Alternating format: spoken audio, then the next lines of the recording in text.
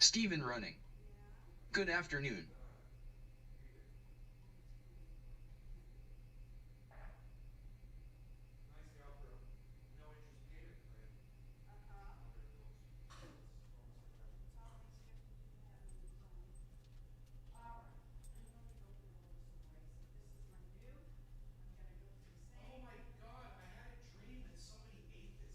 Our jam. Moo. Huh?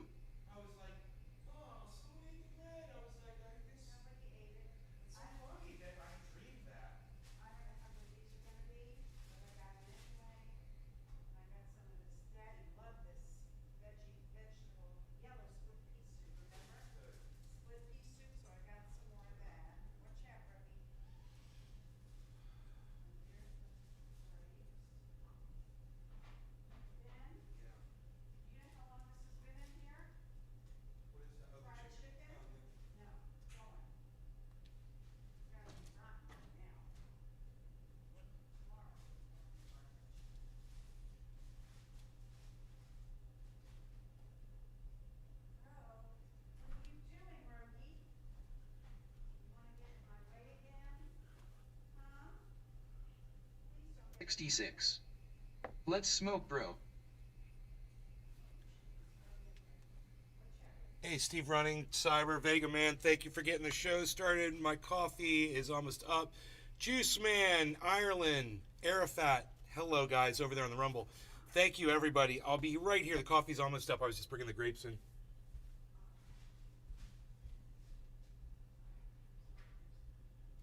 That is great. Wow.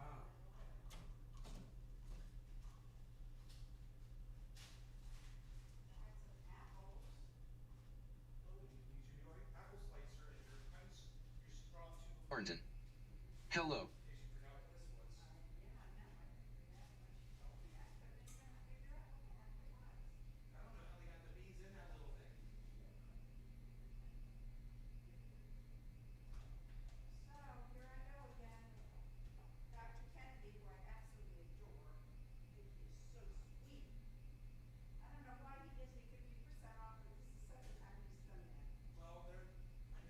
Mike Pasquarello.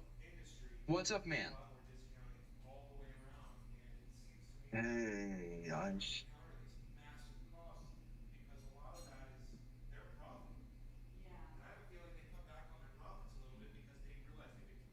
Billy Bong Thornton. It's showtime. Show shoo sha show show. Mike Pasquarello. Chatter, chatter, chatter.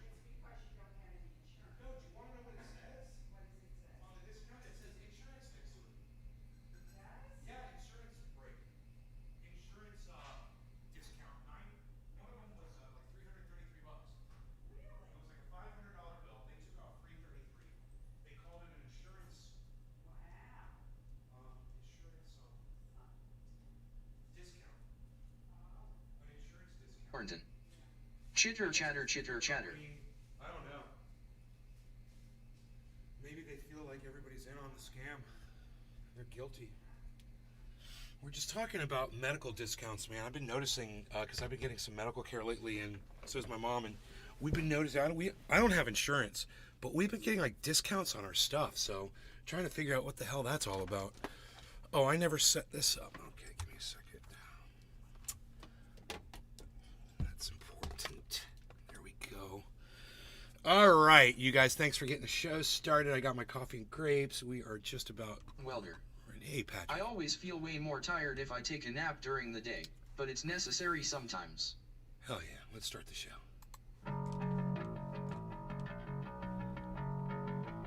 Prepare yourself. Prepare yourself. Prepare yourself.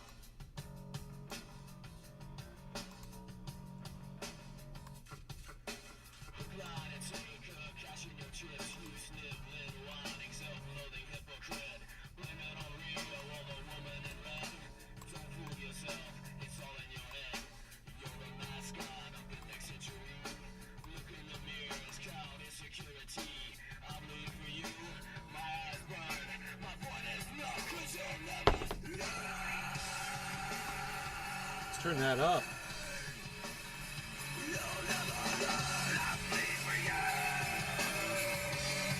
Hopefully that doesn't bother my mom too much.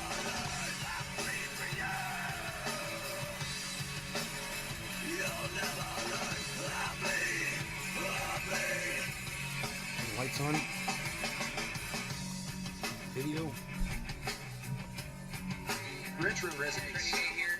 Best intro ever. Retro!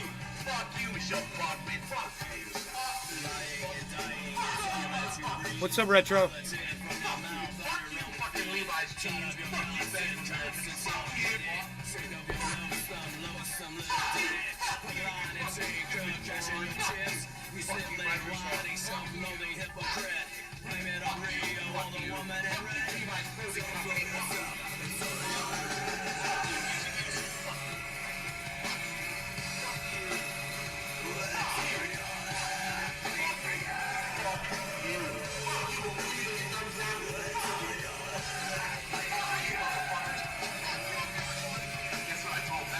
It starts with an F.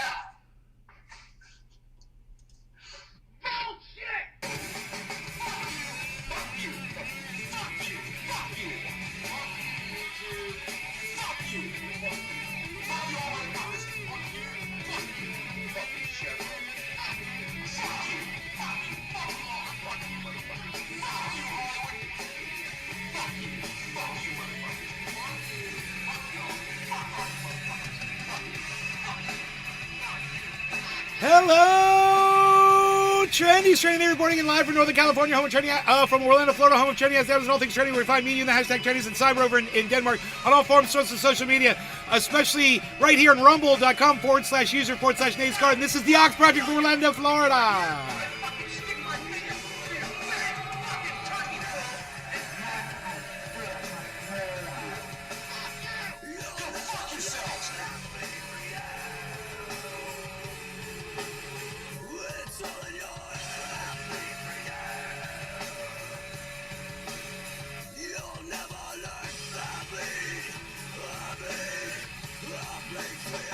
Okay. Yes. Here we go. Another show. Another day, another second show. Let's, can you believe this is bedhead? This is me totally out of bed after sleeping for like 2 or 3 hours. Totally. I'm like totally look like I'm going to a fashion shoot. Alright, give me a second here. I wanted to do one other thing, and I can't remember what it was I was doing with the cameras. Oh, that's right. I was going to move this camera. What was I going to do with the camera? I was going to move the camera back to where it goes. That's right. This camera goes right here. Okay, great. There we go. Sup, Nay, I have a question. Do you have any opinion on the new Mexico Yes. governor's 30-day Yes. gun ban? I do. I agree with the police. It's stupid. They shouldn't do shit like that. The only people that's going to hurt are law-abiding citizens. And the police agree with me. That woman is an idiot, and she shouldn't even be in power. You don't do that to your constituents. And the police were like, you know what? Everybody just walk around with your guns for the next 30 days and just ignore it because we're not going to enforce it anyway. That's what the police chief said. So I totally agree with the police, believe it or not. And that doesn't happen ever. Tula Tetro. Hi, Nay. Billy Bong Thornton. Hey, Tula. That crazy wench is on a power trip. Yes, that crazy wench is on a power trip. Yeah, she is. Crazy fucking psychotic Democrat. Crazy bitch. Whatever. Constitutional rights and all that shit, you know? I mean, what else do we have to say about it? I mean, Retro, how do you feel about it? We discussed it already on yesterday's show, I believe, or yeah, because I thought that Albuquerque was in Texas the whole time. So fucking funny. I had Albuquerque and Austin confused. I don't even know what the politics of Albuquerque are, man. I don't know if it's a red or a blue city. I have no idea. I'm assuming, it's blue because they've got a blue governor or a mayor, I should say. I don't know, was it the mayor of Roasted garlic berry. past that 30 days? Binance might drag down Bitcoin if this keeps up. Don't say that. What are you talking about? What happened to Binance? I don't even know. I've been sleeping for the last 3 hours. Roasted garlic berry. I'm long on Bitcoin. Bro, you just made my eyes blink. What's going on with fucking... What do you mean, Binance? Is something going to crash even more? Because I thought I bought the bottom today, and it's still there. But hey, I bought the bottom, so there you go. It just hasn't gone back up yet. I'm hoping it goes back up from here. This looks like a step, but it could step down. And are we going down to 20, bro? Because if we are, I'm going to cry over buying Bitcoin today. And I'm like, I should have fucking waited. Why do I always do that?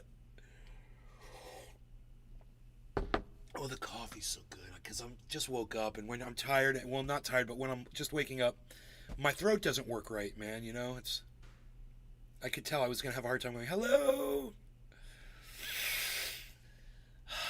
So, I want to say... Roasted garlic berry.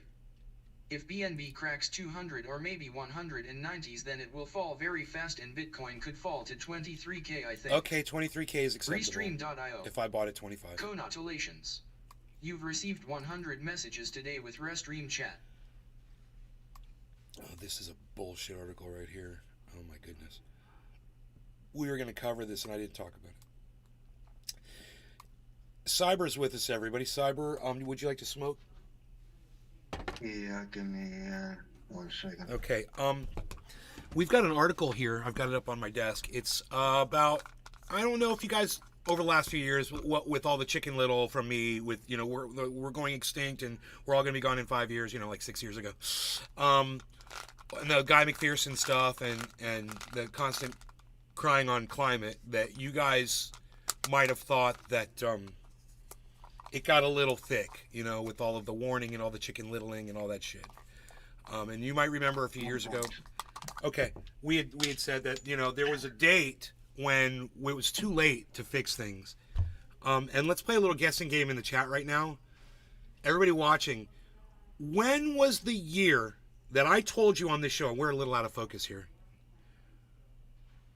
When was the year that I told you on this show, if anybody remembers, I'll be very impressed, when the United States and the world determined that we were causing our own demise with the heating up of the planet, and there was an actual time when science had decided, if we don't stop on this year doing what we're doing, we're never turning back, and we're going to cause our own extinction. Who can guess what year it was? Ireland is saying 2036. Who can guess what year it was that I told you was the year? 2000. The last year that we could have done anything. So far we've got 2036, which hasn't even come by yet. This is a year we've already lived, by the way. Roasted Garlic Berry said 2019. That's a good guess. Wrong. Way off.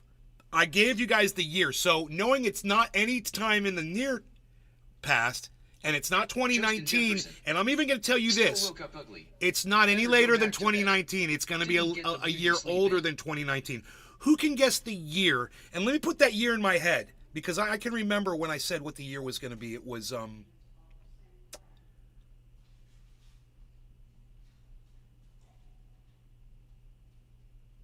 just going to give it a decade. I'm going to give it a whole decade. Okay, between this year and that year, 10 years, give or take, because I can't remember the exact year. Let's see who can get it. Give me a guesstimation. 2079. Well, that's in the future. So that year hasn't happened yet. I just said it's going to be a previous year that we've already lived. My point, 2014, good guess. 2014. And I'm going to tell you this, keep going back. It ain't 2014, and that means it ain't the 2010s. Justin Jefferson. What's the question? When's the last year that I told you on this show that the world could have changed their evil ways and actually reversed the climate change? 2011. Good guess. Nope, that's still the 2010s, and no, not in the 2010s. I'm going by decades here, folks. You don't have to guess the exact year. It's okay.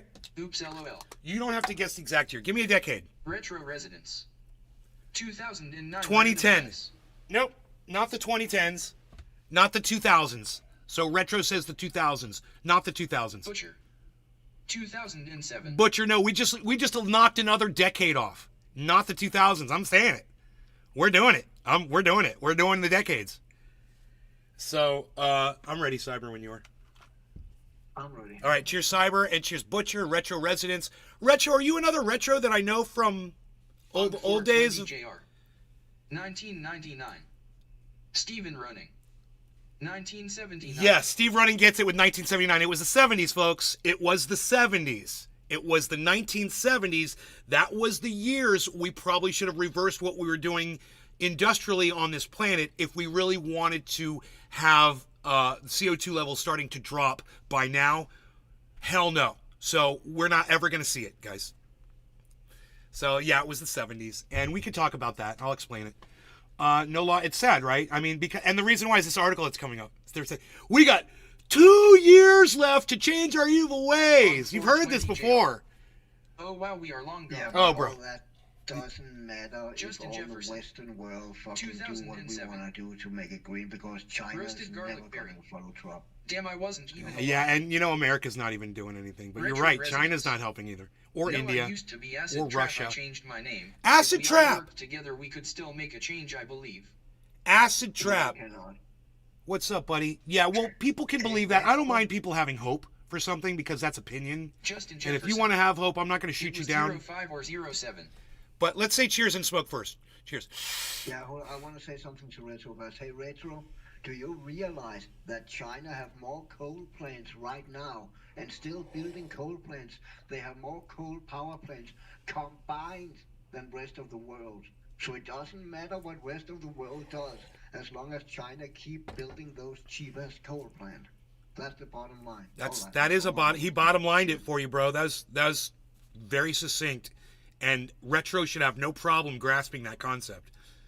I'm with you, Retro. I am, and I wish that you were right and Cyber was wrong. But I'm gonna have to go with my buddy on this one. Yeah, I wish I was wrong too. Yeah, Trust me, I wish you were wrong. I'm not.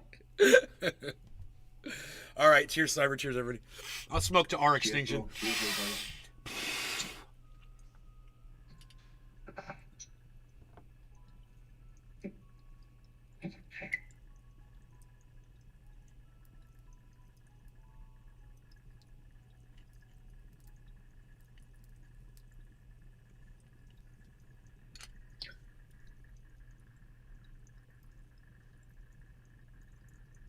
Justin Jefferson.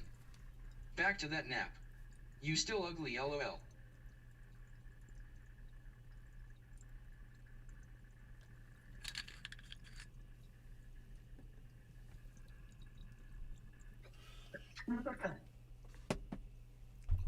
Bite your tongue, Justin. You almost made me burn my fingers.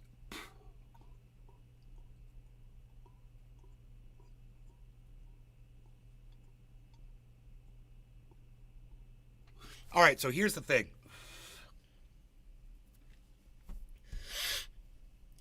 Justin Jefferson. It made me remove that comment. It made you remove that I'm ugly? Dude, social media's gone too far when you can't tell someone they're ugly. Hey, like that, you said something was very ugly. Your face is I ugly. use on my desktop. I use that Opera browser. So I use Justin Jefferson. a grammar Yes. correction as Fully. extensions that Opera. Woodchuck Opera is not Montrose. Grammarly, but Grammarly do Cheers. the same thing. If I type in "fuck" or something in a comment, that getting highlighted and tells me that people probably not going to read my comments because they're using bad language. Thanks, computer, for telling me how the world feels. Yeah. AI, whatever.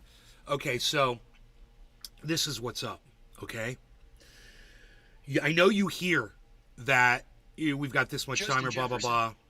So I must apologize. You're beautiful. Let's see some boobies. Thank you, Justin. You will. In time, I'll show you. I got to get to know you better, Justin. When Thunderfoot put out a video, and the video showed that if we stopped all carbon production on the planet, which we, per Cyber, what he just said about China, that's never going to happen. But if we were able to do that right now, Justin Jefferson. it would be I like to Hanka Park on the first date. approximately 100 years before the CO2 levels stopped climbing. Understand that if we cut it all off today, our CO2 is going to keep climbing for another 100 years. We've already created the industry. We've already done the damage. If I had an analogy right now, I'd use it. I don't have one. We've done all of the bad things already. Okay? Oh, okay, I got a good one. It's like you smoked cigarettes your whole life, right? And then you go to the doctor, and then you quit for a month. You quit for 1 month. And you go to the doctor, and you're like, hey, I quit smoking cigarettes for a month. And he's like, yeah, you've got lung cancer. It's like that. That's where we are. Except we didn't quit smoking cigarettes. The world didn't quit smoking cigarettes. The thing that's causing the cancer, we didn't stop that. So the doctor's looking at us now and going, not only are you going to die, but you're going to die even faster now because you won't quit smoking cigarettes. Because you're feeding the cancer. You're putting more tumors on your lungs. That's a good analogy. It is. Thank you. So that should make it easy for you to, if you got to explain this to somebody, just say it's like you're smoking cigarettes. You go to the doctor and you tell him you quit a month ago, and he says, well, you've got lung cancer and you're going to die in a month. Cigarettes. Well, we should all quit. I smoked for a long time, and there's no telling if I did permanent damage or not. I smoked for years and years and years, and it's bad. I'm glad I don't do it anymore. But that's a whole other thing. This is very important because this article I'm going to show you is a complete fucking lie. Okay, and it's brought to you by mainstream media. It's on MSN, and it's made Justin to look Jefferson. like it's going to give you How do you hope. quit, bro? And the I reason want to. these I people have kids. want to give you hope, and we're hoping for people like retro residents who will buy into this and believe that there's hope, right? Because people still have money to make off of your sucker asses. And that's what they're going to be doing. They're going to be using this climate thing to make money off of you. And what you need to do is unplug out of all that shit and start figuring out how you're going to survive on your own. Anecdotally. Yourself. Don't worry about anybody else. Don't worry about what's going on anywhere else. You worry about you, and you might get an extra few years out of life and enjoy life while you're living. That's maybe the best you can hope for.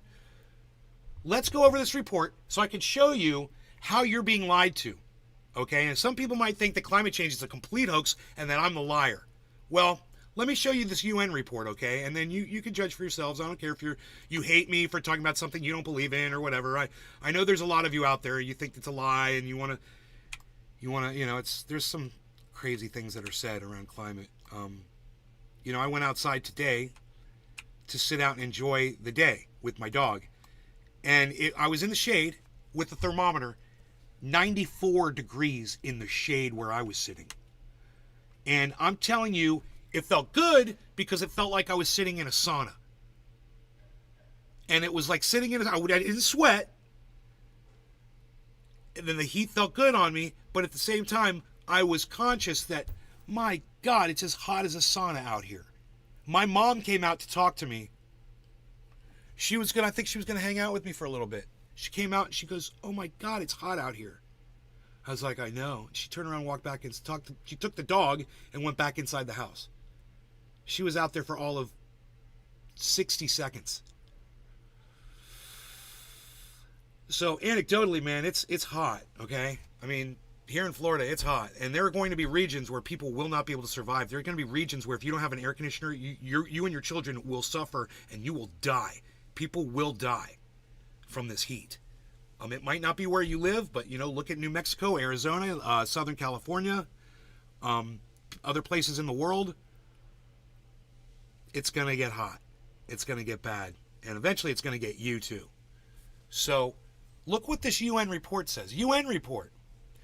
What did I tell you? I said 1970s? It was too late already. We can't even shut it off anymore, right? 70, not the 80s, not the 90s, not the 2000s, not the 210s, not the 220s. No, that's a lot of time, right? We're talking about the 1970s, man. I had just been born recently. And it was already too late by the time I was 14 years old. We didn't know. There were some scientists that knew, but they weren't really being very vocal about it. And then by the time I was probably, 20s or something, that Al Gore thing came out. And me and my father took that very seriously.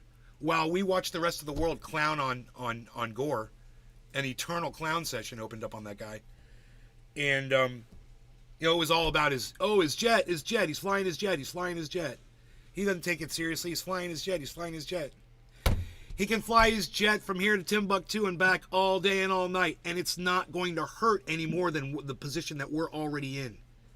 So So Justin Jefferson. you got cancer. Gore was a clown, though. You're gonna die in a month, and you tell the doctor's like, well, you're gonna die in a month, and you're still smoking cigarettes, and you're like, and you know what? I'm gonna keep smoking cigarettes until I die because I like it. That's us too. Good analogy, man. It's a really good one, and you guys should consider using that. I haven't even focused my camera yet. I need to focus the camera. I just got so caught up in what we were talking about. Give me a second here to focus. Focus. Is the autofocus off? No, it's on. It's just not working. Here we go. Turn off the autofocus. Cool. That's way better. All right, so here we go. UN report 2 years left to reduce emissions and avoid global disaster, and we probably won't make it. Okay, so they put that little bit on the end. It's like to cover their ass. We probably won't make it. No. Take the word probably out of that sentence. UN report 2 years. I'll fix it. Take the T and the O, the T and the W off the word two, and then it's just an O. UN report 0 years left to reduce emissions and avoid global disaster, and we won't make it.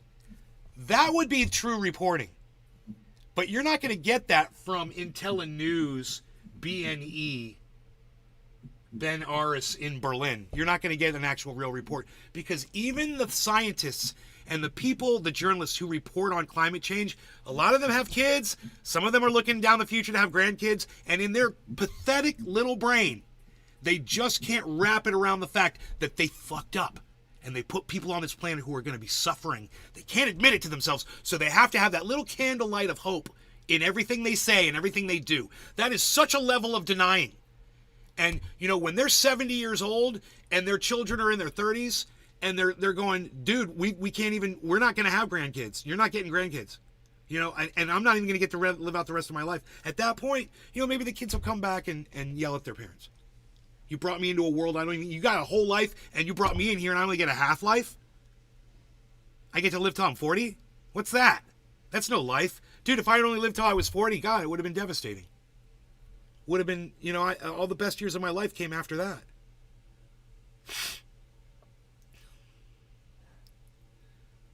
So, don't give up on life, folks, and don't let stories like this lie to you into a false sense of security and thinking, oh, we might be able to change something, we might be able to do something, blah, blah, blah. We won't. And those of you who are in complete denial about climate change, you know, I'm not going to yell at you. I'm just going to tell you, you know, open your eyes a little bit wider and read a little bit more. Get out, maybe read this report. You know, I'm sure there's some good information in it, but at the same time, it's missing the mark. Luckily, you're watching this supplemental to that. You're watching my addition to it, which is giving you the additional information that they're not going to give you even in the title. So we fixed the title. NAE report, 0 years left to reduce emissions and avoid global disaster, and we won't make it. That's the new title. Now, if you don't believe me, all you have to do is go check out this one scientist named Thunderfoot, and he puts out a video, and he explains how carbon works in our atmosphere. He also explains methane, and he explains what the whole world is doing and releasing more and more of these chasms of gas into the atmosphere. He talks about ocean acidification. He talks about rising sea levels and you know, the pine beetle and fires and earthquakes and all that shit. He covers a lot of things scientifically. And the most important takeaway that you can get from all the stuff that he puts out there is the one point he makes, that 100 years away, if we stop it all today, and that's not going to happen. You know, we're still going to be creating electric guitars. We're still going to be creating EVs. We're still going to be digging giant diesel giant tractors. While the Amazon's going to keep burning. Volcanoes will happen. Earthquakes will open up the planet. As the polar caps melt more methane gets released. This is not going to slow down. It's going to accelerate. And the person who has the information around all of the acceleration is Dr. Guy McPherson, and talking about global climate feedback loops, which we've talked about on here many times. We don't have to get into that. Just understand this rate, this 2 years, there's no way that's possible. Okay, so don't breathe yourself false hope and stop having kids. I'm telling you now, stop having children.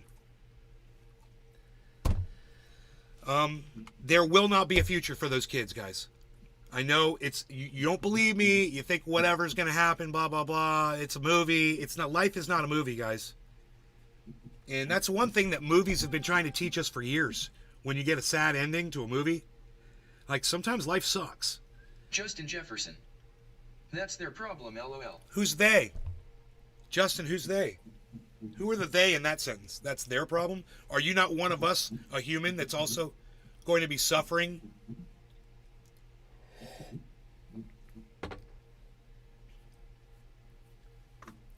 I'm assuming you're completely off grid. You got solar and a well and all that good shit, right? Justin Jefferson. The kids, lol. That's their problem. Dude, that is the funniest thing anybody's ever said about this on my live stream ever. Did you catch that, Cyber? Yeah. He's like, yeah, I had some kids, so what? That's their fucking problem. They got to deal with it. That's, dude, and that's the attitude, though. For real, it is their problem.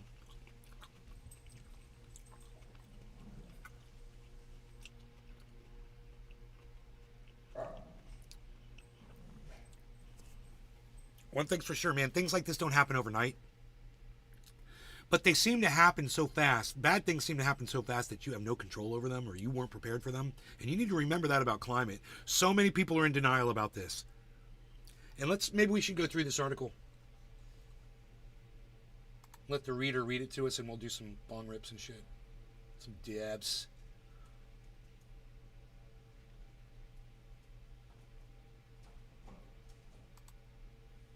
Continue reading.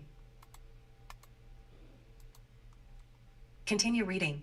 No, I'm not. More. I'm not telling you to do that. Oh, you. No, I'm not. Dude. Continue reading. Dude, you fucking bitch. More for you. Stop it. What are you Justin, doing? What are you just like doing? the economy. Our PS did do about it in their generation. More for you. Dude, Cont- what is going on with this fucking... Why won't it read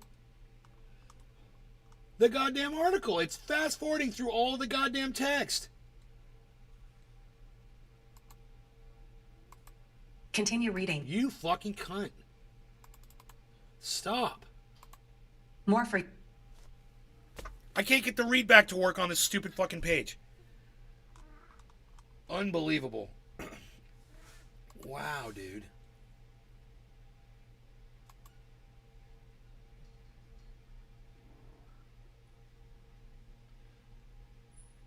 Justin Jefferson. Breaking news. Here it goes. Hurricane Lee remains a strong I refreshed Category the page. 3 Now it's storm and working. will have impacts on Bermuda later this week, then possibly the NEUS and Nova Scotia this weekend. Nova Scotia. Do you not AE? Continue reading. No. Why do you skip the whole article? More for you. Continue reading. You're a cunt. More for you. Fuck you, you fucking cunt. More for... Fuck you.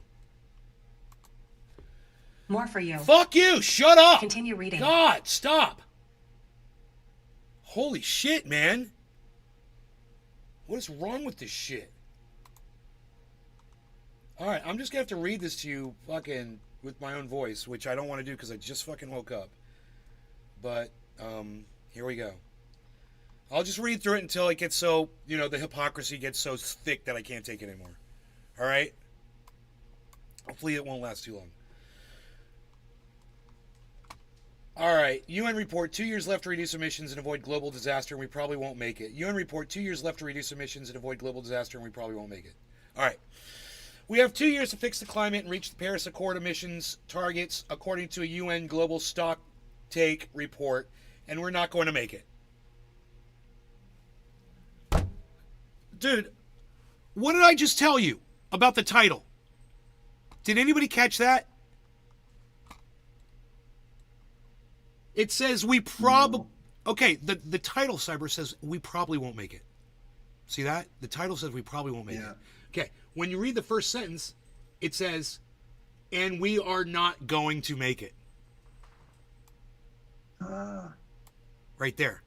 So, right there, there's that hypocrisy, that conflict of a goddamn fucking title with its own fucking text, man.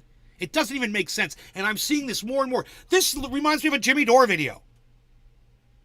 Completely in contrast with itself, in for some reason there is Justin Jefferson. Well, he's done reading already. it negates itself after the first sentence. So which is it, you fucking liars? Is it we're probably not, or we're going to not?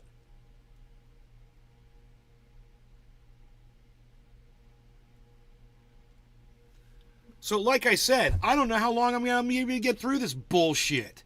Because we've already been lied to, man. The person that wrote this article is a big, fat, bold-faced liar. And it doesn't even make sense when you can look at the text at the same time on the same page. Isn't that frustrating? Look at this.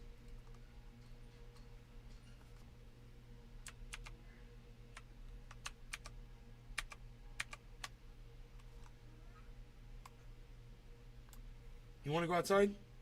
You want to go outside? Or you want food? You want food?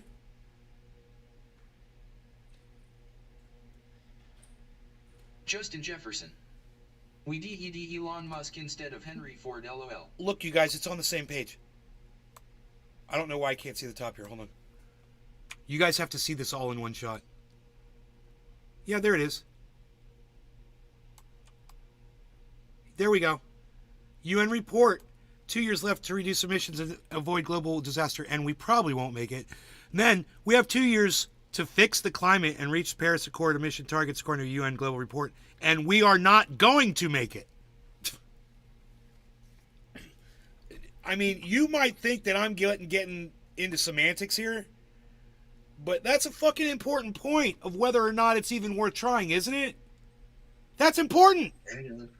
You know, we've got people like Retro here that want to work towards trying to save the planet. He wants, thank you, Liz, to have a good night. Wants to try to act like if I only spend enough money and give it to the Biden administration and we spend tax dollars in the right place and we do all the right things, and we're going to be able to start dwindling it down. And then my children will be able to have children and I'll have great grandkids.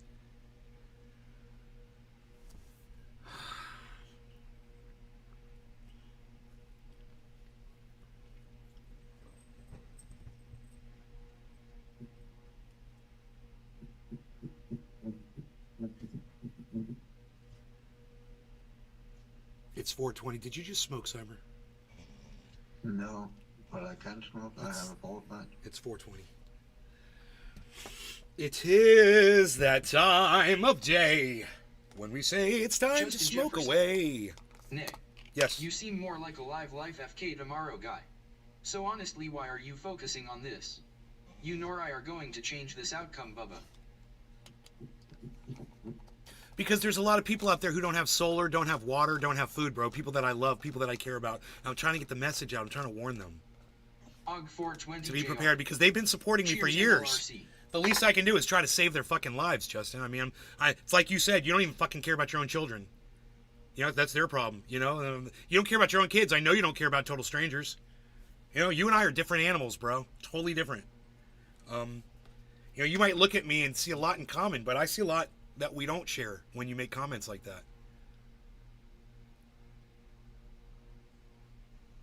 You really don't see the benefit in trying to save a few lives and trying to extend the happiness of Tula people. Tetro. Good Molink.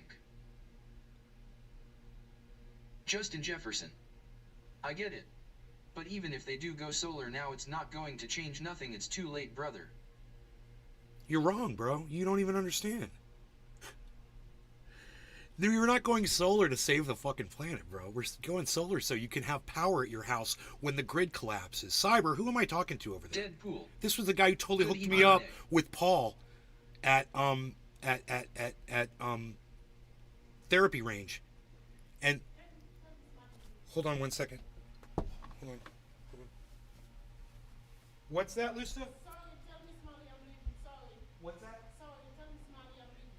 Tell Miss Molly I'm leaving. Tell my mom that you're leaving. Yes. Holly Horn. Hi, Nick. I will let her Rest know. is good. Bye-bye. Tula Tetro. A This lot is of so us funny. off it will survive long She because was we waiting have to tell skills my that's mom when that she we was all leaving grind because my around mom's at the where it's back. It's permacold. like, tell your mom I'm leaving. a lot of us off grid will survive on longer because we have skills that when we go underground where it's perma cold. Yeah, go splunk in the caves, go eat newts, go enjoy your newt and toad diet, and bats. There'll be some bats in there. Yeah, I'm not living in a cave. Hell no. Cave dwelling. But that's a if there's water in there, hey, you got your water, you got your protection, you got your your shelter. Food, man, I don't know what you're gonna eat. Stalactites. Food's gonna be an issue if you're living in a cave. Tula Tetro. LOL, there's already underground cities. Yeah, how are they growing food? Underground? Where are they getting their food from? Hydroponics, I guess. Justin Jefferson. Well, yeah, I mean from that perspective, it's not going to change the planet though. Our I never parents said it should have changed was. The planet during their generation and they didn't. No, their parents I can couldn't go even done it. completely off ID. I have a garden, stocked pond, cistern that still has the pump in it, solar generator, all of that bud. Chickens, cows, I'm good in that way. Okay, good. Well, then you Tula can Tetro. survive. And, Out it up you know, top, come you've back got down. everything that a human being needs to survive, bro, in an off-grid situation. You should be a little bit more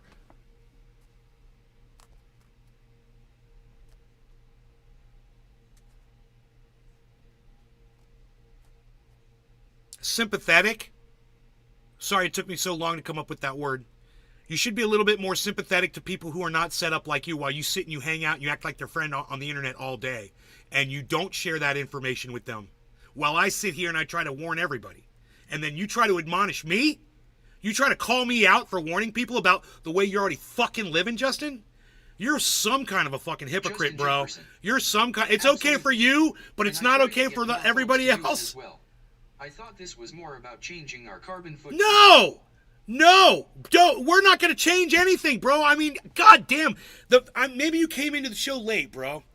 I told you at the very beginning, the last year, the last decade, we could have done anything to save this was the 1970s, Justin. The 1970s, man. Changing your car. Justin Jefferson. I did. Well, it's like you weren't listening, bro, because, changing your carbon footprint and having Al Gore flying around to Timbuktu and back all day long on his fucking Learjet isn't going to hurt us any more than we're already hurt, bro. We're already fucked. So, this is not about carbon footprint reduction, man. This is about living longer. That's all it's ever been about. I always knew that there was no way out of this.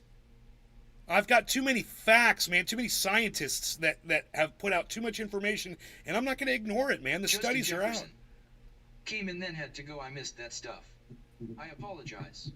We have the same view here, then for sure. Not as much. We don't have the same view on everything, bro. I mean, the way you're living, I agree with, yeah, but to not sit here and try to educate people on how they can do it too, and to say that, fuck your kids, because, too goddamn bad. That's not me, bro. You want to know what me was? Not having kids. Yeah, there you go. And at the point where women were asking me to have kids, I was like, no, I don't want to bring a child into this world, man. It's I don't think it's a good place. I don't think it's safe. And then, by the time I basically was past the age to have Justin raise Jefferson. kids, I realized, man, it's a good thing I made that choice. You do try to educate people on the Well, this is the first time I've ever heard you mention that that you have all that shit. No, the second time, that's right. You did say that. You did say that to me. But you never really bring it up when we're talking. And, I think maybe you should Justin focus on Jefferson. that more, because survival Yes. is key, isn't it?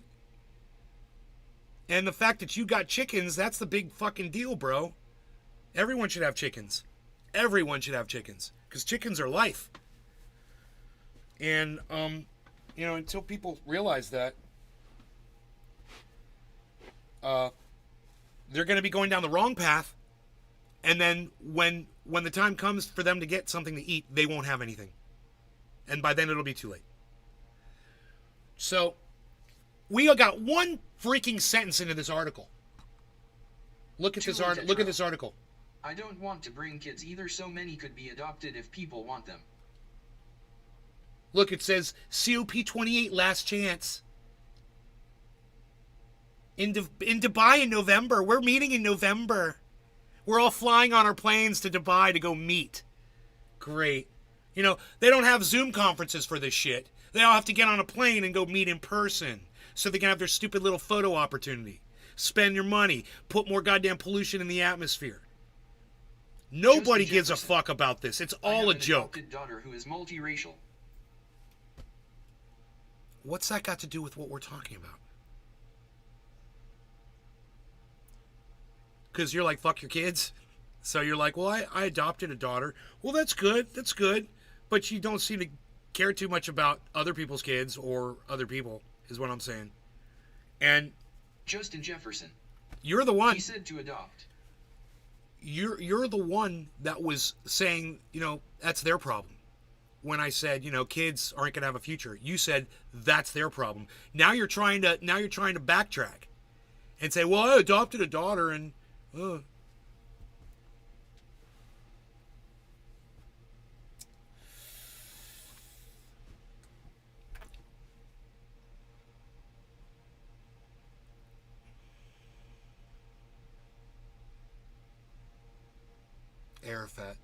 Arafat, you ain't got shit. Ozzy said bats are salty. I just got solar power for free in San Diego. Wow.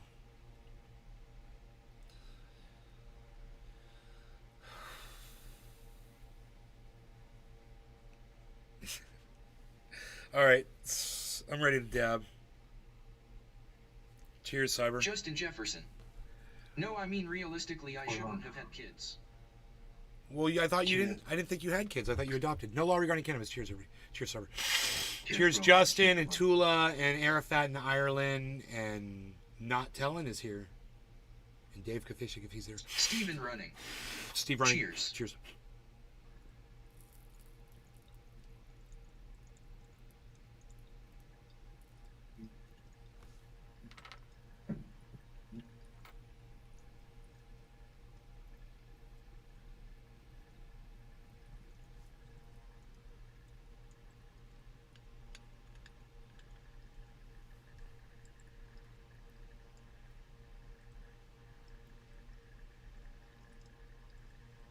Nick Mad. Cheers.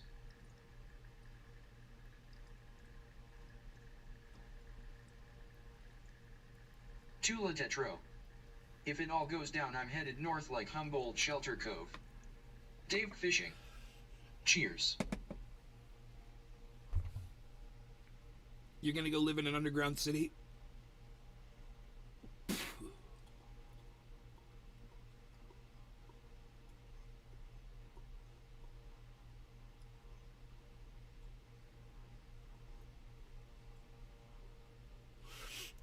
This whole property, my roof, everything, it's all going to be solar panels. I was thinking about it this morning. I can't do it while my mom's here. I got to wait till she moves out. But it's like the first thing I'm going to do.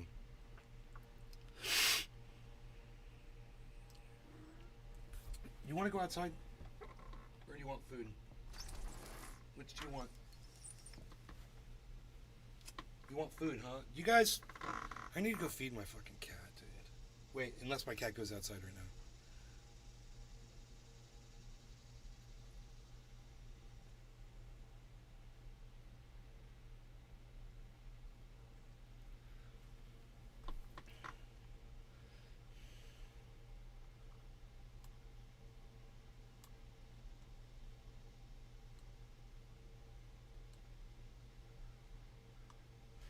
Dude, is it not rating it because of the size of the font? If I make it bigger, will it see it? I don't know. It's weird. That's what she said. That's what she said.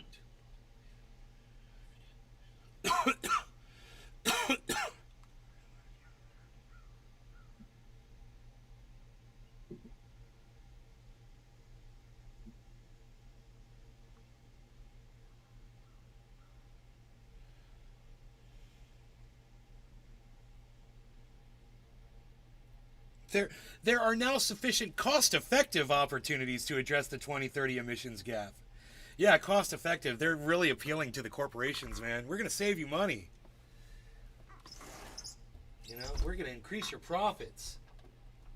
That's all this is a money grab, guys. We are not slowing this down. Now I've got the evidence to show you around Tula Tetro. No in shelter CO2 levels. Oceanside can always build underground W my chickens I will tee them little hats it will be so cold. I would love to see Thunderfoot do a new upload on it. All new information, all new shit. Because I go back to his old one. I don't know how many years ago it was. He was talking about Steven Crowder broadcasting to his audience of dimwits that there was this thing called the pause for 15 years where the climate scientists supposedly just said that the world cooled for 15 years and ignored it and chalked it up to the pause. And the whole time he's saying that, Thunderfoot shows the climbing, the global average temperature rising every year, and says Steven Crowder literally said this in the hottest month, in the hottest year on record. The hypocrisy behind that is insane. He's talking about a pause in global warming on the month of the year, the hottest month of the hottest year on record. That's when Steven Crowder's telling you that there was a pause. How dumb is he? And that video is one of the greatest videos for, you're not going to convince anybody that climate change is real or not real. You believe what you want to believe or whatever. But to get the point of the severity of it, he makes a lot of good points. And, you watch that and then you refute it. I feel like my conscience is clear. My conscience is clear. I did my part. I brought you to the water. It was up to you to drink it. I brought you there, though. And I feel like I've really done a good job. It was a long journey. And I got you here to the water. All you got to do is just watch the Thunderfoot video and listen to it. And when you find yourself drifting off and not paying attention, rewind it. Listen to it a few times. Listen to parts you miss or that you kind of space out on. And just get the whole science of it. I don't know how long of a video that was, but let me see. What do we got going on over here?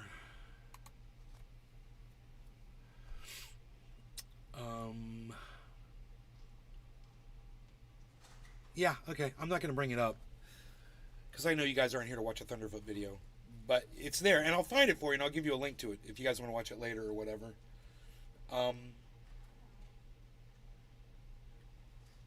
I wish I could remember the title of the video.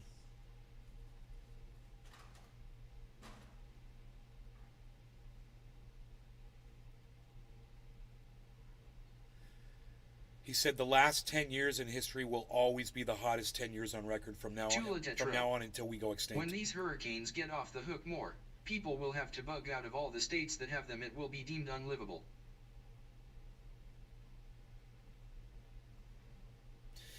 Well, think about Puerto Rico. Puerto Rico hasn't even recovered from Maria. When they get hit again from another hurricane, they're going to be completely devastated. They're going to be completely devastated. You remember when I talked about Thunderfoot saying this years ago?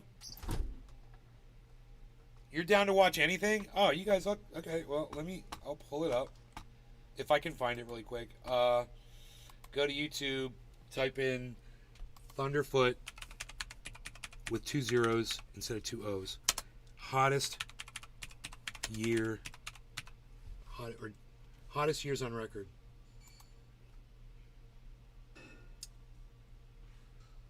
Report 2022 was the 5th hottest year on record. That's Al Jazeera. This is NASA Goddard. 2018 was the 4th hottest year on record. Here you go. You ready for this one? NASA climate change. 2019 was the 2nd hottest year on record. ABC News. 2021 marks the 6th hottest year on record. 2018 was the 4th hottest year on record, CBS News. CNN. 2016, the hottest year on record, 2016. Hottest 10 years. He says it's the last 10 years. Hottest 10 years on record. So, Team Trees versus reality, this could be it. And people just keep making fun of our generation for retweet activism and not actually doing something. Yep, this is it. This is the video. Which is why we created TeamTrees.org with the help of the Arbor Day Foundation. Restoring our forests is the most effective natural solution to the climate crisis. TeamTrees.org's mission of planting 20 million new trees by 2020. Love that video. Where every donation of $1 equals 1 tree.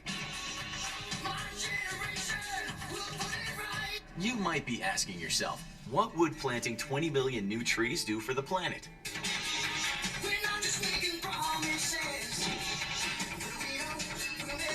Let's take a look at just how huge an impact each donation on Team Trees will make. You, us, and your favorite creators included join forces to achieve something incredible.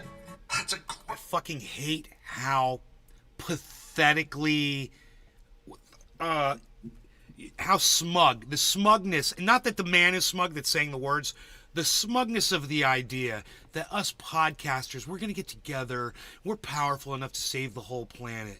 You know, the power of podcasters. And I'm like, you just smell your own farts and they just smell so delicious to you, Great dude. idea. If we can only all get Fucking together crazy. and do something amazing. We genuinely need all the help we can get. And honestly, I've done everything I can. I got a bunch of fans together and we planted thousands of trees. What if that achievement not only immediately made our shared world... You know, before you put all these resources into planting trees all over the planet, do you think maybe it would have been a good idea to research whether or not that would have done fucking anything to help us at all? That probably would. You know what you're doing? You're creating more areas that are going to catch on fire that probably shouldn't have trees in them.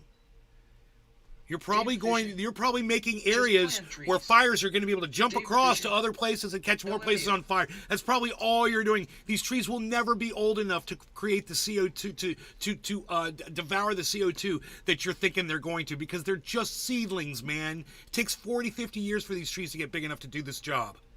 So this is doing absolutely nothing except creating more fire fuel, in my opinion.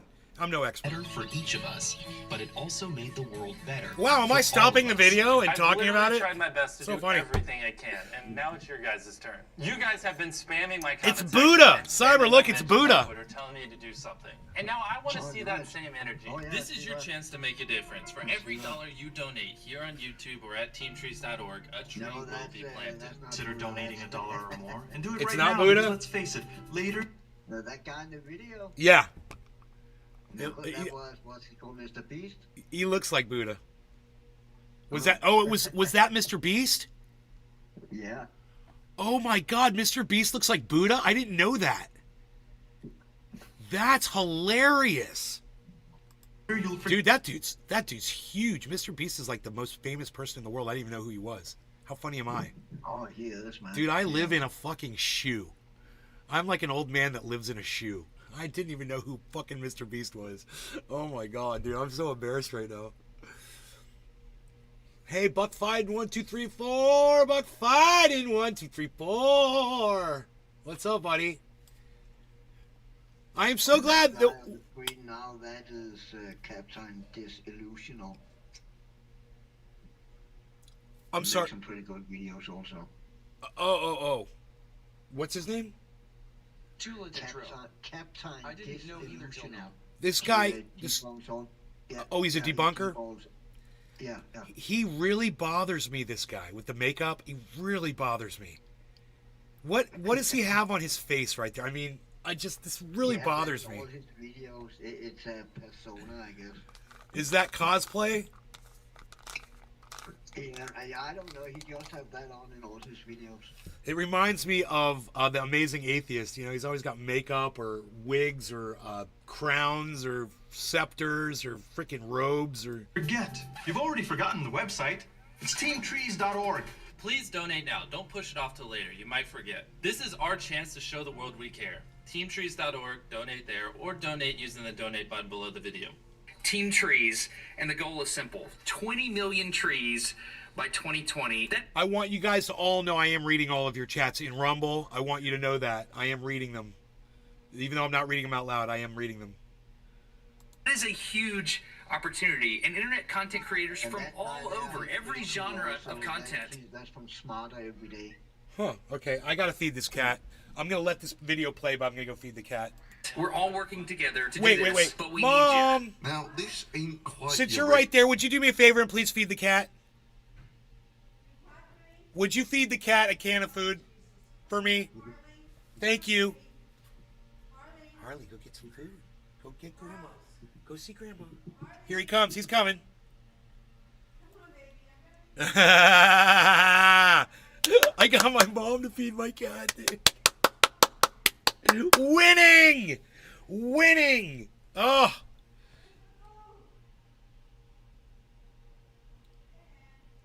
What? Mom, it's under the sink. It's under the where the chair is. In boxes. What do you mean where's the food? It's right where it always is. It is right there. She thought she was looking at an empty box. Killer Bastard video, because I actually like quite a lot of the people who started this project. So responsible people like Mark Rober, MKBHD, iJustine, me, and tons of other awesome, uncontroversial YouTubers to sponsor the planting of 20 million trees. What's wrong with someone who's controversial, you fucking dick? Fuck you. Yeah, I can do shit for the planet too, you fucking bitch. Fuck you, you fucking bitch ass motherfucker. Cyber, I don't like this guy. I don't like him. The year 2020, which is coming up in... Wait, what? But that doesn't change the fact that even if it works exactly as advertised, just how ineffectual this will be. You hear I mean, this? I'll just give you the numbers straight up. Listen front. to Just this. To offset merely the US carbon footprint, you would need to plant 20 million trees twice per day, every single day. That is a huge opportunity, and internet content creators from all over, every genre of content. We're all working together to do this, but we need you. Doing it once changes. I can't unsee Mr. Beast now because every time I see him, I think of Buddha. Now I know who Mr. Beast is. Nothing. No law regarding cannabis. Cheer. Sorry, you got one packed? Probably more counterproductive in that you're not doing anything to convince I got a big skeptics, dude. While simultaneously, This is a giant dab that I've got ready to go Dave here. fishing. Packing. This is like almost like a Pinoy size. Almost. Yeah, I'm ready. All right. No law regarding cannabis. Cheers, Cyber. Cheers, Dave Fishing. Bonds. Billy's here. Hey, Tula. Token, Tony Z, Airfat, Buck Fiden, blah, blah, blah, and Ireland, and okay, cool. Cheers, guys. Cheers, bro. Cheers, everybody. Bonsai House. I find myself listening to another dude on Click Clock while you're off air. And then find myself waiting for you to go on cause dude's boring AF. Like a dead fish. But he smokes so. Hoot in hell. Cheers. Tula Tetro. Cheers Cyber, cheers Nay. Cheers, Tula.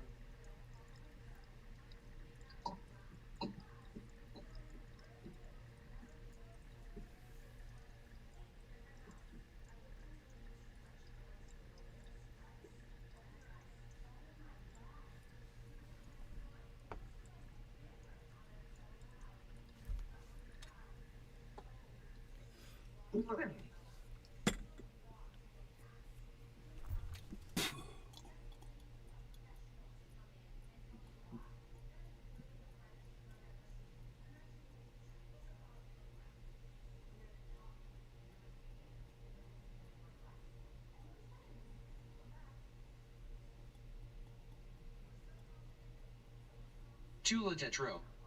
Huge hot.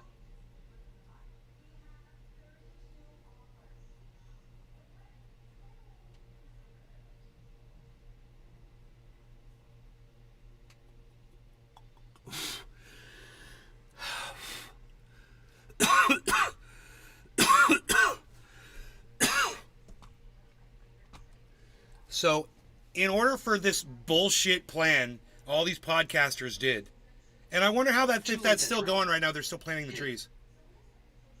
They'd have to plant 20 million trees twice a day, so that's 40 million trees a day. Every day. Non-stop. Not like for a week or for a month, but every fucking day. You're taking would-be activists and making them feel happy, like they've achieved something. Because they were part of Team Trees. Right. It's day number 2 and we brought a lot more people. And now we're going to try to plant the 20 million trees. And sure, there'll be a lot of people in the comments down below saying, you know, well, at least they tried, their heart was in the right place, and what have Feels you ever good. done? And so forth. Feels good, man. And I can see why you might think that. But the simple reality is that I care about people understanding things. And if you understood this, the only honest sales pitch here would be, we're going to make a gesture. It's going to be operationally insignificant. Okay, right. He's talking about something operationally insignificant. I'm going to make this larger here so you can see this graph is an excellent representation of what he's talking about. So watch what he says here. It can't possibly hope to do anything to actually counter global warming, but at least it's a gesture to highlight the order of magnitude of the problem at hand. But that's not the sales pitch that comes from Team Trees. Their sales pitch is, this is awesome and amazing, and all these YouTubers are going to come together and they're going to do something incredible. So it comes to the crunch. Let's say that Team Trees does actually raise their $20 million. What does that equate to if you were to spread that $20 million over, let's say, all the US taxpayers? Well, ballpark numbers, there are about 300 million Americans, let's say 200 million taxpayers. So to raise $20 million would require a tax increase of 10 cents per year. Or, for those who will look at it in military terms, for the cost of It's one like nursery B-1 business. bomber, I've been you could planting do once a month Team since Trees January, every year and I have to for continue. 20 And I can't start selling so anything to run till Team February Trees or it's for a not year sustainable. would cost about Same. 10 cents on your annual tax bill. Well, what is the average Yeah, annual I know. tax It's like bill having in a America? It's grow. about $10,000. So let's live dangerously. Let's go for the $1 per year challenge. Make sure your politicians understand that you will only support them if they support giving $1 per year to plant new trees. This would instantly raise $200 million. That would be like 10 Team Trees. Just think how amazing that would be. Planting 200 million trees. This is our chance to show the world we care. TeamTrees.org. But even if you did that, even if you raised the $200 million, is planting trees really the most effective way to spend the money? Seriously, 200 million trees per year. Let's say each one sucks up to full height and weighs about a ton by the end of the year. It won't. It'll take about 40 years to do that. But let's not worry about that yet. But okay, let's say half of the tree is water, so it's only sucked up about half a ton of carbon dioxide in the first year. So 200 million trees suck up about 100 million tons of carbon dioxide. Cool. So you've just pulled 100 million tons of carbon dioxide, 10 Team Trees out of the atmosphere. How good is that? Well, turns out America puts out some 5 billion tons of carbon dioxide from fossil fuels per year. 10 Team Trees only gets you to about 2% of merely America's carbon dioxide footprint. You want to just make America neutral, you have to plant about 10 billion trees in America every single year. Never mind 20 million trees by the end of the year. To sponsor the planting of 20 million trees by the year 2020, which is coming up in... Wait, what? You have to plant 20 million trees twice per day. And they, you know, and I just love how Why they... did Biden to This his is ignoring the 911 fact. speech in fucking Alaska and not New York? What a ding dong. I don't know. Biden gave a 9/11 speech in Alaska. And Billy's like, why didn't he give it in New York?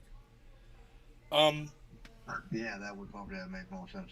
It's a lost cause. That there really aren't that many places where you can plant 10 Hey, Jake. billion trees without completely messing up the ecosystem. I mean, even assuming you cut down a forest to begin with and are just growing it back, what you got to bear in mind is most of the extra carbon dioxide in the atmosphere didn't come from cutting down trees. It came from burning fossil fuel. You can't take it out of the atmosphere without growing forests where there were no forests Just say before. 40 million. And seriously, just think about that for a second. Jake the land and water Like rate 3. to grow 10 billion trees. Give or take 30 trees per American per year.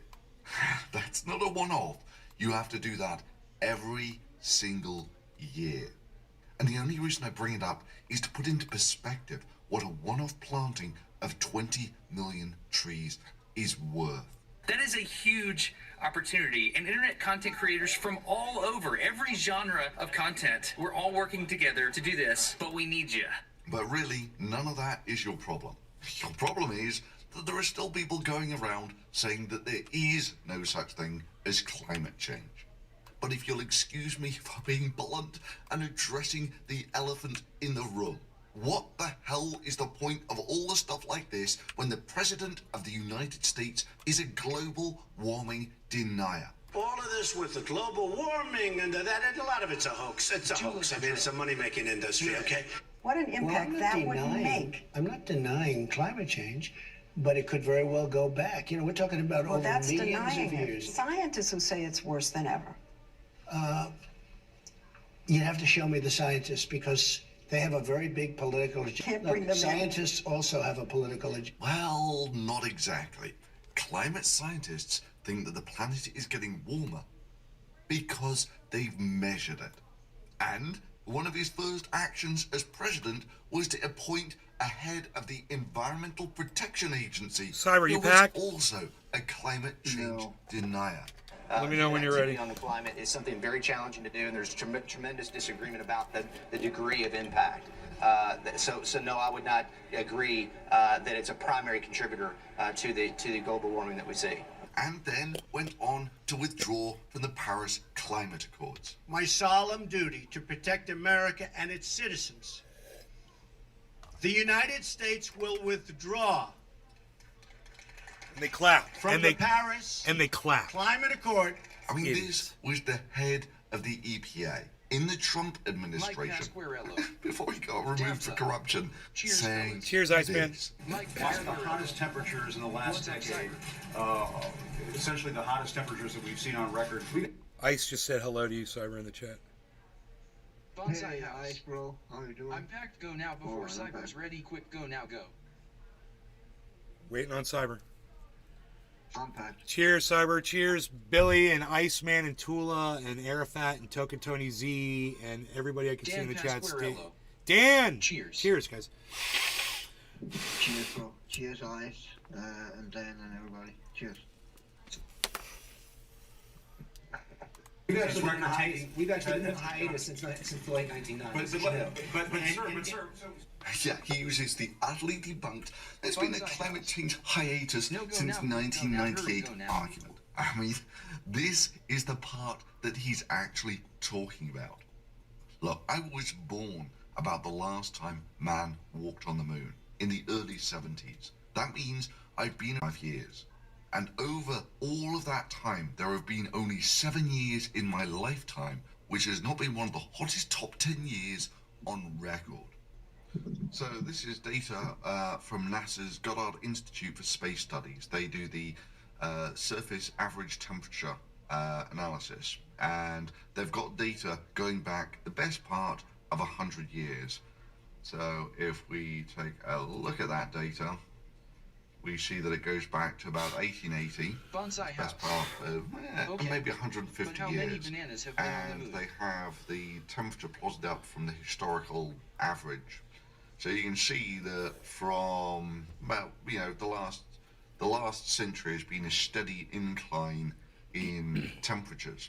So I wrote a little script that tells you of all the years in recorded history, the last 100, or where we have accurate data, how hot that year was rated in all of the years where there's accurate data. So I was born 1972, which is... You guys see the 15-year pause? Let's go over that really quick. This is what Steven Crowder told you about. There's a pause for 15 years. Watch. You could say 1, 2, 3, 4, 5, 6, 7, 8, 9, 10, 11, 12, 13, 14, 15. Right? Now, Steven Crowder calls this a pause. Do you want to know what I see? I see something that started around here that's now ended up over here.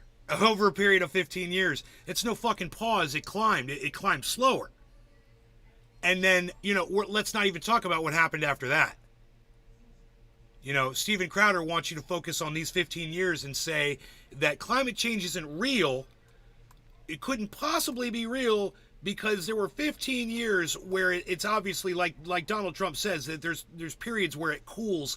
And, in order for that to have happened, then those 15 years would have had to drop underneath these other years. All these other years back here. The 16th hottest year on record. All these other years, and they didn't drop back down. It didn't cool off, so it didn't warm and cool. It warmed, got a little warmer, slower, and got warmer again. I mean, what do you guys need for evidence? Every single year was one of the hottest top 10 on record, and 1985 was the last time that someone was born where it wasn't one of the hottest top 10 years on record. And every single year since then, anyone born after 1985 hasn't been alive in a year where it hasn't been one of the hottest top 10 years on record. And you still get people like this EPA guy. It's top of the hour. That, but global warming has been on hiatus for 20 years or something. And it's like, what? Or you get people say that it's a hoax. What an impact that would make. I'm not denying climate change, but it could very well go back. We're talking about over millions of years. If you think that's bad, if you were born in 1987, say like Steven Crowder here, every single year he's been alive has been one of the hottest top 10 years on record. Oh yeah, by the way, they call that the pause. Yeah, by the way, there was a complete and total dead stop to all global warming for over 15 years, and rather than readjust their models, current climate scientists employed by your tax dollars simply chalk it up to being the pause. Why would they adjust their models? Why would they adjust their models, Steve? Rather than adjust their models. Hell, he made a video about They're just tracking temperature, Steven. And they're averaging it up around the planet. That's all they're doing. It's really not rocket science, but you try to make it seem like it is. Top myths of global warming debunked. Your pack, Cyber. The hottest year on record. All right, cheers, Cyber, Billy, everybody in the chats. On record. Arafat, Token Tony Praise be for small Tula, like Steven Crowder. Dave Kafishian. Cheers, guys. Set that video to private now. Even though his scornful, mocking tones of real science are still right up there on Twitter. Let me explain a little more. To be a science denier at all to the current climate change coalition, you merely need to be skeptical of any one of these four things. Number one, that the Earth is warming. But you know what's going to happen? He will simply move the goalposts. So, okay, maybe there is some global warming, but mankind's really not responsible for it. Or, it's just not that bad. The normal stages of global warming denialism. Which is scales of delusion that make the Team Trees think, we're going to make an awesome difference by planting a few million trees. Seem sane and balanced. The principal problem is that we are currently in a hole of literally astronomical proportions. As you might expect, it basically took the entire population of the planet burning fossil fuels for almost a century to make it.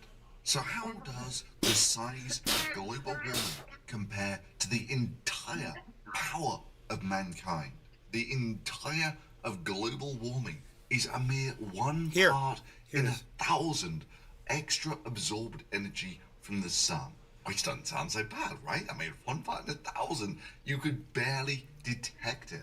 That is until you realize the soul-crushing dimensions of what merely 1 part in 1,000 extra energy of the sun represents. All of the power that mankind consumes is about 1/10 of that 1 part in 1,000 extra energy that we're getting from the sun. Global warming makes mankind's entire power production seem like a quaint gesture. Hell, it corresponds to merely 1 part in 10,000 of the energy that we receive from the sun. Now, the reason, of course, that we don't radiate as much energy into space as we used to is because we've increased the carbon dioxide concentration in the atmosphere from about 300 parts per million to 400 parts per million. So that's very important that you guys listen to what he's just said. You might be droning on for you, and you might drift off a little bit. But I'm going to rewind this 16 seconds to 16 minutes into this video, and I want you to listen to this one point that he's about to say. Okay, he just said it, and he's going to say it again. 1,000 of the energy that we receive from the sun. Now, the reason, of course, that we don't radiate as much energy into space as we used to is because we've increased the carbon dioxide concentration in the atmosphere from about 300 parts per million to 400 parts per million. There you go. And bear in mind that it That's a took quarter the more. best part of 100 years of the entire of mankind to get there. Or a And we third got a more. lot of bang for the buck out of burning that gas. Bonsai But the house. hangover from this Cobra Law put party me to sleep is last going to be Thursday. long. Did he? Generations long. Here for you, though. In the Thank meanwhile, you. Thank what's you. climate change doing to existing forests? There's the pine beetle, Well, guys. There's a beetle called the pine beetle that, because of climate change, has been wiping out forests in the Rocky Mountains. I know because I've seen the devastation firsthand. Not in Colorado, though, where it's wiped out some 800 million trees. As covered on But this in show many Wyoming- times. Squares up. Here I am in the Wind Rivers. This is when Thunderfoot went out and looked at the pine beetle damage himself. Somewhere between half and 70% of the trees here Are dead. are dead. And they're not going to come back. And they're a fire hazard. Because this place gets warmer winters than it used to. And kill off the beetles. Oh, the trees are dead already. The Beatles. Beatles. She loves So you, as you yeah, go uphill, yeah, yeah. What you find is there comes a point where it gets sufficiently cold in winter to kill the beetles. The Beatles. And you go from dead trees to living ones, and it really, from one side of the road to the other, it changes like that. Now, bear in mind, you can't simply plant more trees here, because if you plant more pine trees, the pine beetle will simply kill those too. Maybe you can plant different types of trees, but now you're looking at changing the entire ecosystem of basically the entire Rocky Mountains. And even at that, less than half of Americans think that they've experienced the effects of global warming. You know, it took almost a century of the concerted effort of basically the entire planet living off cheap energy to put the carbon dioxide into the atmosphere in the first place. It's going to take a comparable amount of effort to get it out again. In the short term, some of that will dissolve in the oceans, acidifying them. But that's a story for another day. Planting trees only sequesters... Did you guys catch that? So a lot of the extra CO2 that we produce is absorbed into the oceans, which acidifies them, which you hear me talking about on here all the time, which is what's killing the coral, which will kill where little fish nest and all little tiny creatures down there survive. And then the ones that eat those, they're going to die off. And then the ones that eat those, they're going to die. It's going to kill a whole chain of sea life because the coral dies off. The carbon. And that's all about acidification. That's caused by increased CO2 production from us. Till the trees die in 100 or so years. At that point, the trees rot and they release the carbon dioxide back into the atmosphere. That means that you're only down to geological processes Deplete oxygen? to get the carbon dioxide out of the atmosphere. Yo! This is just a consequence of taking megatons of oil that have been stored underground for millions of years and turning it into carbon dioxide and releasing it into the atmosphere. There's nowhere for it to go. Tetro. Like I say, Redwood we trees had a seem hardy blast versus for the pines. last century, and there is one hell of a hangover coming. If not for us, then sure as hell for the next generation.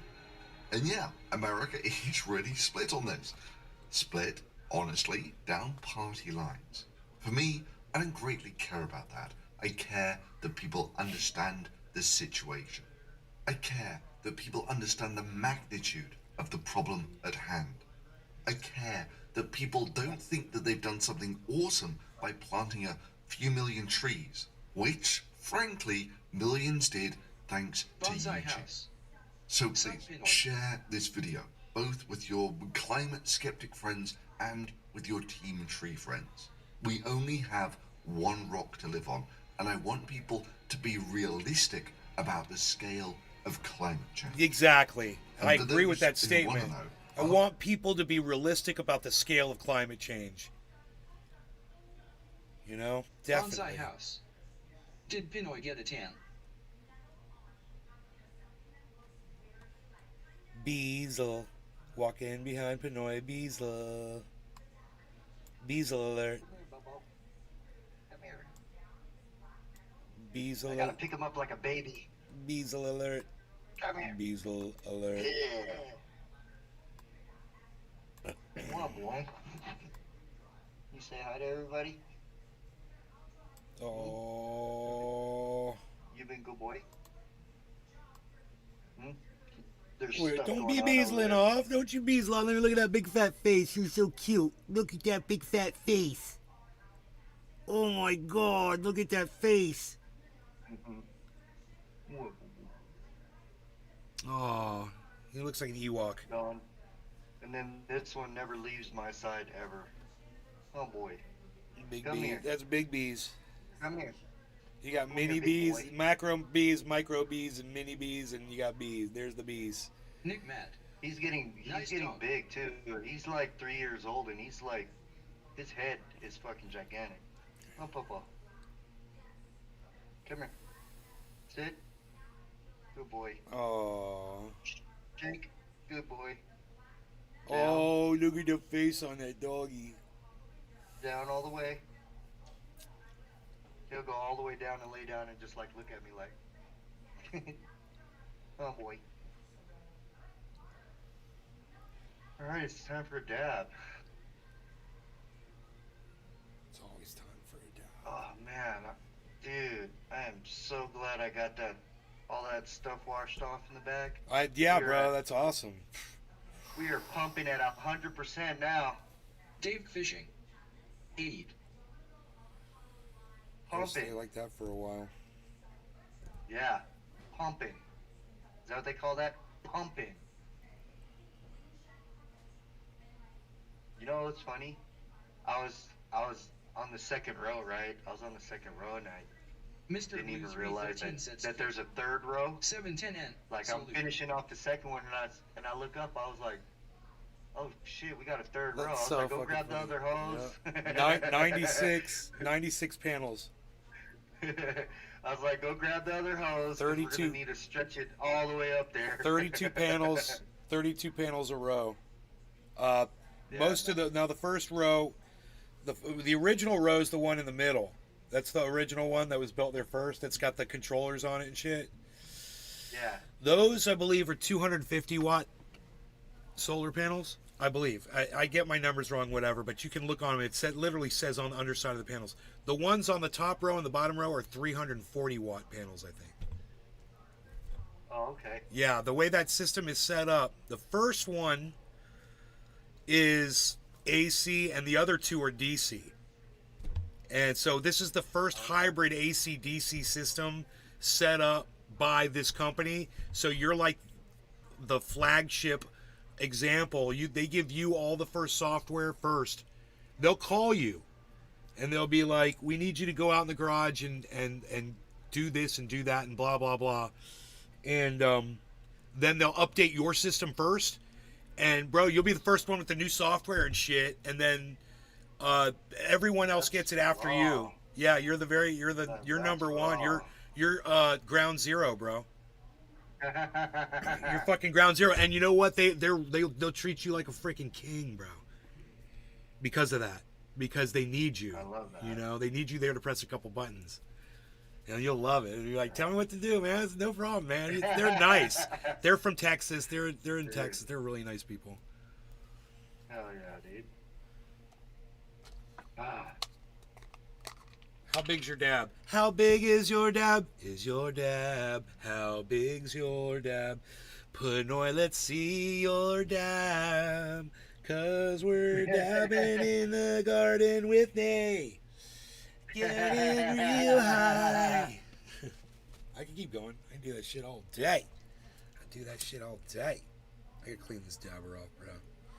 I got to clean the dabber off, bro.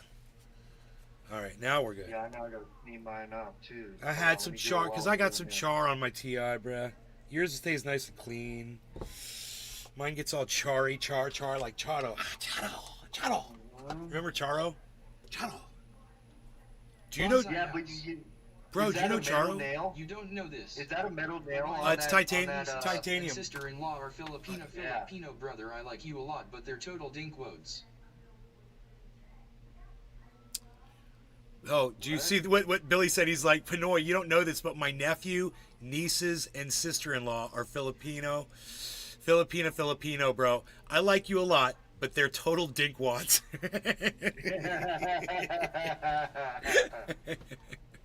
Yeah, some Filipinos are straight edge, man. Straight edge, 100%.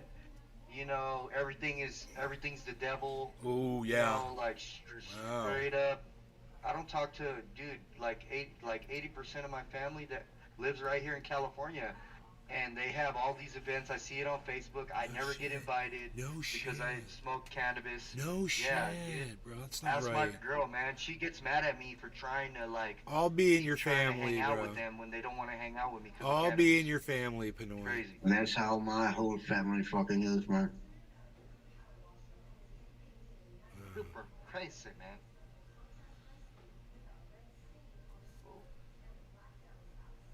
What's going on? I can't hear anything. Hello? We're not saying anything. Can you hear me now? Can you hear me now? Cyber. Lagging. It's like lagging extremely bad. Sounds like a robot. Is it mine? It looks like it's mine. Yeah, you got satellite swap going on. You're getting satellite swap. It'll be over in a second. You're getting some satellite congestion. Well, anyway, 10 It'll seconds. be good. It'll be good in a second. 10 seconds. Cyber, you ready? Yeah, I'm ready. Cool. Cheers, brother. Cheers, bro. Cheers. Cheers, Cyber. Cheers. Cheers, Billy. Bad Blue Jaws is here. Dave Fishing, Arafat Nakba, Token Tony Z. And I see Dave Fishing over there on the kick.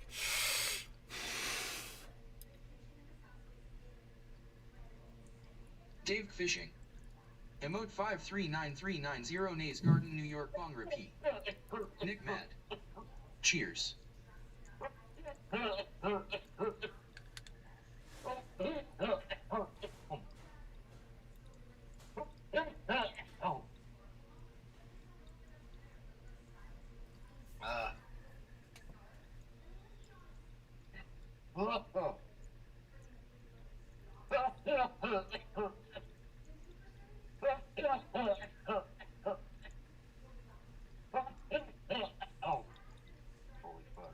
Tula Tetro. Damn Pinoy. Oh.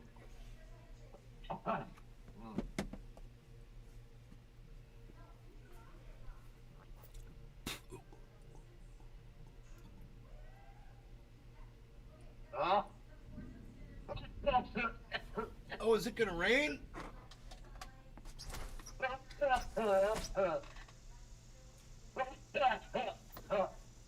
I've Justin Jefferson. injured my arm.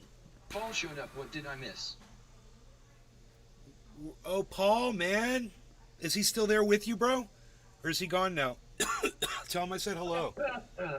We love Paul, man. Friend of the show, Paul. We have a... Do I breathe before a dab? I think so. I don't Justin really Jefferson. notice. We got a job to do here. Boom, dab. Looks like we got competition. Ooh, what happened? No, you're good. You're good.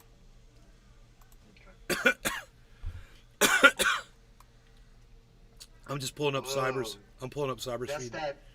That's that new game, huh? I need to get that shit. Is that Star? Yeah, it's Stargate? fucking awesome, dude. Stargate? Is that Stargate? No, this is Armored Core. No, it's Armored Core. Is your player name Cyber? Is your player name Arma 3 player? Well, the Filipinos and my family are all really drunk. Nah. They all hang out and talk about me while drinking wine. They call me Bulbous Honason. Dude. Nick Mad. Later, Nick.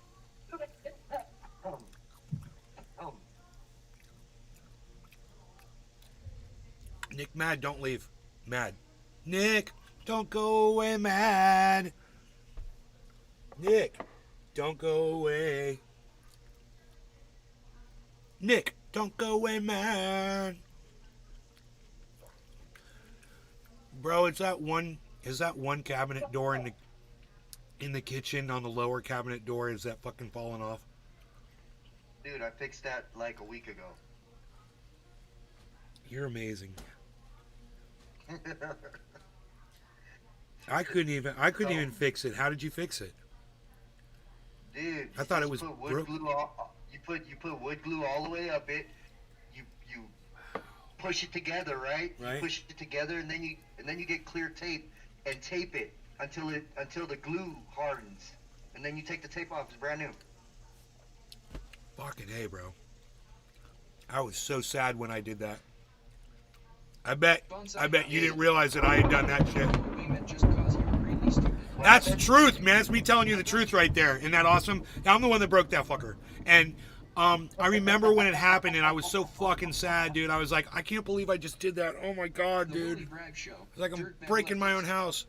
At Nay's Garden, I am ready to go to work in a short while. But No, anything that I see that I can fix myself right away, I fix it. You know, it's not a problem.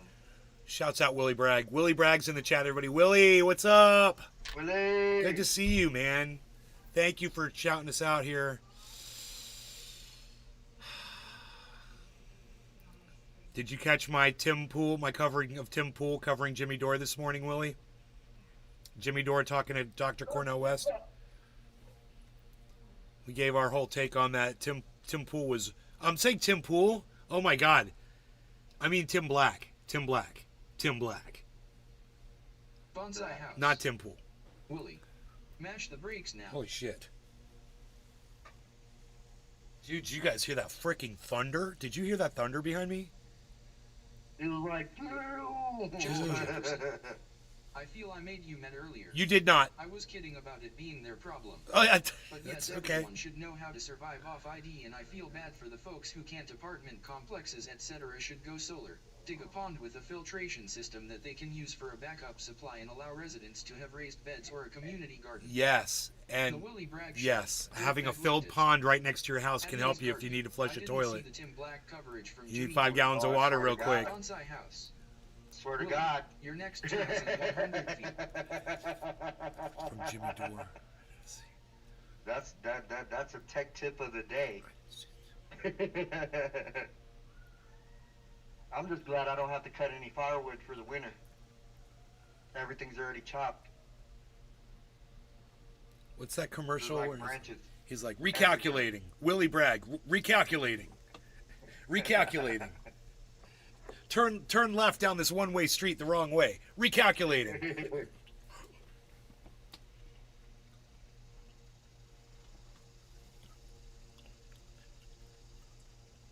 Atomic Ray. The title says you are awake. Bonsai Numbers, Turn left coding. in 50 feet and continue for 5 miles. Dude, Pinoy, for just 1 second, I just thought I was in that house in NorCal for just 1 second. When I looked up, dude, it's the weirdest thing, bro. Oh, I'm high, bro. That was awesome. I looked up. I was like, I'm in Orlando, Florida. What am I thinking, bro? I'm not in California. Look, I'm looking right in there, dude. Look at that. Would you just look at that, everybody? Just look. Well, would you just look at that?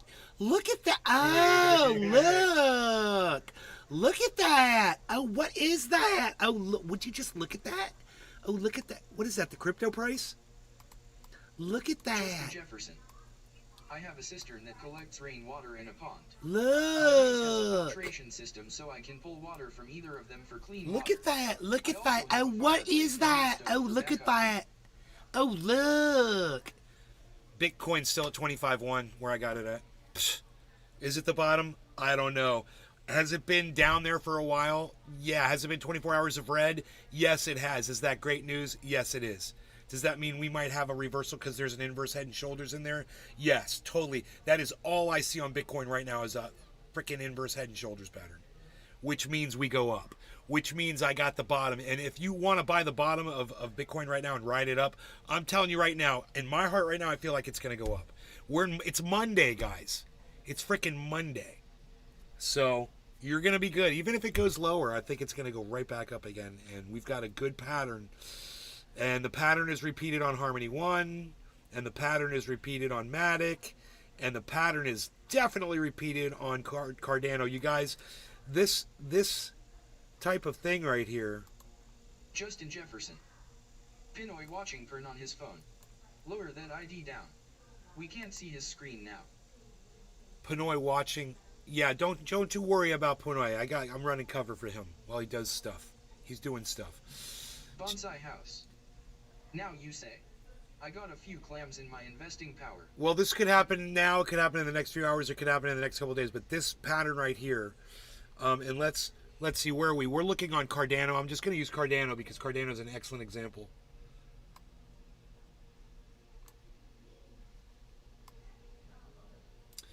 So what we've got here, we've got two inverse head and shoulders patterns. We've got shoulder, head, shoulder.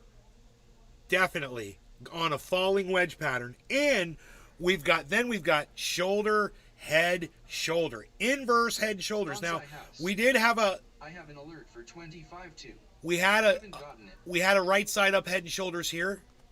We did, but these two kind of cancel each other out, and now we've got a giant inverse head and shoulders. It's repeating this, and we should see a reversal here soon. So. We got all the way down to 24,900, guys. That would have been the time to buy, which would have been probably about 3 hours ago on this 24-hour chart that we're looking at. But this is Cardano, but we can also look at this over here on Bitcoin. So over here on Bitcoin, we've got the same thing, not as pronounced as on Cardano. But that's okay. That's okay. We should be fine. And, these are the kinds of patterns that I'm able to spot very easily. And those of you that pay attention when we talk about this on the show, you should be able to do that as well.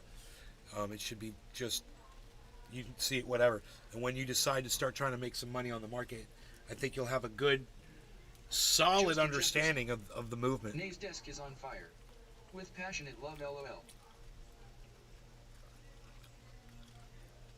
Smokey Robinson.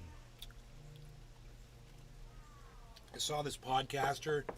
He's a douchebag, but he's got like fake smoke in the corners of his podcast.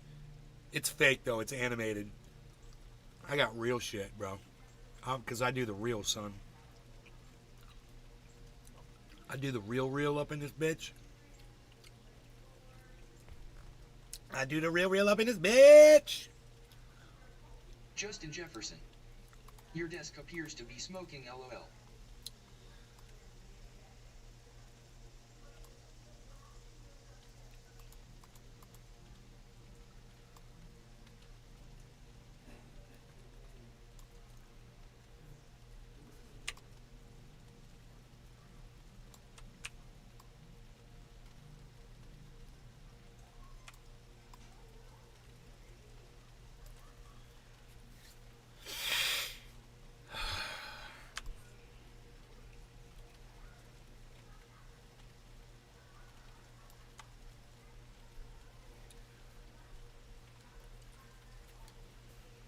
It's a smoking desk.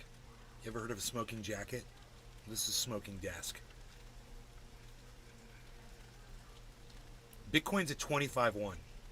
So Justin Jefferson. we're about to see a reversal. Now we can see the burn again. Thank you. The burn.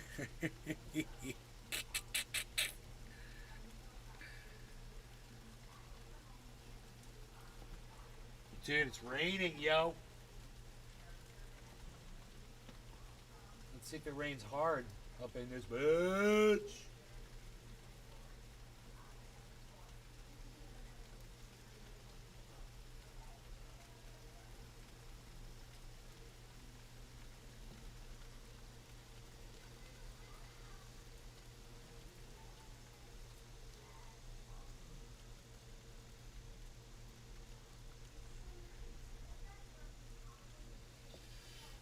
I wonder when lightning hits the ground, how far away you can be standing from it to not feel Justin any Jefferson. effect. Like, Pinoy. if you're Look up Lena the Plug and Jason Love. if you're standing like barefoot in the grass and it hits like 5 feet away from you, I have a feeling you're gonna get shocked pretty bad.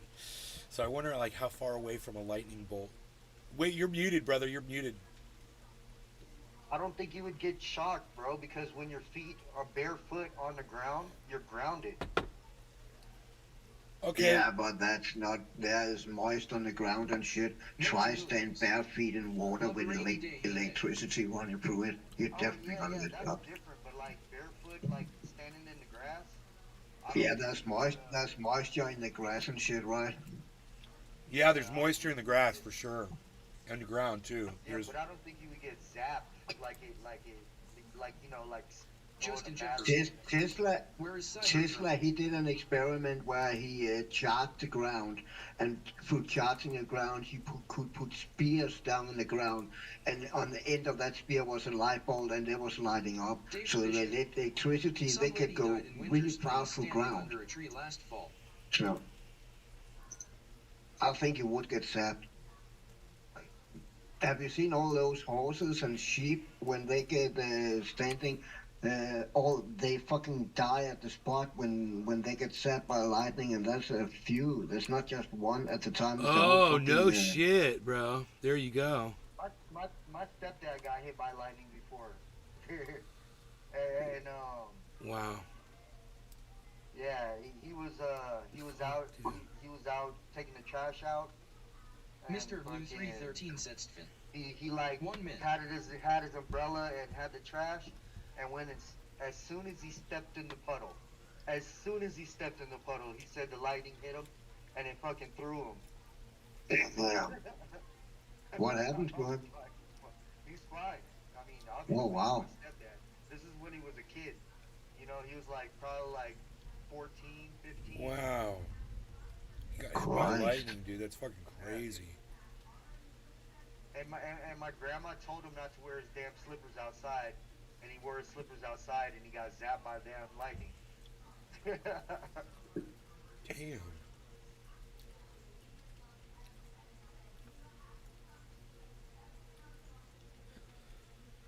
You guys, I sense a market reversal. It's about to happen right now off this inverse head and shoulders, and we're going to watch it happen live. So we're at 25,122. Watch for Ethereum to get over 1550. And we might have a rally on our hands, guys. So it would probably, you want my target? Mr. Blue 313 Setstfin. Bothin.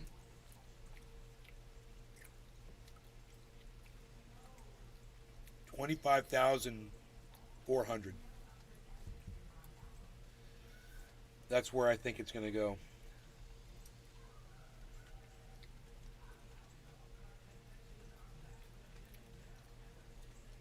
Well, yeah.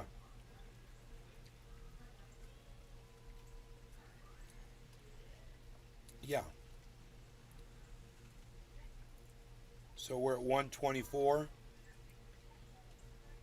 1548, 18. Watch these numbers. Watch for them to just explode, guys. Here's 130. Bitcoin 130. Ethereum's got to go up there.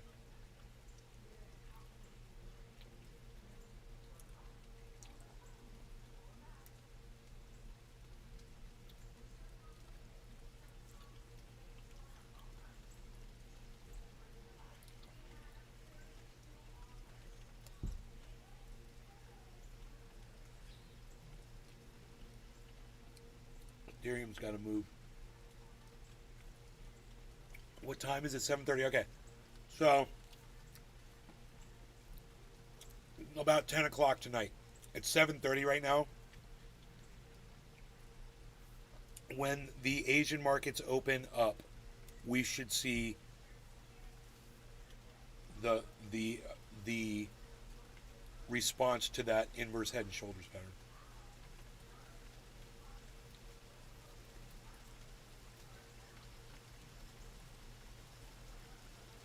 It's raining again.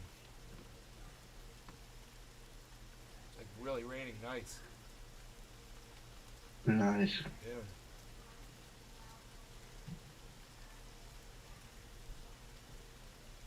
Bears and deer like the rain, man. Like to walk out when it's raining, man. They feel like it covers their scent and shit. Yeah. I'll look, usually when it's raining, I'll look for them and see if they're out there walking around.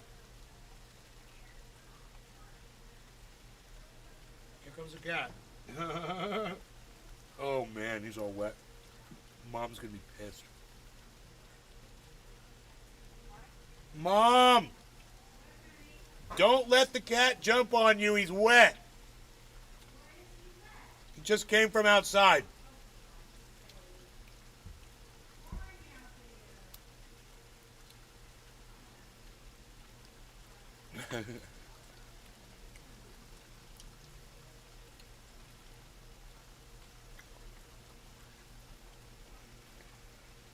Don't say I didn't warn you. Holy shit, what is this, Donkey Kong, bro? Oh, you can fly and shit. That's right, there you go. Dude, look at that shit, bro.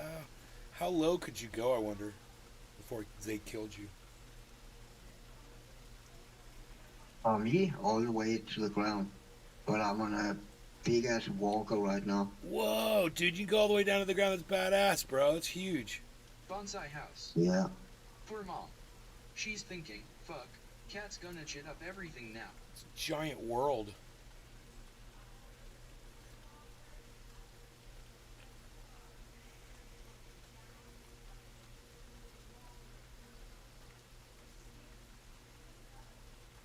Cyber's a mech warrior, baby. Cyborg.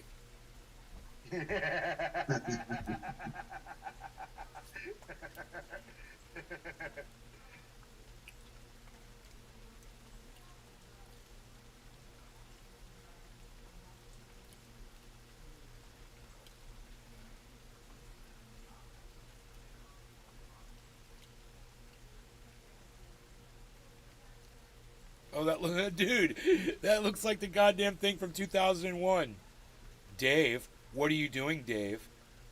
Dave's, stop, Dave. Fucking, Hal. Hal 5000? Yeah, Hal, yeah.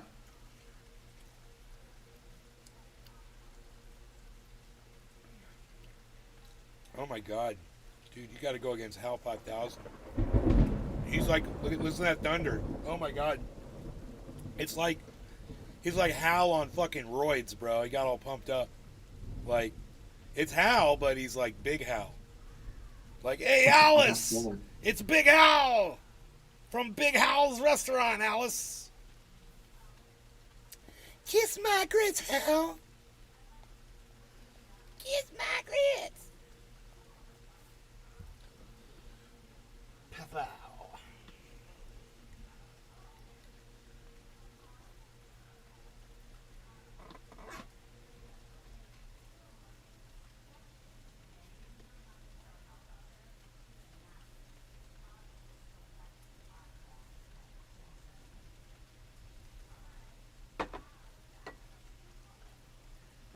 Unreal.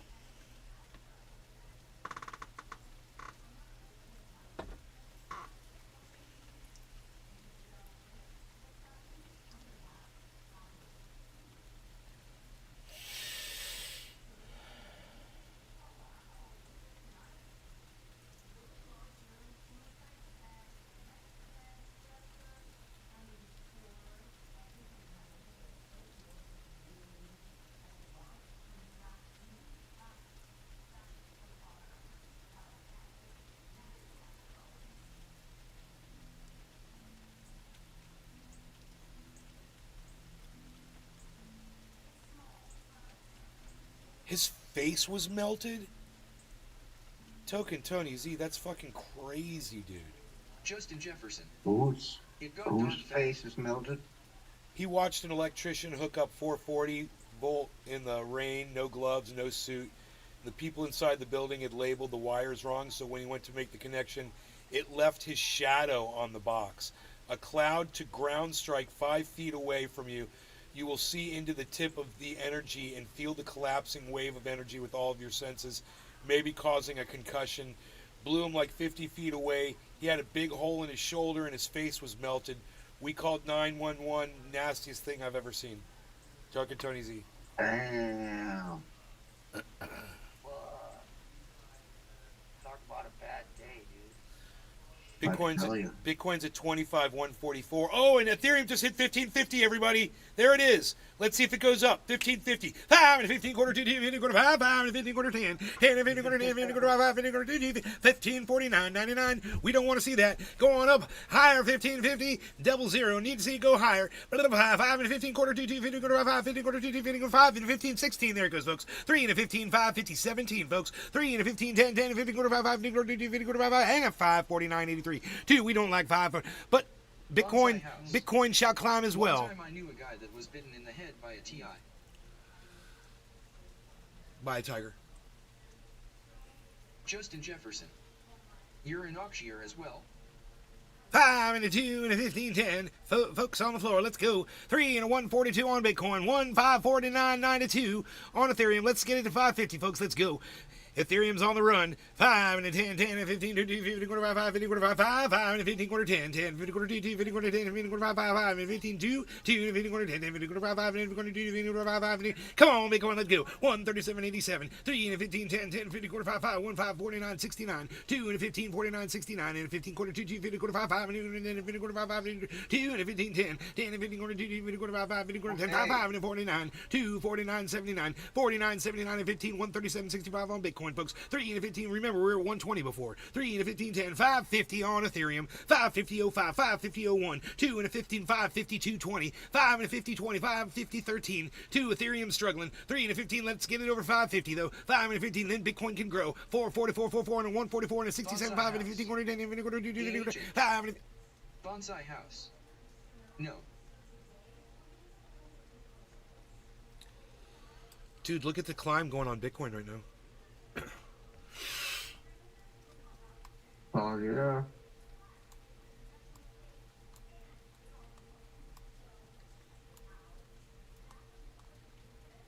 We've got some growth. Now, remember who called this, guys? Who told you that the whole crypto market was about to explode? And that we were going to watch it live on this show? Who just said that? It was me. I said it to you. All of you. Look at it go. Look, guys. We're at... Look. Oh, look at that. Oh, just look at that. Oh, what is that? Oh, look at that. Look.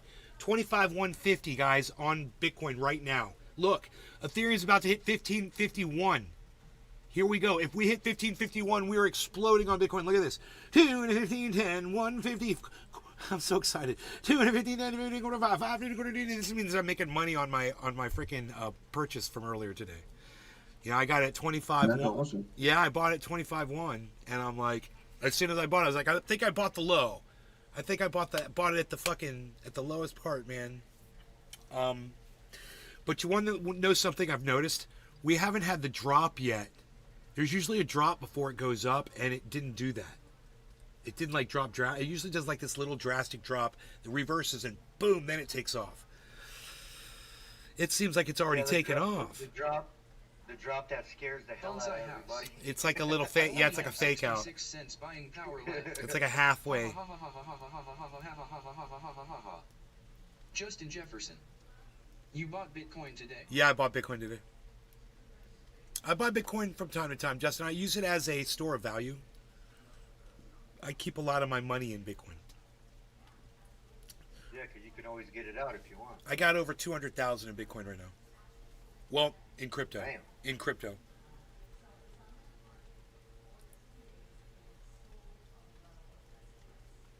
Animal House.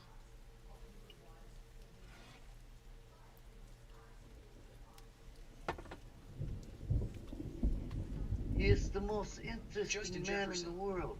Want to donate to the DY? I'm quite philanthropic. You want it to stay in for a little while, but yeah, you can pull out whenever. I usually hook people up when I can, bro. You know, I try to do nice things for people. Hoot in hell. Oh, dude. That's what she said. I know that. Bonsai house. 100%. You keep Yeah, going Dito. crypto? Thanks, guys. I had no idea. I love you guys. My crew.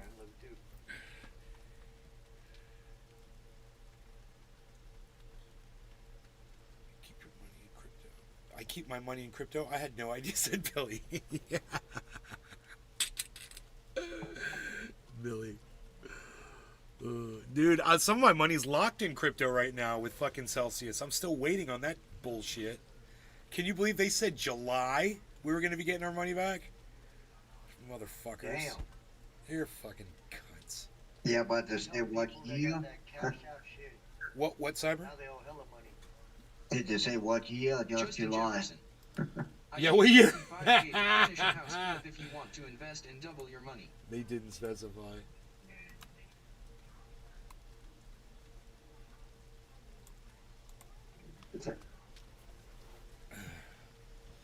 I need 25K to finish a house flip if you want to invest and double your money. Oh, man. I got my own house. I got my own house that needs a goddamn renovation. Needs new fucking countertops, Pinoy. I mean, I don't know what you think about the floors in there. I thought it needed, floors or something, but I don't know. Bonsai house. Too much. No, dude, it's straight, That bro. Celsius money is Unless you want to carpet? put like wood floors through this whole shit, I could do that too. Tula Tetro. Tula, love you too. Nope, that Celsius money isn't returning. Bernie Madoff once said, "I'll pay you back." Oh, it's not. I'm never getting it back. Okay. You better tell me that, and a million other people got fucked that are expecting our money here soon. It's a lot of people, man, that Alex Mashinsky has to answer to. Dude, Ethereum is over 1550, everybody, and that is all Justin you need Jefferson. to know. What kind of flooring is that Pinoy If looks that like stays over 1550, Bitcoin is going to shoot upwards. What kind of flooring is that, Pinoy? Looks like carpet. He's got like a throw rug type thing, or? Yeah. It's a throw rug? Yeah. The checkerboard? Yeah. Yeah, that's a carpet I put in there. It's nice. Yeah. Oh, what the hell am I doing? That's what I was doing.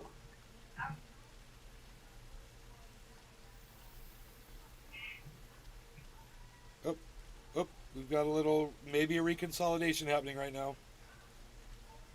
Oh, there's a yellow marker. There's a green marker. Man, it went from yellow to green really fast on Ethereum. That's great.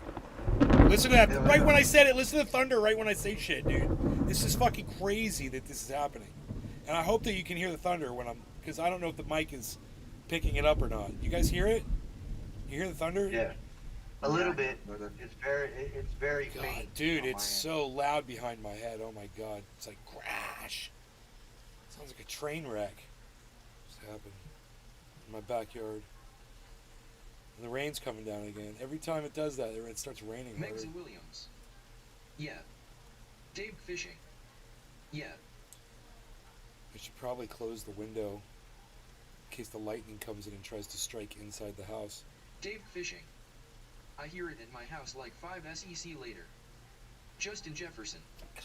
Lightning can strike through a window. Right, Justin? Fuck that shit, bro. Right. I'm closing that fucking window, dude. That lightning storm is right above our house. It's literally, dude, as soon as the lightning and the thunder goes, pow, pow, the rain just starts pouring on the house. So that tells me it's right above us. Michael Goldsmith. Bad Blue Draws. Nice rainy day here. How about you? How about you, Michael Goldsmith? Michael Goldsmith, what's up, buddy? Dude, I'm just waiting for this Bitcoin to fucking go shooting up, but Ethereum fell under 1550 and I'm sad. And I'm sad.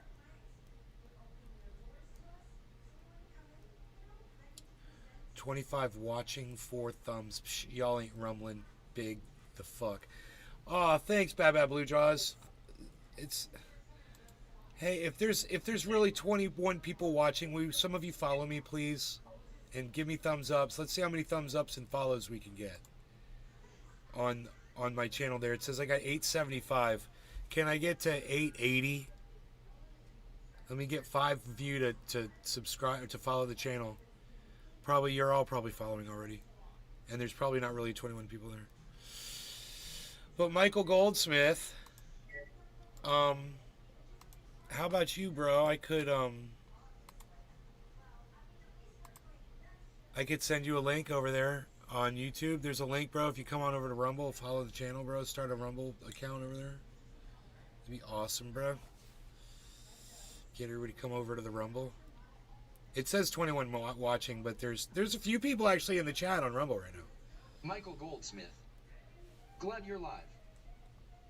Thank you, man. Justin Jefferson. I'm sleepy as FK. Live, I just woke up. I have been sleeping, and boy, do I feel rested. I hit it to make sure I nailed it. Cheers, cool Tony. Token Tony Z. You blew the transformer, and those can arc, especially during a storm. Arafat Nakba. That's a nice carpet Pinoy. Baba Blue Draws. Yeah.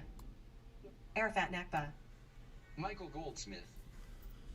No transformer this time. Phone lines phone, DSL TV. You put a smile on my face just cause you're you. Thank you, Michael. Arafat Nakba. Michael Goldsmith. Yeah, it gets real interesting when lightning starts dancing in the wall, like a rose bush of light rolling on the floor laughing. Love your feet. This is bigger than a reconsolidation. Token Tony Z. 440 is Bolt's 4 legs. You have to wait for 9 o'clock, I'm afraid. Arafat Nakba. One tablet had lightning hit it direct through the window for at least 10 seconds. Atomic Ray. You need to work on your begging, nay. Bring it off from the street corner. Justin Jefferson. Atomic Ray. Wait. If the ID goes down, how will we live stream? Well, how am I e-begging? E-begging is an art form. How am I e-begging? Token Tony Z. What are you talking about? Must have conducted the lightning. What's the chances of it hitting a tablet? Subscribe. Yeah, how is e-begging would mean that you're sitting and asking for money or something, Careers. right? Michael I don't Goldsmith. know what he's talking about. Our apps. Yeah. I hope you stay live forever. Maybe I said something. He's just making a joke about something. Advertising. Store. Terms and conditions. He says asking for privacy policy. He says asking for follows and likes is e-begging. Nah, e-begging would be money. I mean, there's no monetary gain in getting subscribers, right? Not in my case. Michael I'm not looking for money. I'm just looking to get the word out. The good word. I'm just trying to spread that good news. Oh, lightning. Boom, thunder, instant, man. Cheers, Nick. I'm just looking to spread some of that good news. I can't help my voice ain't here. I don't have a voice. Like I said, I was sleeping. Michael Goldsmith. I can't do my voice. Cheers, Cyber. Billy Mays here with the Power Oxygen and OxyClean. Hi, everybody. You see a stain and it's been a pain. Has it been making you insane? Well, no more, my friend. You're about to make that stain go away and go the way of bye-bye forever. That's right, because OxyClean's got the Power Oxygen. You got a Tesla lamp, bro? You got a Tesla lamp, bro? You got a Tesla lamp, bro? You got a Tesla lamp, bro? Michael Goldsmith. Rainman's still the best, just saying. I'm past. Still the best.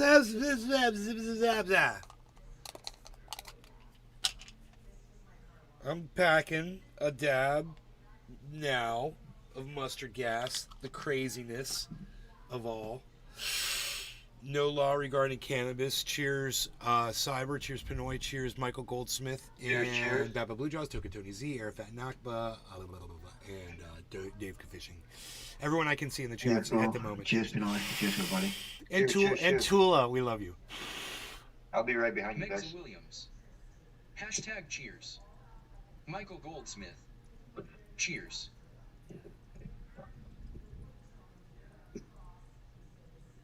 Michael Goldsmith. Hashtag I smoke along.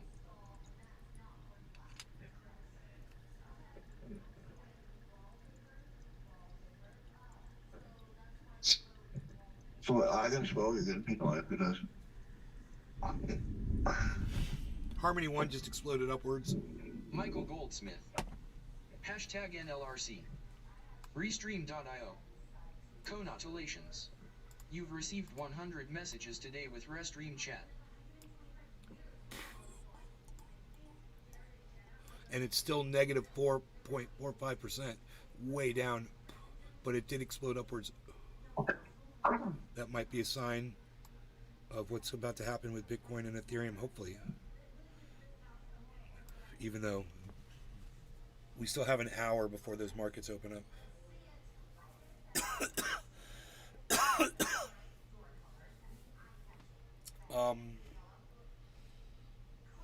Anything else going straight up?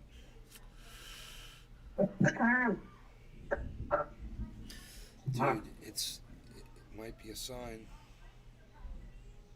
Michael Goldsmith. Hashtag make sure to share this feed. You could get fucking Harmony way under a penny right now. A tenth of a penny under a penny. So you'd be good. When it hit 2 pennies, you'd be double time. Double time. Buy like $100 worth.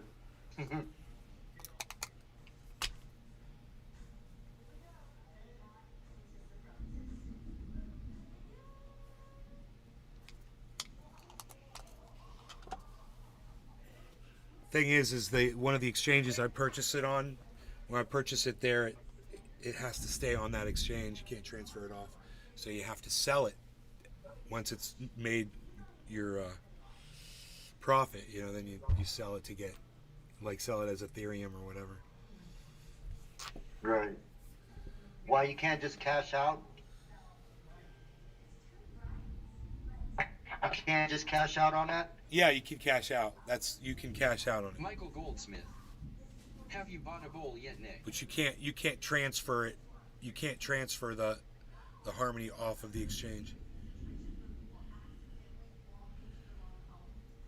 Have you bought a bowl yet? Yeah, I've got a bowl right here. Sitting right next to me.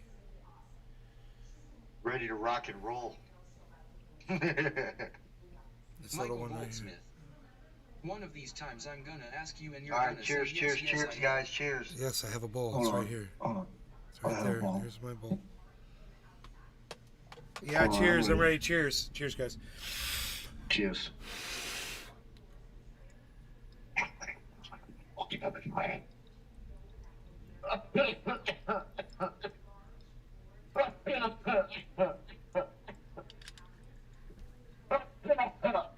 Michael Goldsmith.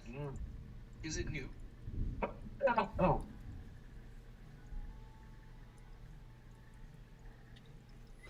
And here goes the Bitcoin, guys. Here it goes. Boom goes the dynamite. Panoy, say boom goes the dynamite. Yeah. Boom goes the dynamite. There it is. And that's all you need to know, guys. Buy 1551 Ethereum, guys. 15. You guys keep your eyes on these numbers. These are meaningful. Bitcoin can go way up now, and I said it's going to go up to 25. What did I say? 300 or 400? I can't remember. 25. 3. What did I say? 3 or 4? I think we'll just go with 3. It's going to go up to 25.3. I think I said 4 though.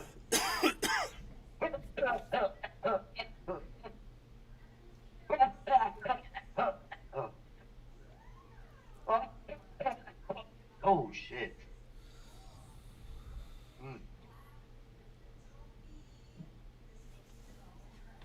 Michael Goldsmith. LOL, I had asked a while ago if you had any bowls and you said you didn't, but been meaning to get one. Yeah, no, I bought one. I just bought one last week or 2 weeks ago. I bought it when I bought that bong. People were making fun of me for having a bong. It looked like it was dirty. This one. They're like, yeah, we thought that was just dirty. I'm like, yeah, I could see that. I could see why you thought that.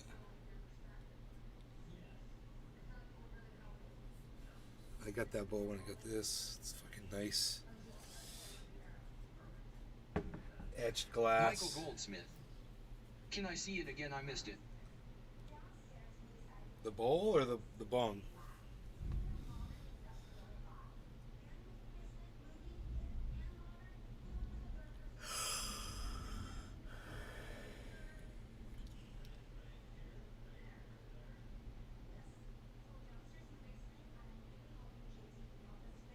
Michael Goldsmith. The new bowl. New bowl.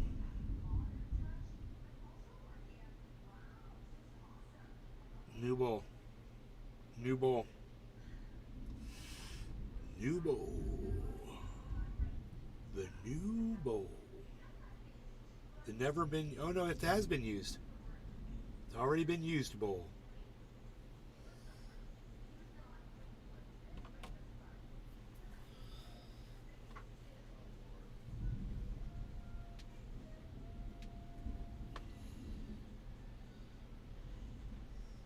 Michael Goldsmith. That's sweat. Hell yeah. Dude, this rain is crazy outside. It's raining Michael hard. Goldsmith. It's raining hard. Sweet. Atomic Ray. We're going to see candidates on here making promises and e-begging sign up here, donate their show up, yada yada. Cheers to everyone. So they want to get paid. That's why they're politicians. Is someone in hospice? Atomic Ray, the monster. Whoa, did you get a hand pipe? What did you see? My dad in his wheelchair or something? Yeah, my dad's got dementia, and we've got 24-hour care for him, and he can't do anything for himself, so he's he was just asking if someone was in hospice. Atomic Ray. Like, yeah, I bet my dad gets 24-hour care. That's what, because Pinoy coughs a lot. Your mic's off, Pinoy. So you know. Because I was coughing. He said you sound like you're in hospice because of your cough. Oh yeah. That's not nice, Atomic Ray.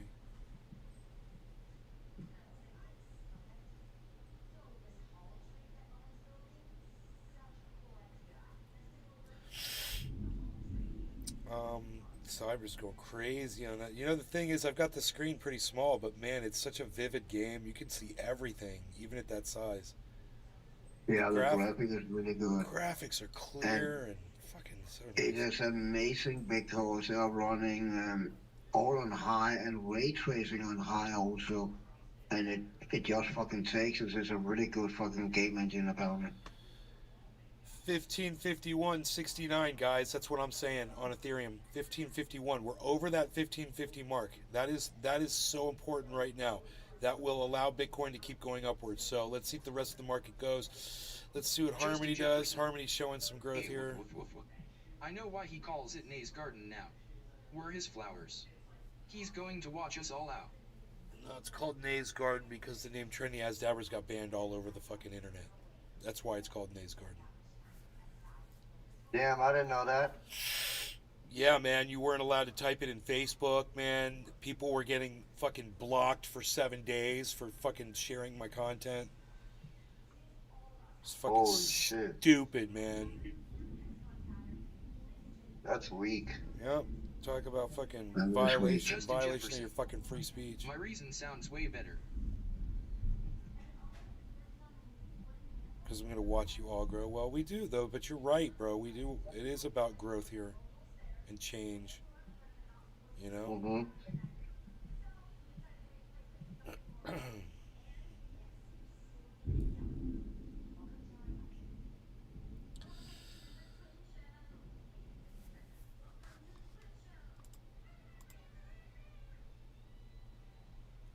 Justin Jefferson.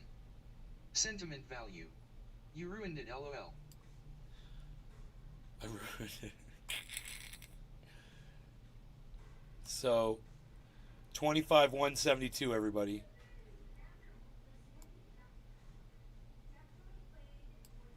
And I told you we're gonna hit 25,300. Dude, we're going all the way up to 25, maybe 26, guys. Easy. And it's gonna happen soon. It might even happen tonight, dude. 26,000.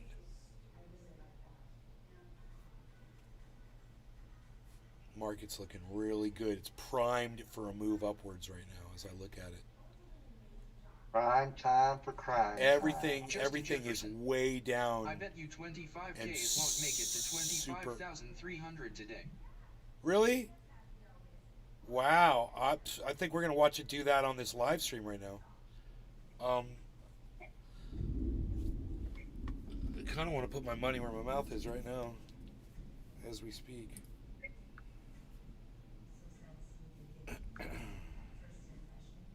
I'm surprised you don't have like an AI that does all that for you. No, because You know, I always want the last. I don't want things happening automatically. I've got other things going on financially. Justin I don't want money Jefferson. being drawn out. and Come on, shit. take it or leave it. So I always just do it myself. But it's definitely a possibility. Right? No, I'm going to do it from here.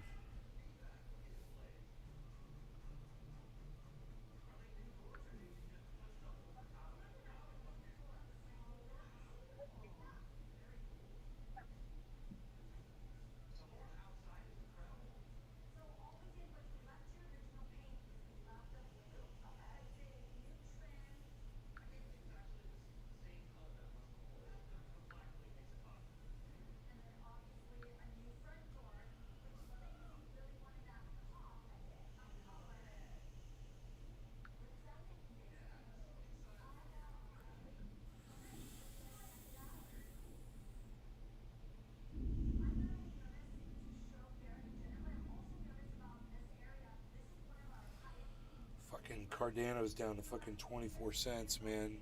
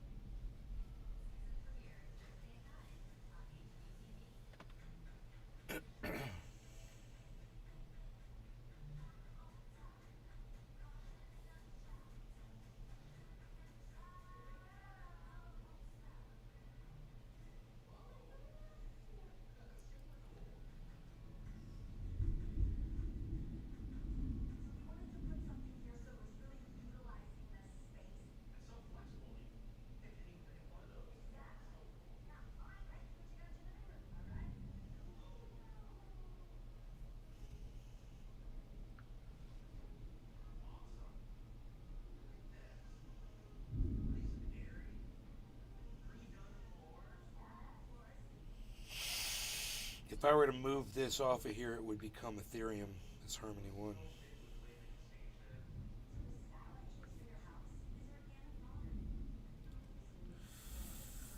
I'm not too freaking crazy about that.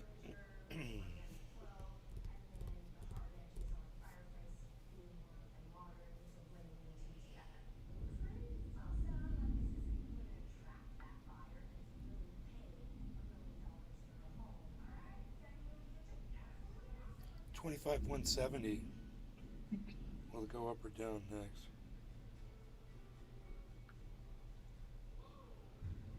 It's gonna go up. Only sell if you're up, bro, says Irfa.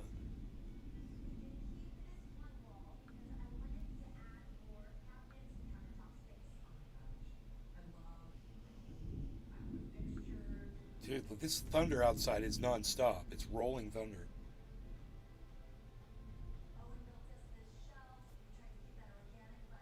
Dude. Look in the sky, make sure it's not aliens. Dude, they're like... I see lightning right now.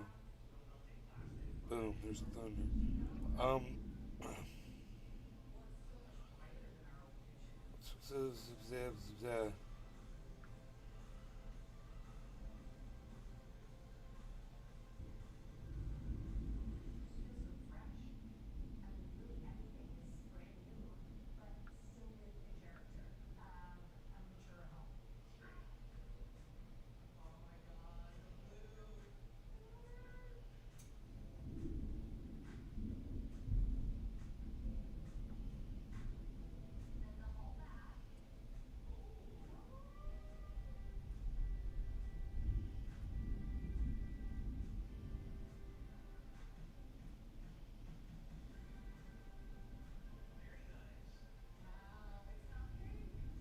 Justin Jefferson.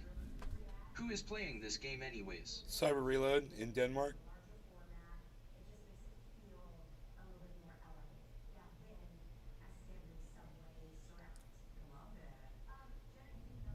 $25,173 Bitcoin. Boom, dude.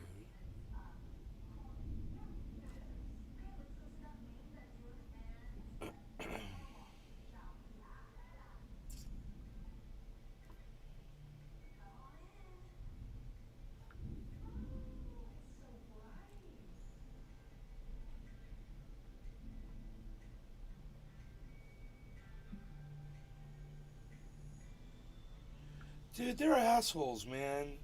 They inflate the price. So, right, Harmony's 0.009. They inflate it to 0.0092, and then on top of that, they have a 3% fucking fee for using your card all of a sudden, dude. It's freaking bullshit. What do they expect you to do? Pay cash? Dude, it's just so stupid, man. Yeah, that's fucking...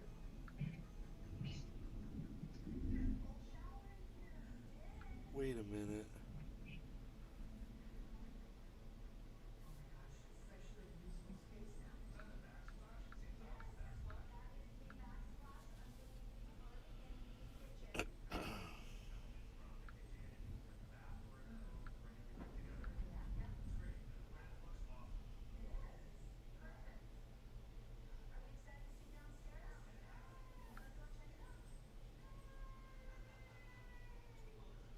Now they're trying to get me at 9.3, dude. Fuck you, dude. They jacked it up to 9.3. Can you believe that? It's at 9.04 right now. And they're saying 9.3, man. Who knows when it'll be up to 9.3 again. It was up to 9.4. I guess it'll fucking do it soon enough, but god damn these motherfuckers, dude. The fee's not bad. $28 fee.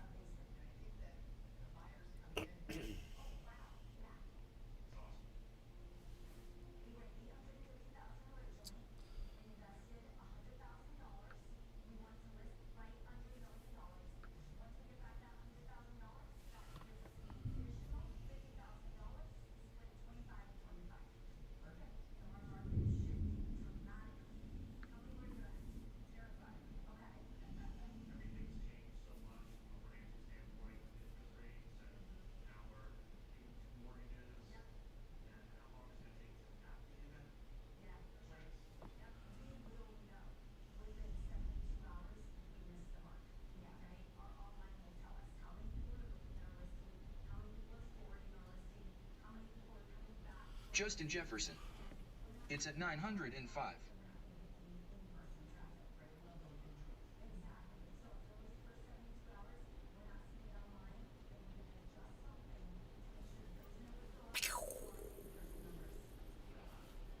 The rain's pouring down. I love hearing the rain. Now, Yeah, what I just purchased cost me $28 extra on top. They jacked me on the goddamn rate, right? So they got me at 9.3 and it's 9.0, so they fucked me there. Dave Fishing. But check this out. Drizzle here. For almost $1,000 worth of crypto, I only paid a fee of $28 to purchase it, and that's not fucking Justin bad. Jefferson. How much is that? Like 28 bucks.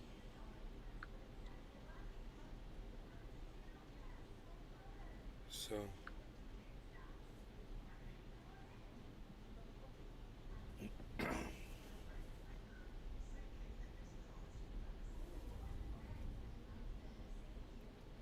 Yeah.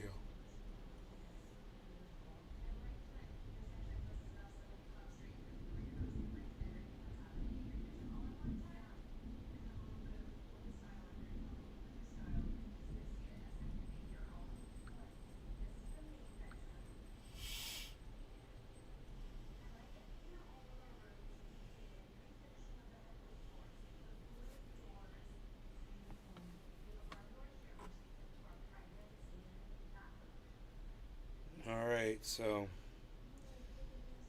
Justin Jefferson. I play with the market a little. I was in on GameStop. Sucks if you weren't. If you were, then hell yeah. yeah, I just try to purchase at points where it's low and keep in mind when I'm purchasing, and then if I ever needed to pull cash out, look at the market and know how much these amounts that I bought at lower points and know that I'm getting a massive amount of profit when I do have to pull, you know, some capital out for any reason, which I haven't had to do yet at all. So Yeah. the only reason I did it before when I first started with crypto was because people like BitBoy Crypto and shit were saying, oh, you have to pull profits, you have to pull profits, you have to pull profits. And I was like, okay, yeah, I'll pull some profits, and I pulled some out, and every time I did, I was like, I gotta reacquire more. Justin Jefferson. And I was like, and it's at a We higher drove price GameStop now to the than it was when I bought it before. Some of us became millionaires over HT. I almost lost my butt.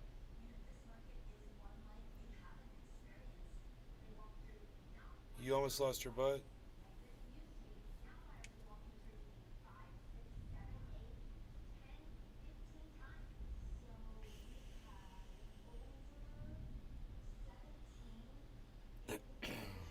$181, guys. 25, 180. So let's see if it keeps going here, man. Oh, Harmony doesn't do anything. It's totally gonna though, because it's so low right now. We're at Who the negative hell? negative I've made 4%. 16k profit and still hold On the around 24 hour. 12k in. We'll see if my timing was right on these purchases. I hope they were. Bonsai house. I like to buy really high to say I did it. Then never sell. I even borrow money then buy when I'm bored. It's super ineffective, but hey, apes. I borrowed money to buy Justin a whole Jefferson. bunch of Harmony. Pulled out It's late. all paid off. That They whole said stay loan's and stay paid off. in. Weak, I should have pulled out. Like any hot girl trying to hold you in while you're trying to pull out. Go with your instinct. Yeah, I wish I had some freaking crypto. Yeah, Tito. I don't fucking. I haven't had the chance, man. Been fucking. I'm not moving allowed and to shit. own any, man.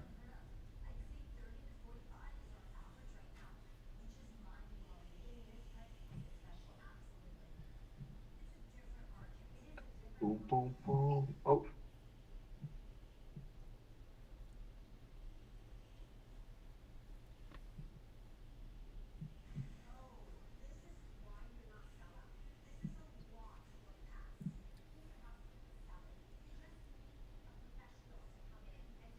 It's fucked up how you're always getting shot by stuff off screen that you can't see. Like, something's above you shooting you right now. What the fuck is that? There was a big ship above me before.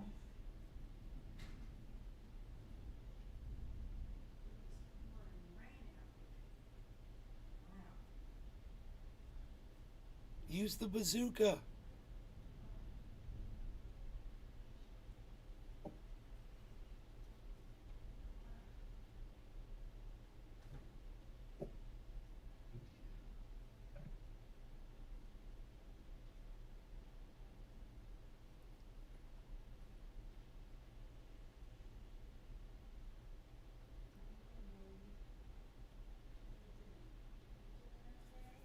Cash App fees aren't bad. Yeah. How much is Armored Yeah. Core? I didn't have any bazooka on me there. Say again, Pinoy? How much is that game? $60, I believe. Damn. Okay. Damn, that's a hit, boy. So that's actually it's cheap nowadays, right? Game costs $70 nowadays. Quake, not damn. Quake 2, man. Quake 2 only costs Yeah, that is $10. Yeah, Quake. Yeah, but that's an old game. That's an old game. Second time I bought it. Well, that's not true. It's like more like this 8th time I bought it because I had 6 computers in back home, my original house. Every one of those had Man, Quake on it. I wish I had my original binder of Pokemon, man. I'd be very rich, man. I'm not really down with cannabis penny stocks, token Tonys. Yeah, I'm not. I don't put a lot of faith in that. I don't know who those people are. I'm looking at Harmony One. It's got tech behind it. And if they Same here. perfect their network, that shit's gonna explode, dude. Because it already got up to 35 cents. So I mean, it's under a penny right now. So talk about your penny stock. I'm just looking at Harmony One. That's that Armored Core Fires of Rubicon? Yeah. Yeah, that shit's $60.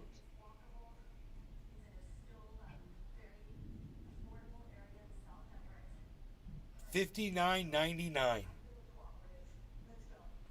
Was it $59.99? Yeah, I believe so. Yeah. Well, I bought it in euros, but I actually think the euro and the dollar is kind of the same right now. Destroy. Yeah, that's Fuck, crazy. dude. That's like completely like particles. Like 420, boys. Hold on, I need to buy. Hell yeah. Corner boy. Perfect timing. It's not multiplayer, but you can play against other players in it. 1 versus 1 and 3 versus 3. Dude, I really don't need Bitcoin to be down by 150. I need it to be up by 200 right now. So let's do that. Let's make that a thing. I really need Ethereum to stay above 1550 right now.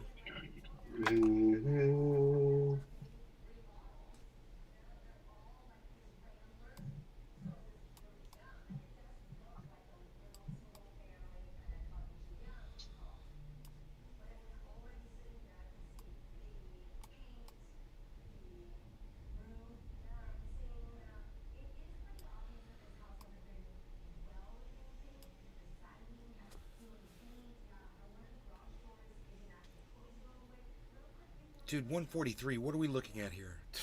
Disaster. Will Robinson, danger. Will Robinson, danger. I'm back. Okay.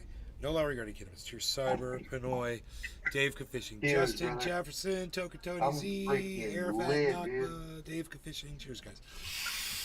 Cheers, bro. Cheers, Tula, everybody. you're out Cheers, there, bro. Tula.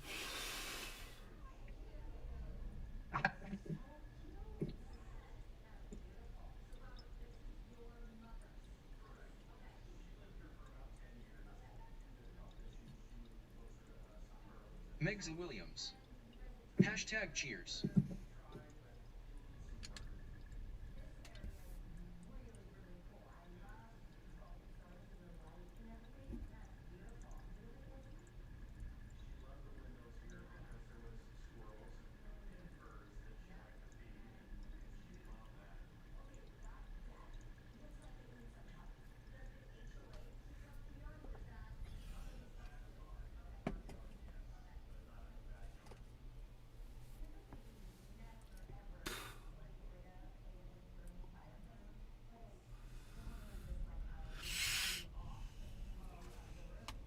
Whatever, Bitcoin. Unreal.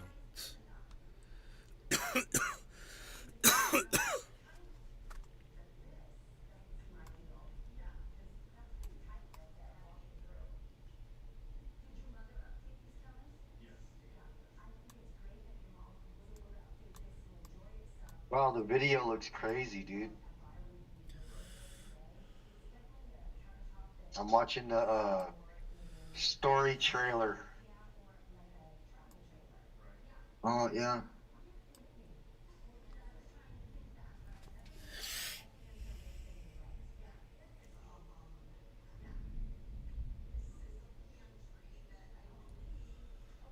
Did you already get the game, Pinoy?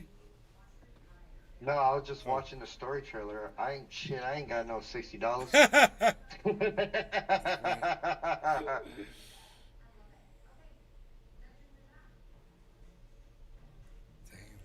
I'll probably get it soon, I guess. Couple weeks. It's tight though. It looks good. It's really fun. It's really, really fun. Yeah, see that shit. It's kind of like, I don't know if you played any of the Dark Souls games. It kind of, you die a lot, and then you die a lot again, you die a lot again. I mean, you kind of learn by your mistakes, you know. It's a really hard game, but it's not unfair. You just have Oh to yeah, learn yeah, yeah. patterns and shit. I just like the fact that you can like build your robot. Oh yeah, yeah, it's totally customizable. Yeah, that's super cool. Dude, Bitcoin's falling. What the fuck? Come on, 9 o'clock. Oh, he's waiting for the Asians to wake up. Where's our pump at? I know. You know it. The Asians about to wake up. You know Be they're like, already, "Nah." some of them are already Storm's up. arriving now by me. Some of them are already doing it. You're looking at that head and shoulders going, yeah, we got to respond to that. Sounds like it's raining again outside. It's crazy, man. I want to go out there. Yeah, oh my god, it's freaking pouring. Holy shit.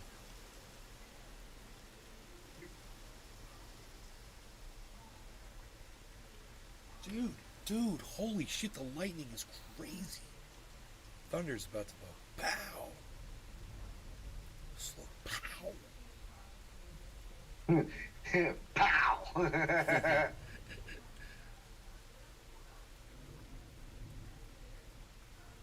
What? Dun, dun, dun, dun. Dave fishing. Very bright lightning.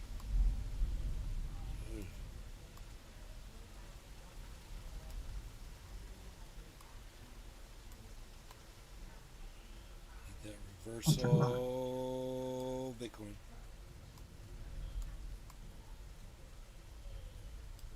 Need that reversal. Hey, don't go outside. Mom's gonna be pissed. There's raccoons out there and shit. Whoa.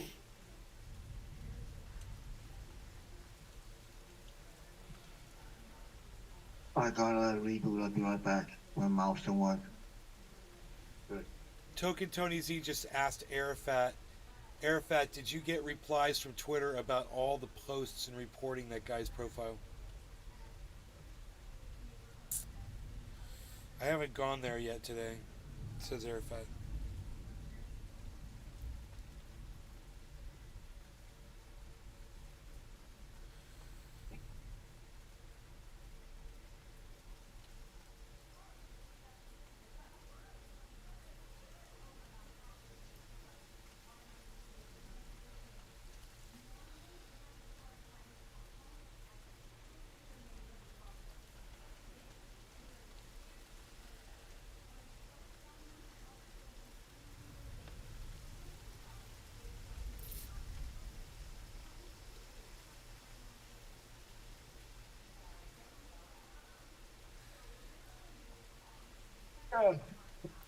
Man, I hope I'm not missing something. I'm not listening to other podcasters and shit. I probably should be.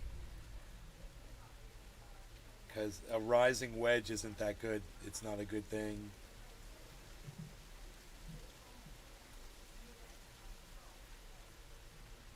So,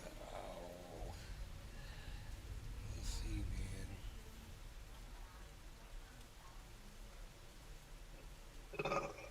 man.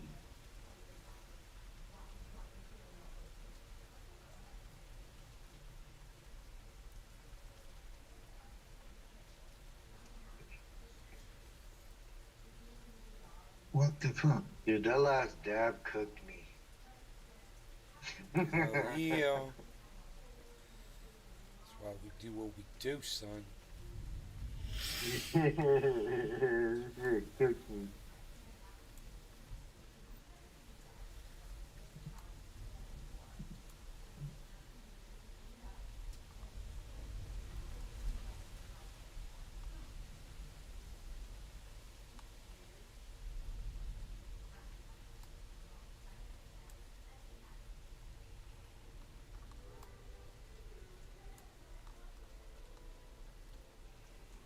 Yellow marker, high bottom on Ethereum. We'll look for the same Oh, thing. yeah. Maybe it'll happen on Bitcoin. Really super high bottom, guys. There, you can see it. You can see it on screen.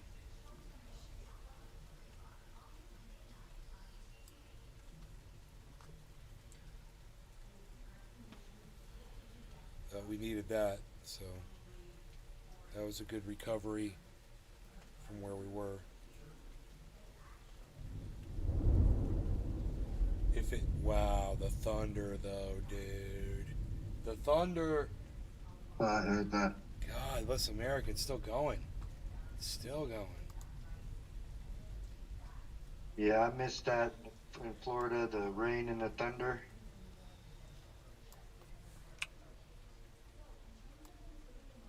Oh yeah, bro, I know. Tell me about it. California was, I mean, when it rains out there, it rains for fucking a week.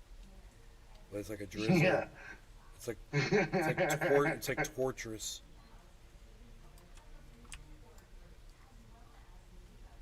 Would you get it? You bought it? Or you got it already? He's got it. This is cyber. That shit looks dope. Yeah, this is me. This is me.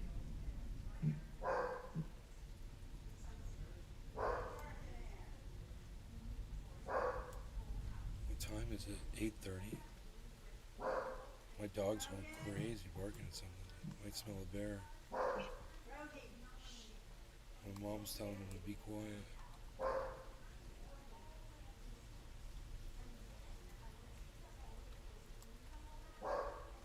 Roogie's so cute, man. Justin Jefferson. So we gonna make this bet or what? Dude, I'm telling you, it's going to 25.3. It's going way up. I mean, it's going to go hit 26, I think. It just hasn't done it yet. It's going to do it. Just wait for these Asian markets. Bro, hold your beer until fucking 9 p.m., man. Just give it a half hour, and let's just see what it does in a half hour. Those Asian markets open up, and it's a whole new ball game. You'll see. In between 9 and 10 o'clock, man, there's either going to be a sell-off or a buy-in. But it'll happen. Justin Jefferson. Then put your money where your mouth is and let's make this bet. What was your bet? You said Dave 24,000. Fishing. Pouring now. I don't bet, bro. I invest long term in crypto. I mean, if you want to bet, on this, you know, you can short the market if you think it's going to fall. Justin Jefferson. 25K Right here? won't make it to 25.3. 25,000 says it won't make it. It's going to make it. I'm telling you, it's going to go to 25.3, bro. I'm not betting you $25,000. I'm just telling you, it's going to go. I'm confident. I know my market, bro. I can't put the time frame on it, but I know it's going to do it. I know the movement by the pattern. And we've also got, there's a lot of good factors right now. Justin Jefferson. That, okay, $1,000. no, I'm not betting you $1,000, bro. Stop betting people. So, I'm going to explain to you how I know it's going to do it, though, okay? Just about everything is down about 3% average. So, like, if you look at Ethereum, it's down negative 4%. Harmony One's down 4.3%. Matic is down 4%. Cardano's down 3%. Bitcoin's down 2.5%, right? Based on that alone, you know there will be some sort of a reversal to that. You know, there's going to be a response to that. Those are all down very low on their 24-hour averages. that usually lasts for about 24 hours, and then it reverses and goes upwards. And knowing that about the market, number one.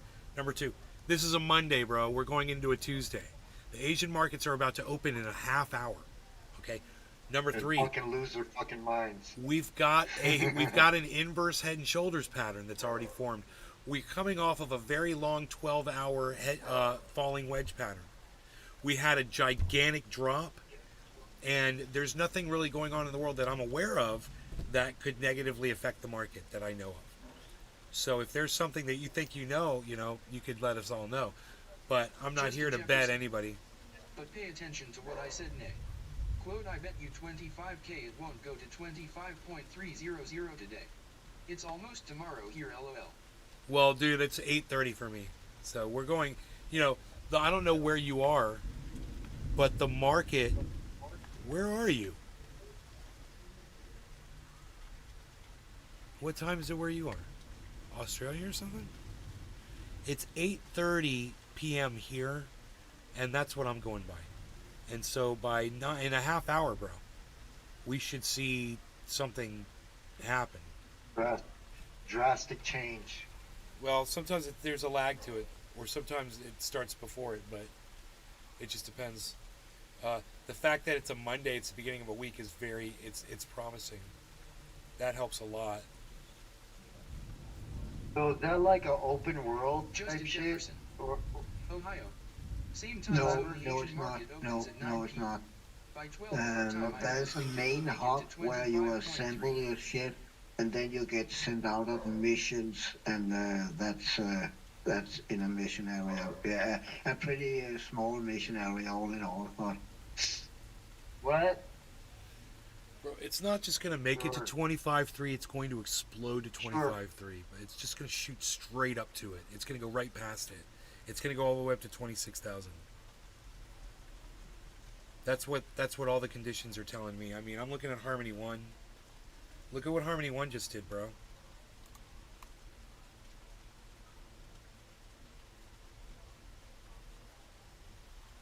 Harmony 1 just went off of my chart.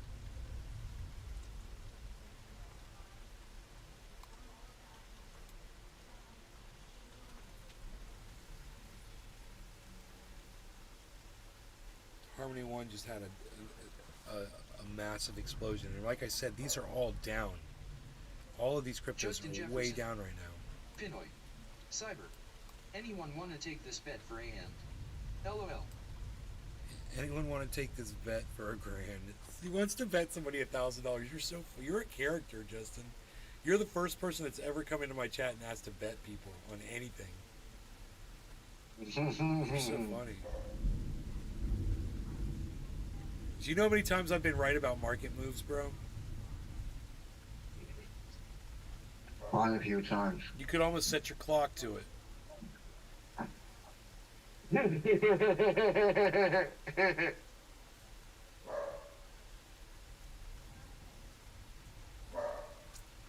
161. That's the real deal Holyfield, man. It's 161 right there.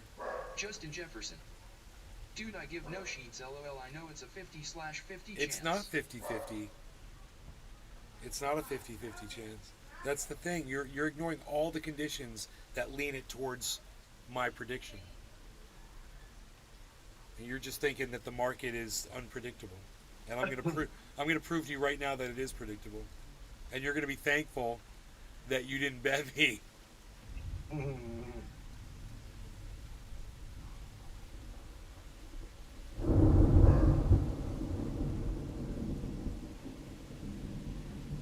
And right when I said it, there's big thunder behind me. Big thunder behind me, bro. Dude, listen to that thunder behind my truth. Every time I've said a truth tonight, massive thunder in the background. We might have bears in the backyard right now. The dog's just going crazy.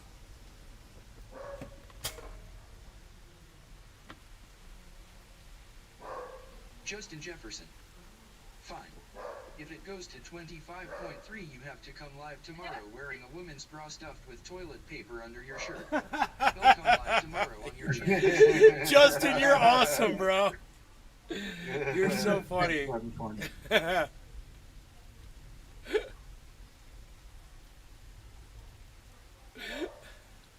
You're so funny. You're just half to bet. Bro, 168, man. I'm telling you, we're going right up. It's going to go right up. 903, Harmony's at 903. Look, all the -4s are at -3 now, bro. Nothing is -4 anymore. I just called you this out. Right now we're at remember I told you Bitcoin was at -2.5. It's at -2.1 now. There's no bear out there, Rogan.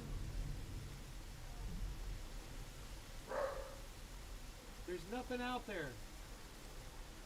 What is he barking at? There's absolutely nothing out there to bark at.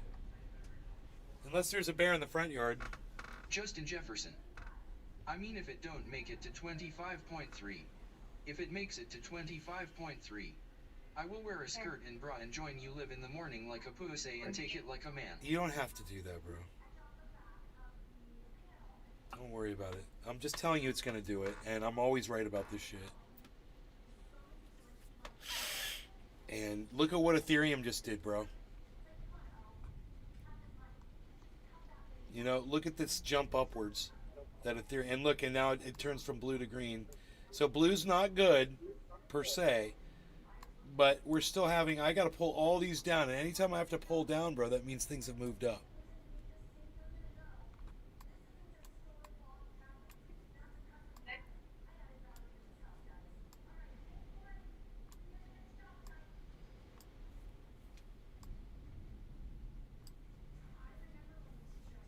So there's a lot of energy, man. That is 20 minutes away, bro, from those markets opening up on the other side of the planet. Justin Jefferson. I said it. I'm a man. Everyone, if it makes it to where he's at, I'll see you all in the morning cross-dressing. You just want to cross-dress. That's cool, bro. We got you. Because you know it's going to happen, and now you're going to have to cross-dress. 172. 173. Like I said, when it happens, bro, it's just going to go straight up. It's just going to spike to 300. Justin Jefferson. I might like it. You might like it. It's okay if you do.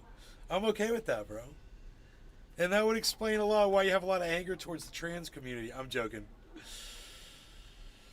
We can talk about that. We need to talk about your anger. 167. 164. But look at Ethereum at 1552, everybody. You know that's progress from 1550. Look at that, 1553. I have no in there. That's them. You've got no anger there. Good. Yeah. And you too a little bit, obviously. We think you've definitely got some feelings around there, bro. You know, you wanted to make a bet around that. That was your go-to, bro. You know, that wasn't even like a fail safe or something. It was like your go-to. That was like your number one. It wasn't like a backup plan. You were like, bra, undershirt, dress up like a woman. That was totally your thing, bro. You went there. I mean, immediately. It says a lot. So much hate in their hearts to hate anyone. A lot. No, not about hate, bro. It's about being undeniable. About being. 25K was my first. No, that 25K was the proposal, but it's the very first thing your very first option that you went to after that was refused was to dress up like a woman. It was almost like it was there all along, and you knew I was not going to bet you $25,000, so we were going to have to go to the next thing, and to you it was dress up like a woman. It's okay, bro. I'm here to talk about your issues, Justin bro. Jefferson. I'm here. To the end. I'm here to help. No, I went to a grand. Have you come out of his closet? He's like he's throwing bombs of truth. He did go to a grand next.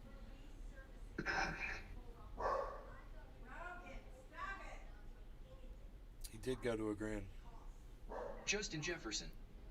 You're afraid to lose money. Bro, I lose money every day. I lose money all the time, bro. Every day. I'm losing money as we speak right now. Dave fishing. Mom getting pissed. Mom's getting pissed at the dog because the dog's barking at the goddamn wind, bro. I need to go over there and see what the fuck's up. Well, 25,171. That's going to go to 25,300. Watch it go. Watch it go straight up. Justin Jefferson. Bring mom in so we can say hi.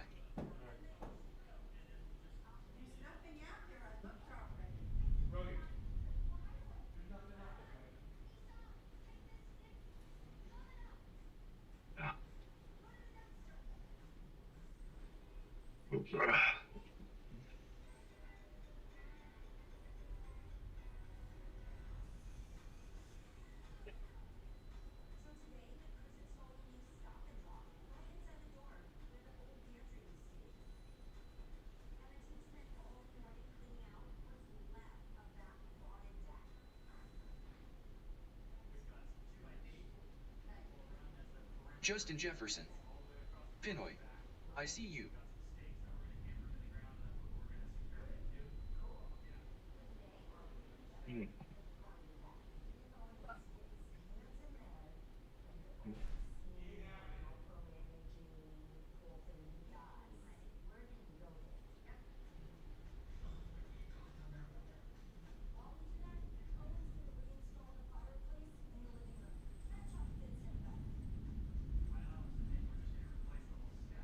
Justin Jefferson. Looks good as FK.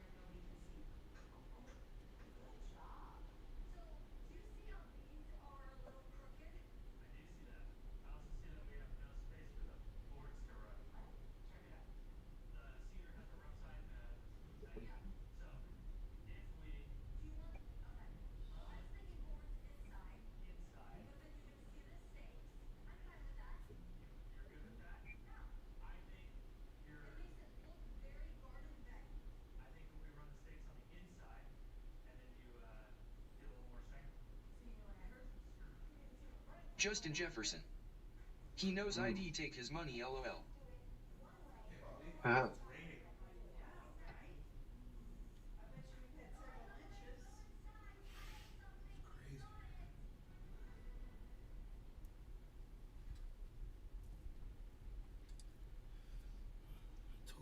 told Brogy to just chill, man. It's cool. It's cool. 174, what? 184, what? 186, what? 193, what? 192, come at me. 193, Nostradamus is in full effect. Dude, Asian market's fucking 14 minutes away. 188, dude, they're already there, guys. They're in the office early. 193.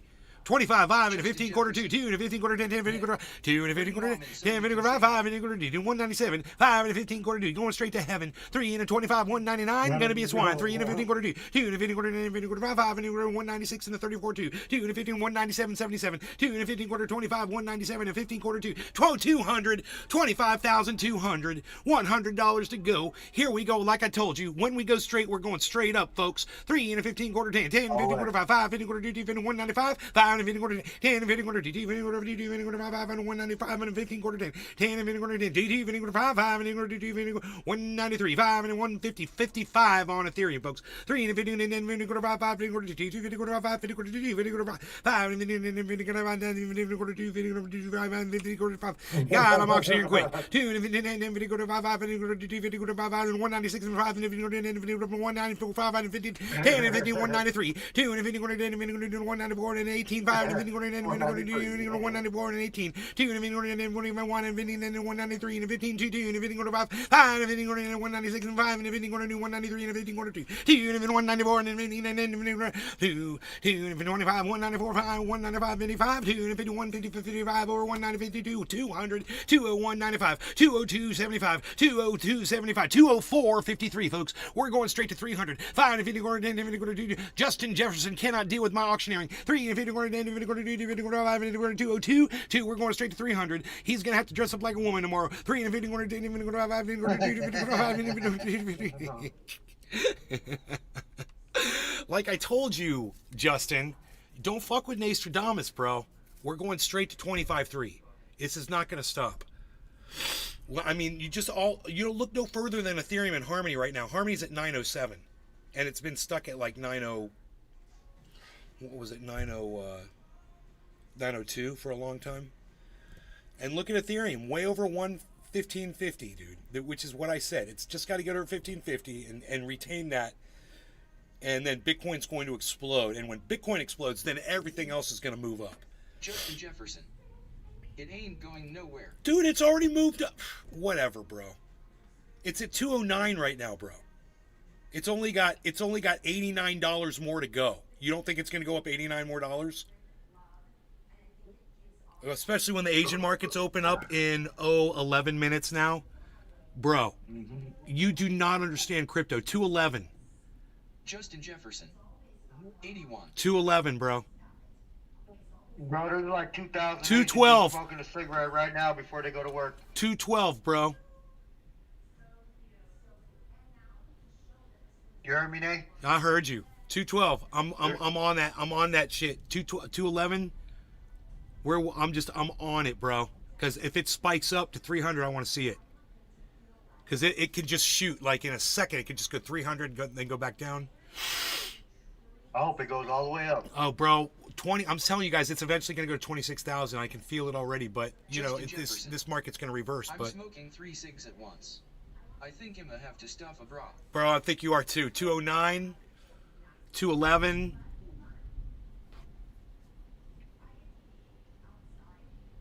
$210. But look at Ethereum at 1557, bro. That is really bad news for you.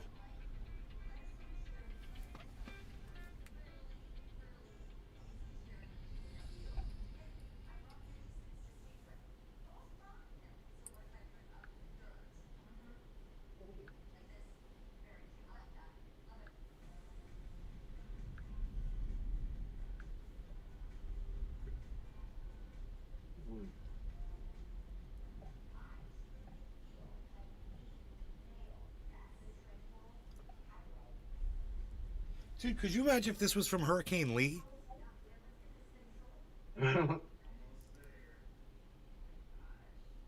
25,216 I just saw. I don't want to take my eyes off it because we're not going to know. If I look away, bro, it could hit it and I wouldn't even know it. And it could just flash back down. 208. But, you know, Ethereum's at 1557, bro. 56. 200. 201. 9 minutes till markets open over there.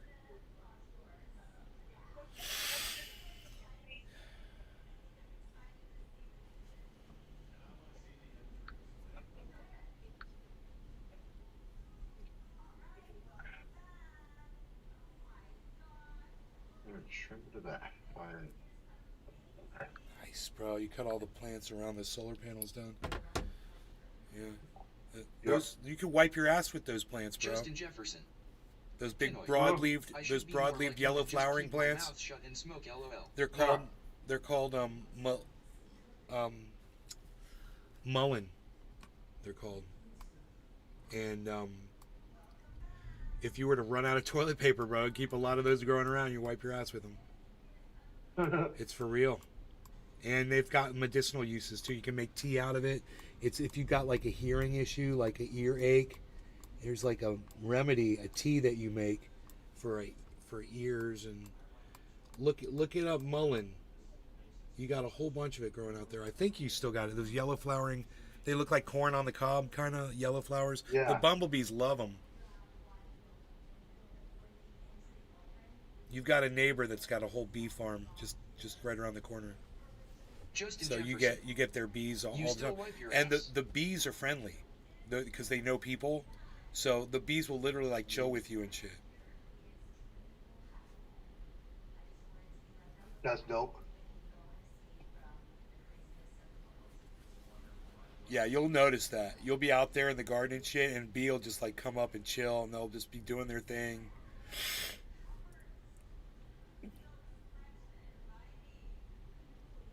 They're right through the wood. They fly straight through the woods to this other place where the bee farm is. 205, guys. It just jumped. Justin Jefferson. I 207. haven't wiped my ass since 2019. 207, 206. Asian markets in 7 minutes. 202.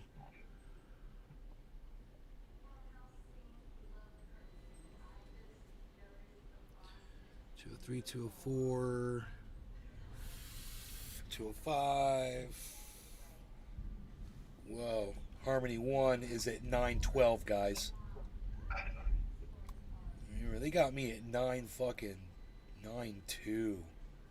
Those fuckers. Or something. So I'm screwed on that one. But the Bitcoin is up from where I got it. $100. 216. Again, 216.65. 219, guys. 219.26. 220.36. 218. 6 minutes until Asian markets open. 212. Back down to 212. 214. Yeah. 220 again, guys. 223. 222. 215.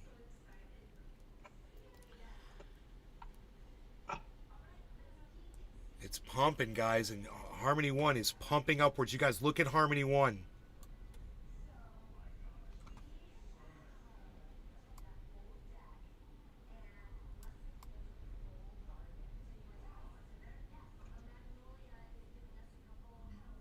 Justin Jefferson.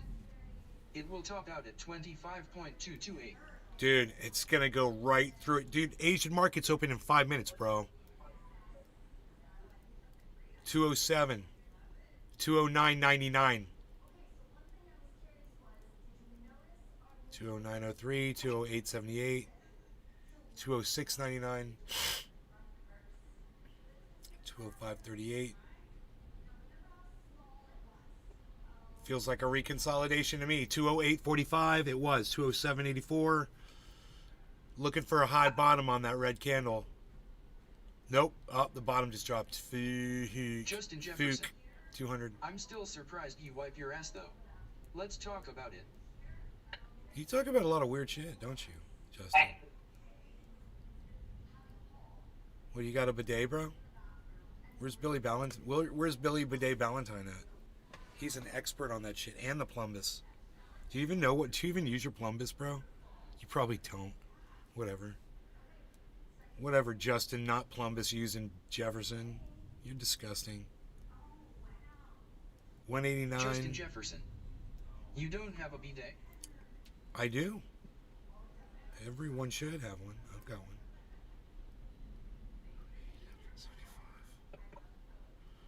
180. I don't like this 187, dude. I like this 200 shit.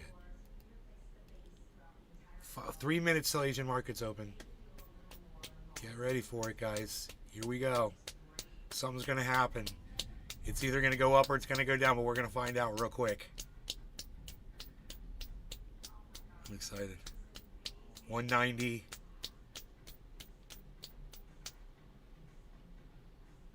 $15.56.45 on the Ethereum.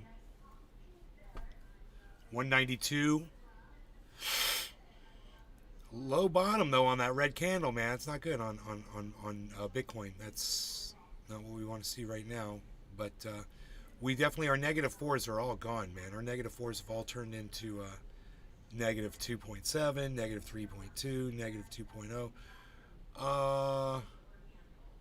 Bitcoin was at -2.5. Justin Jefferson.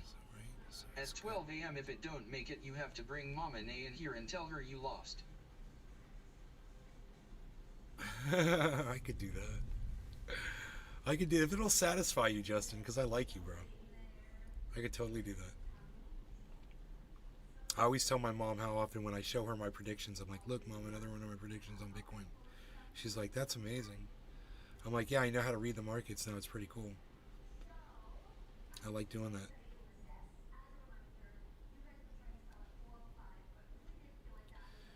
$15.56 Ethereum. It's down a little. But all of our 4s are gone. We're at -1.94 Cardano. -2.73 Matic. -288 Harmony 1. Now -278 Harmony 1. Ethereum -320. And Bitcoin at -1.95. Movement upwards. Does she pinch your cheek and tell you good job, Benny? Pretty much close enough. Not really, but she kind of ignores me, actually. 25,191.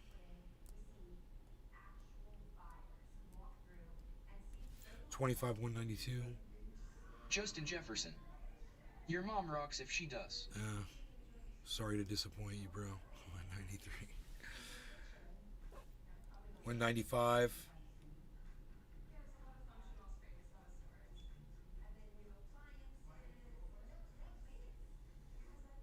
193, 191. Asian markets open in less than 1 minute. 193. Are you guys ready?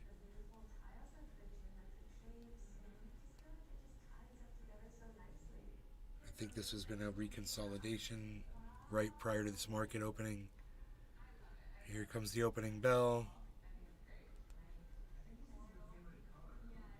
Ding, ding, ding, ding, ding, ding, ding, ding, ding. There's the opening bell. 197. Watch this. 199. Boom. Dude, I'm telling you, it's all going to explode right now. Watch this. Here we go. We're going to get right into 200 territory. Watch this. 199.52. Well, 267. 207. Tropical thing. 267. Let's go BTC. Hey, Tropical. 267. 267. Okay, 557.20. 201.44. 201.72. 557.34. 202.28. 557.34. 557.35. 202.91. 557.36. 205.50. 557.53. 206.7. 557.80. 206.07. 557.86. 209.06. 557.81. 557.51. 557.59. I think we're good.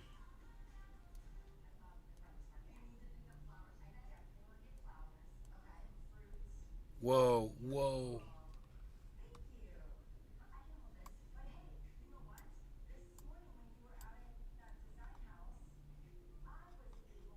Crazy shit going on over there.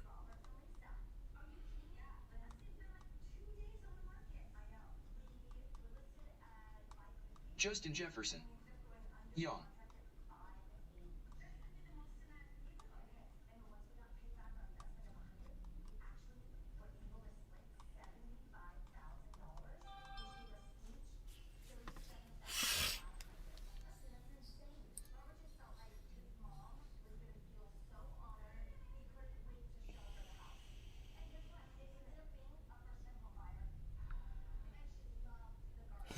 Hear what Donald Trump is threatening to do if reelected. That would kind of be fun. You guys want to listen to that?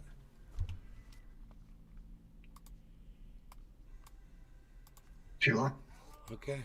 Let's see what he's threatening to do if reelected.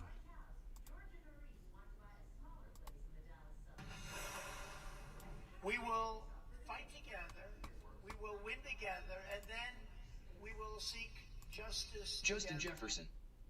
Nick. Donald Trump It's delivering going down, something bro. of an ominous speech on Saturday night, providing a bit of a preview of what a second Trump term might look like with him back in the Oval Office. Trump accused Democrats of allowing an invasion of migrants and trying to restart the COVID hysteria.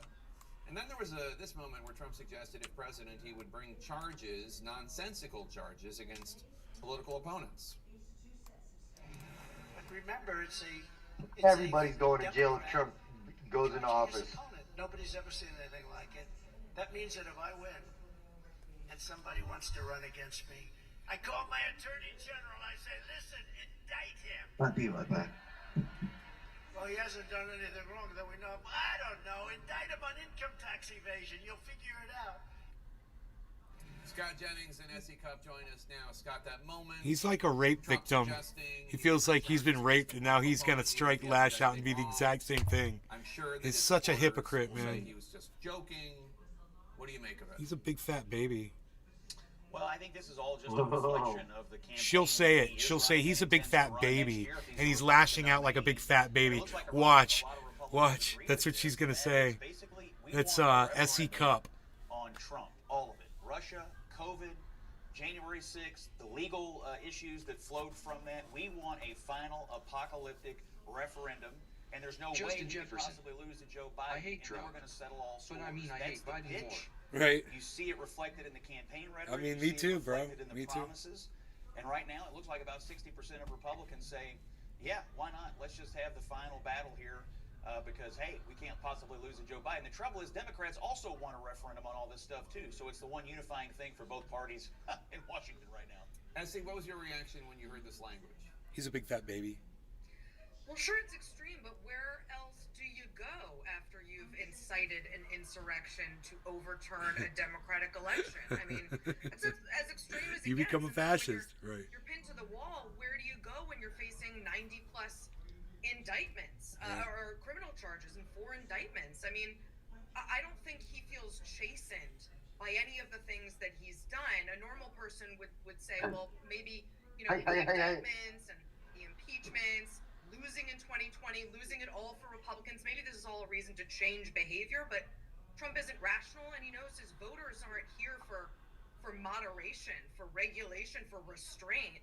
They're here to see more of the Trump show, even if it sends him to prison, even if they're voting for him while he's in prison. They're here to see more of the Trump show. It's so idiocracy.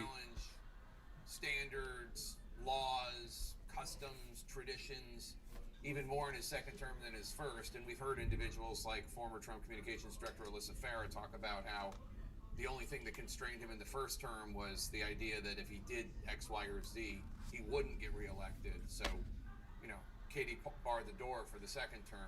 Are you worried at all about what this might mean for American democracy? Given You're gonna order some wonton soup with egg rolls.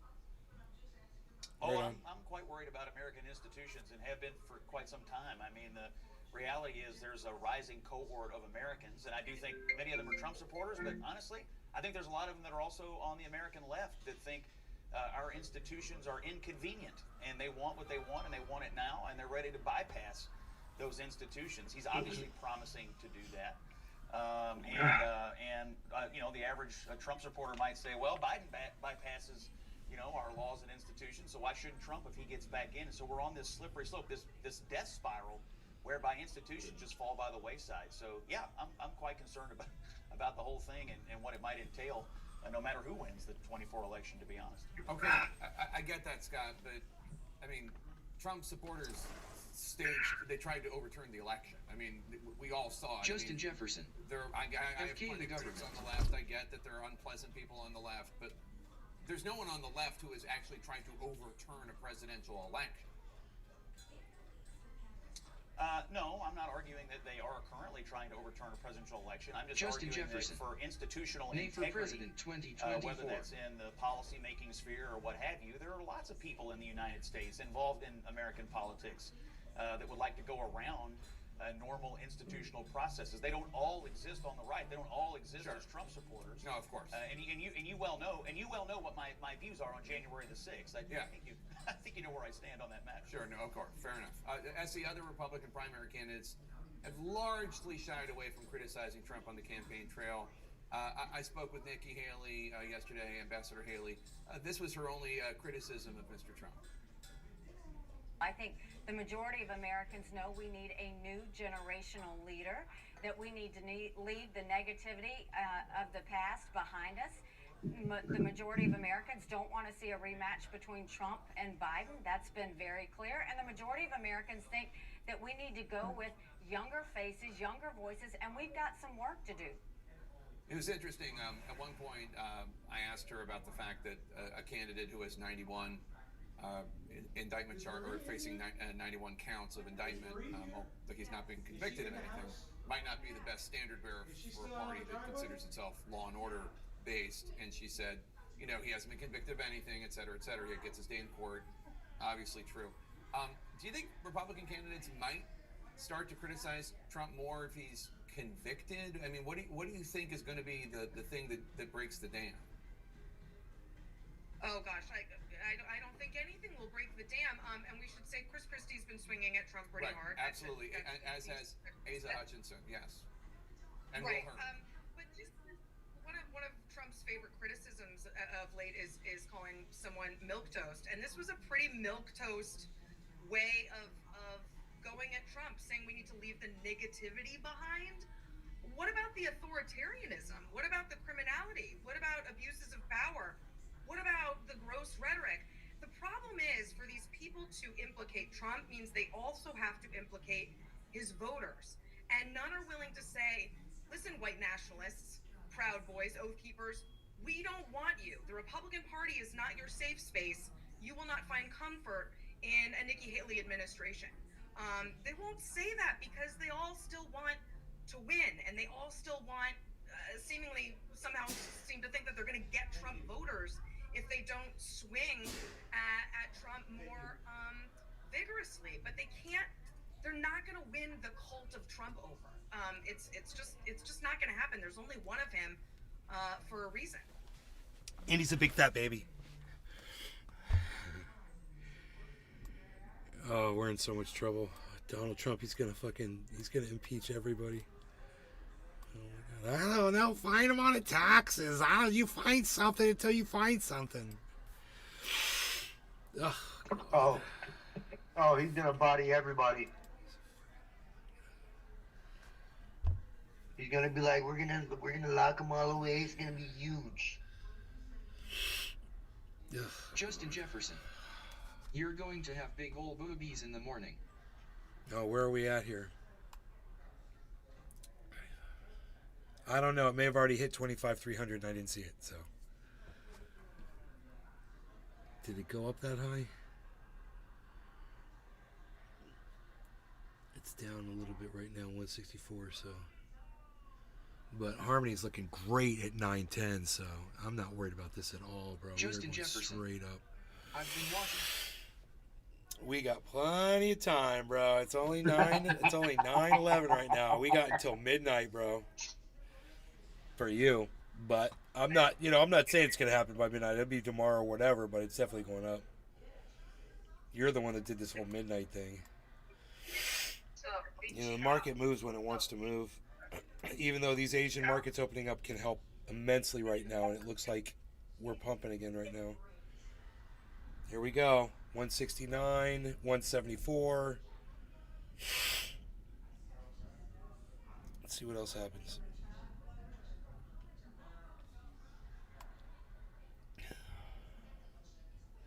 $179. Justin Jefferson.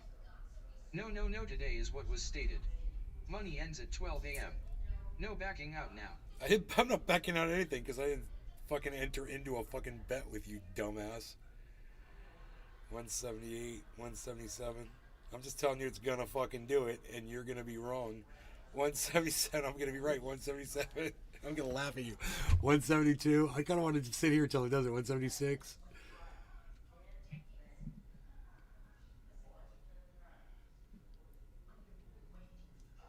Your -4s are all -2s now, bro.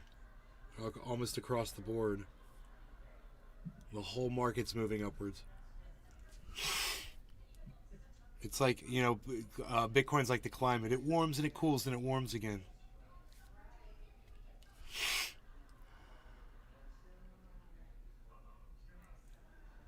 $181, dude. 186. 184, 185, 186, 185, 184, 185,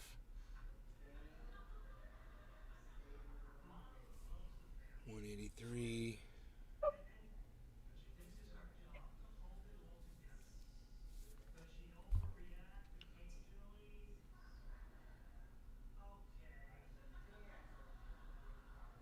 Here comes some volume. Wait for that volume pump, baby. Wait for that volume pump, baby.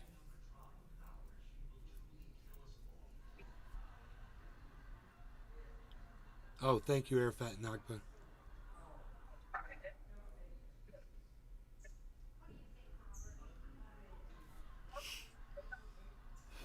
Justin Jefferson. Been waiting. Well, we've got plenty of time, so get comfortable.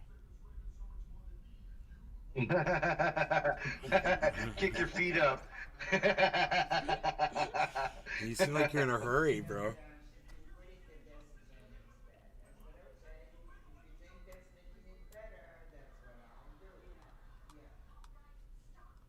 Justin Jefferson. Oh, I'm naked and comfy, Bubba. TMI, TMI, TMI, TMI. Red alert, red alert. Will Robinson danger. Will Robinson danger.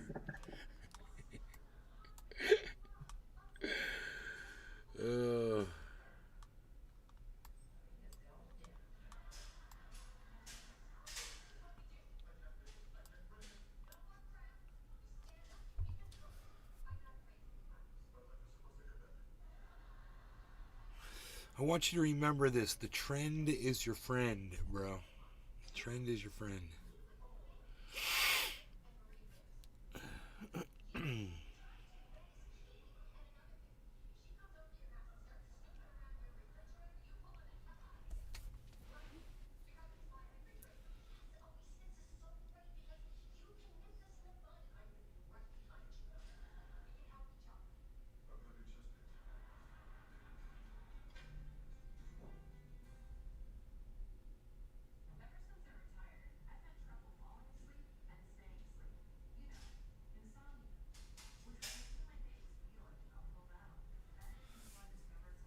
I want to eat my dinner. Maybe we'll turn on a video while this is all going on. Let me see what I got here. It's to Offazia.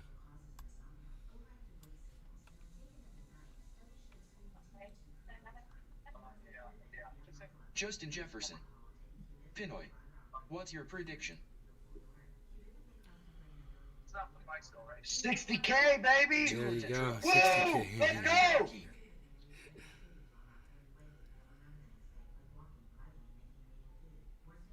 To the fucking moon, dude, so we can go traveling. You know what I'm saying? To the moon, bro.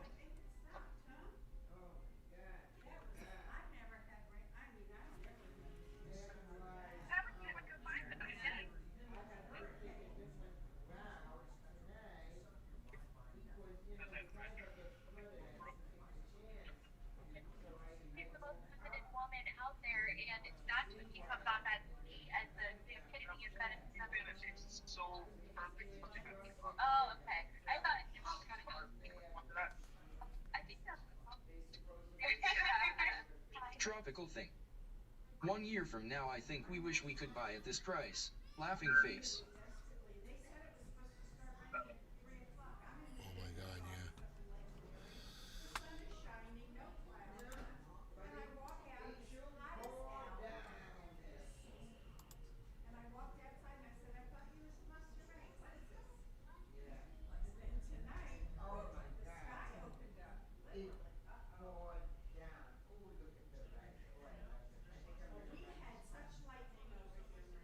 The UFO had bodies inside. Yeah, sure it did. Oh my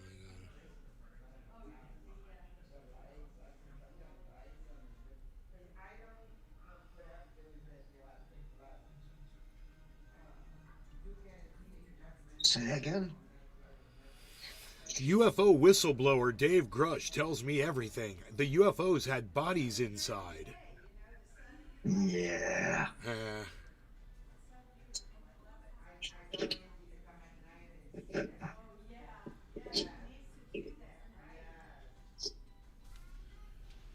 Something's fucking flying around here. Oh, is it a mosquito?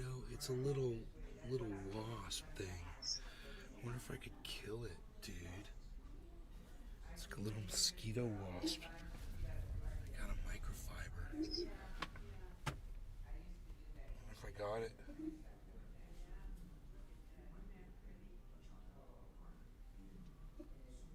I hope I did. I don't know. I don't see it, man. It probably landed in one of my bongs.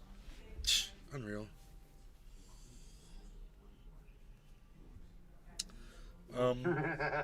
Yeah. Right.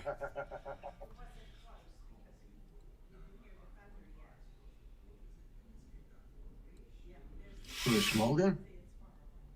I'm gonna eat. You go ahead. I'm eating a sandwich. The yield curve has never done this before.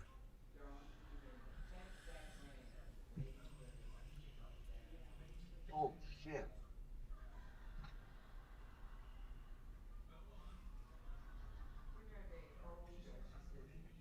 Mandelbrot fractal zoom. Is that what we were watching yesterday? That trippy shit? Well, unpacked.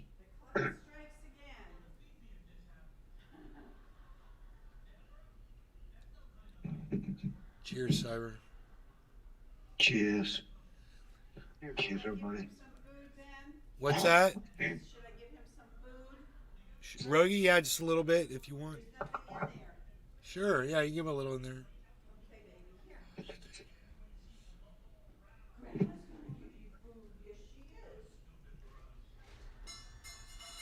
The epic housing market crash.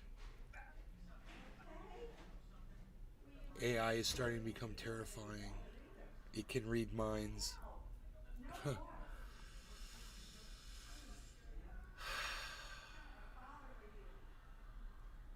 Tula Tetro. Little men's gone rogue.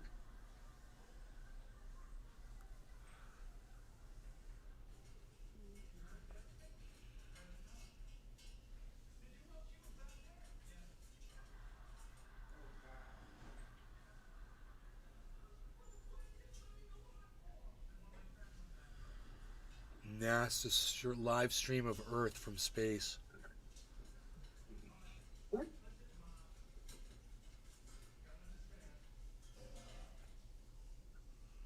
That's badass.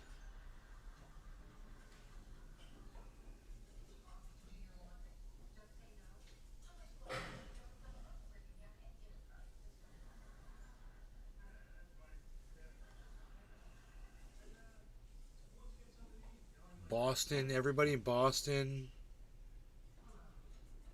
Quebec, you guys get ready for that hurricane. It's gonna hit y'all.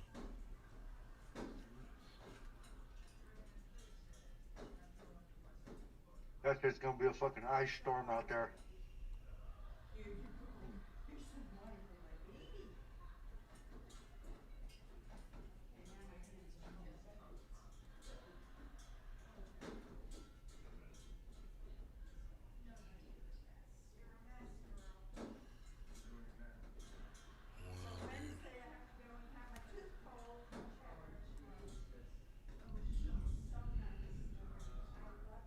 Google heads to court in landmark antitrust case.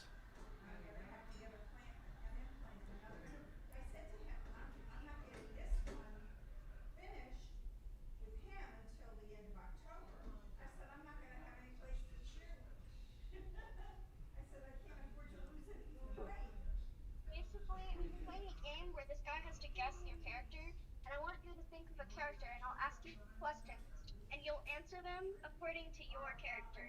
Okay. Like, What do you mean character? think of like a character.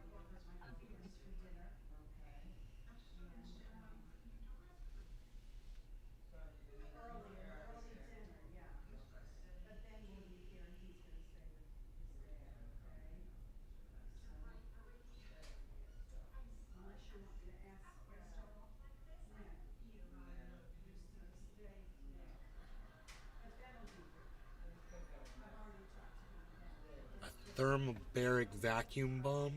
What, dude?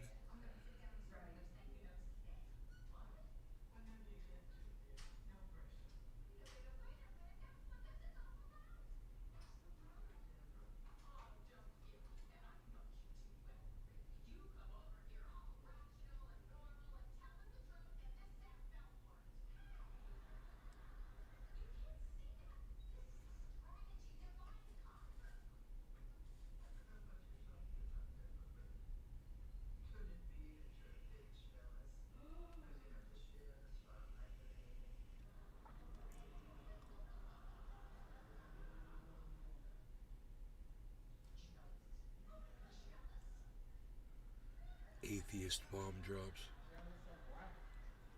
Homemade jetpack. 2 hours ago, why I'm bullish on We Bitcoin. know, for example, Here we go. that fair value accounting is coming, but it's not here yet. It's gotta Michael wait, Saylor.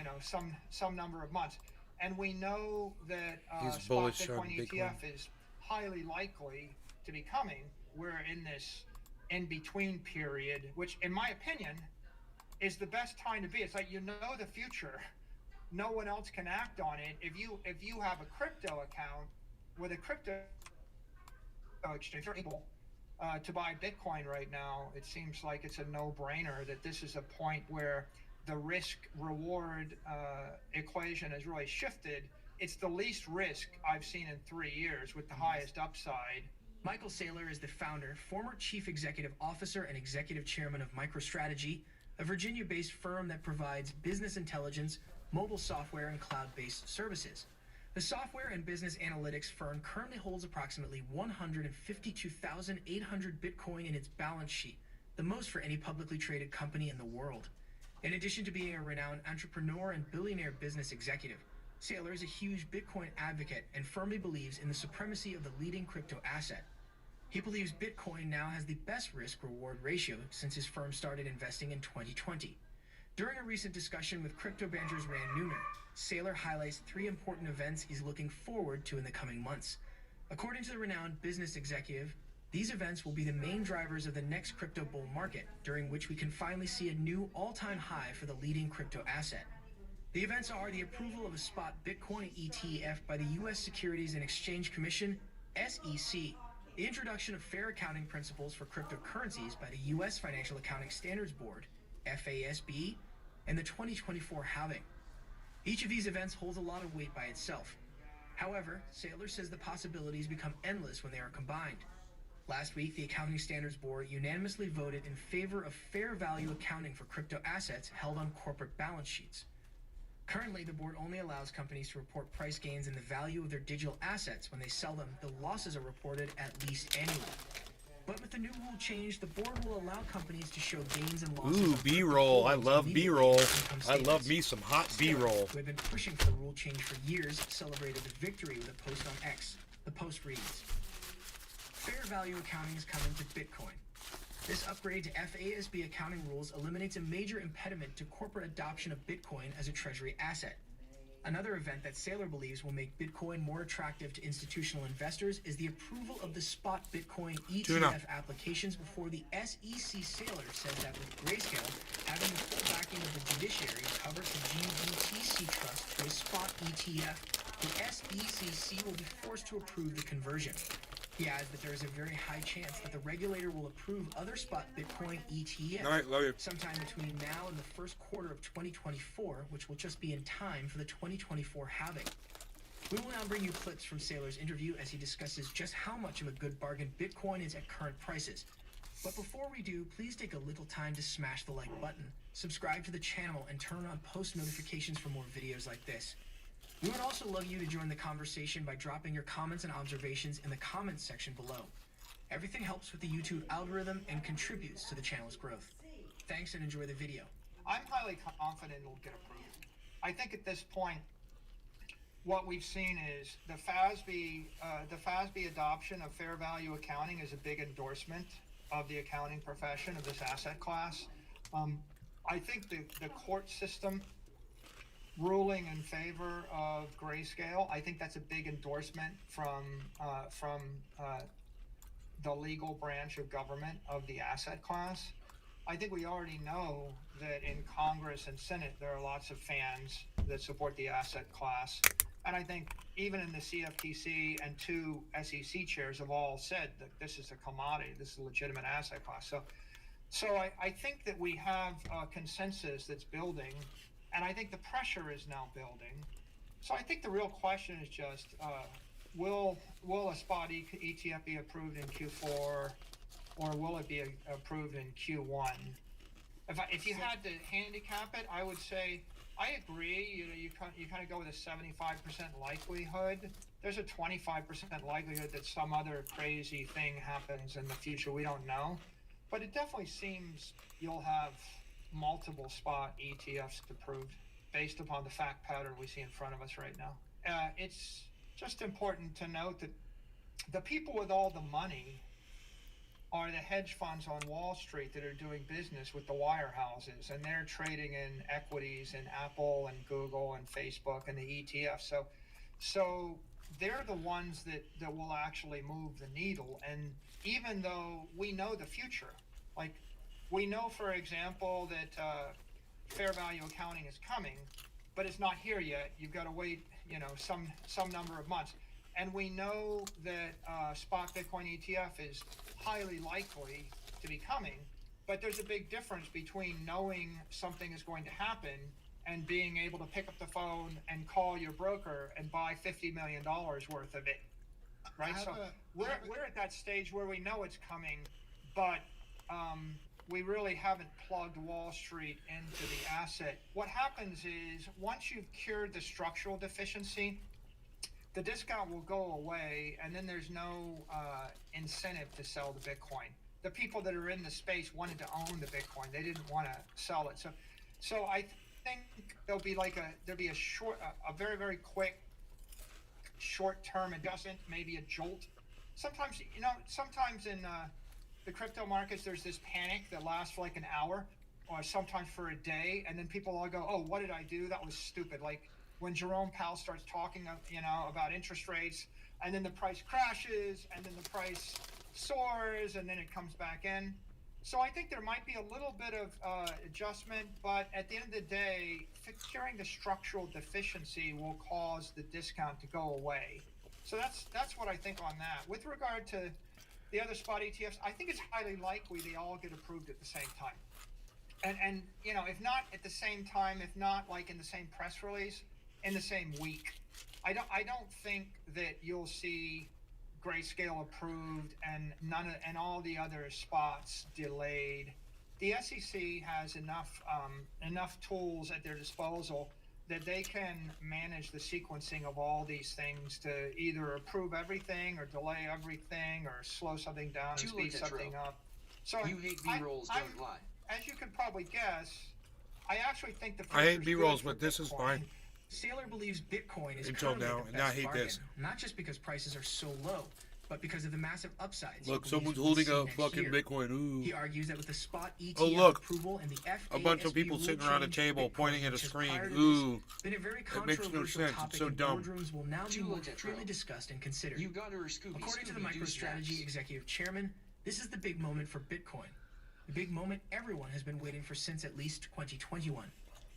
Ex-fund manager and macro analyst James Lavish nicely summed up the problem and why the new rule change is such a big deal in a post from November. It reads, most companies are widely held and not controlled by one majority holder, unlike Michael Saylor and MicroStrategy. The career risk for those in charge is just too great for them to dive in and allocate their treasury cash to Bitcoin in lieu of straight cash or U.S. treasuries. According to reports, the board is expected to formally approve final language later this year, and companies would then be free to adopt the new standards.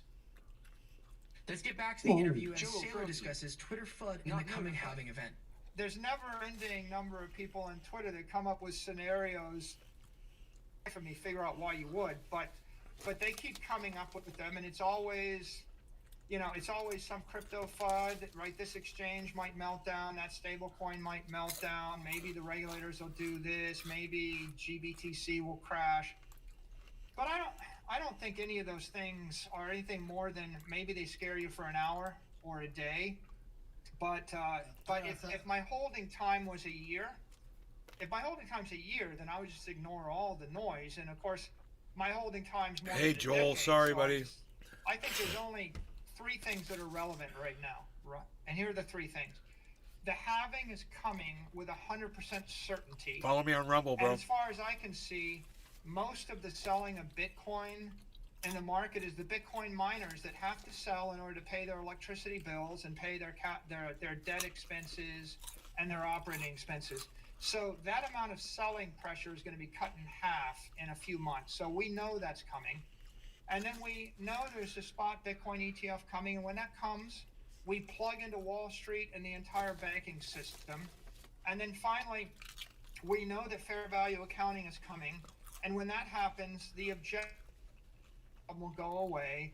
And now you're going to introduce this as a conversation into hundreds of boardrooms.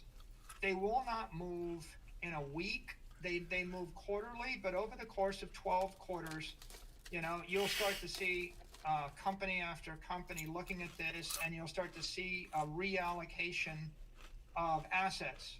Right? At the end of the day, corporations only hold 2 assets. They hold cash and they hold bonds. And so if Bitcoin is available as an asset, pari passu to a bond, then you'll see a reallocation from bonds to Bitcoin. And then in the institutional investor side, you've got all these people holding real estate, holding commodities, holding gold, holding ETFs and S&P indexes and the like. And if they start to reallocate, and they will, 1%, then 2%, then 5%, then you're going to have something that's never happened in the history of the world, which is you've got an ETF on a commodity that is scarce. Every other ETF in the world is on an asset that is not scarce. It's inflationary.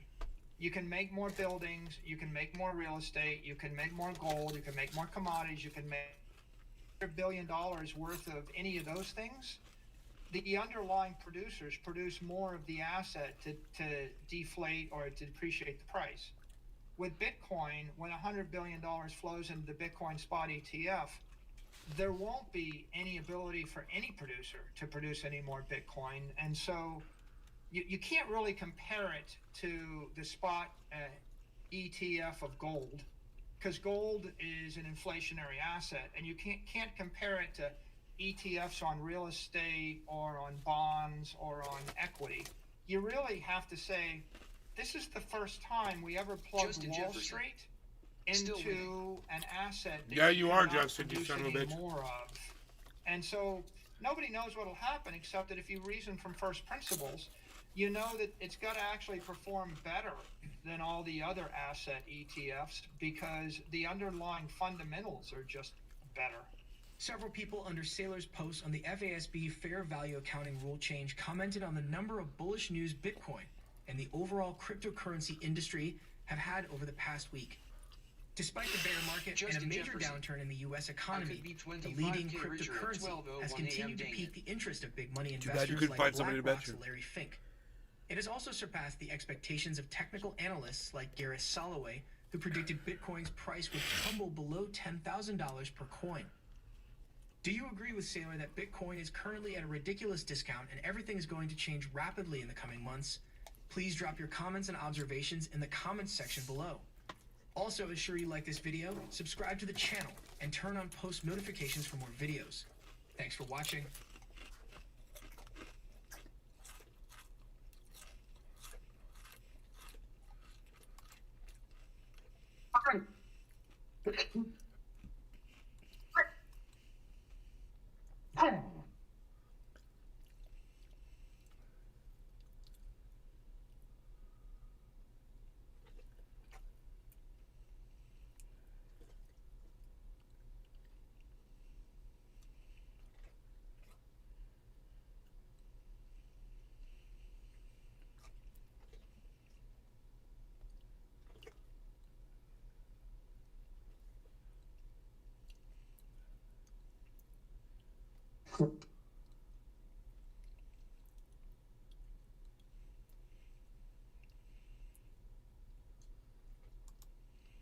This is alarming.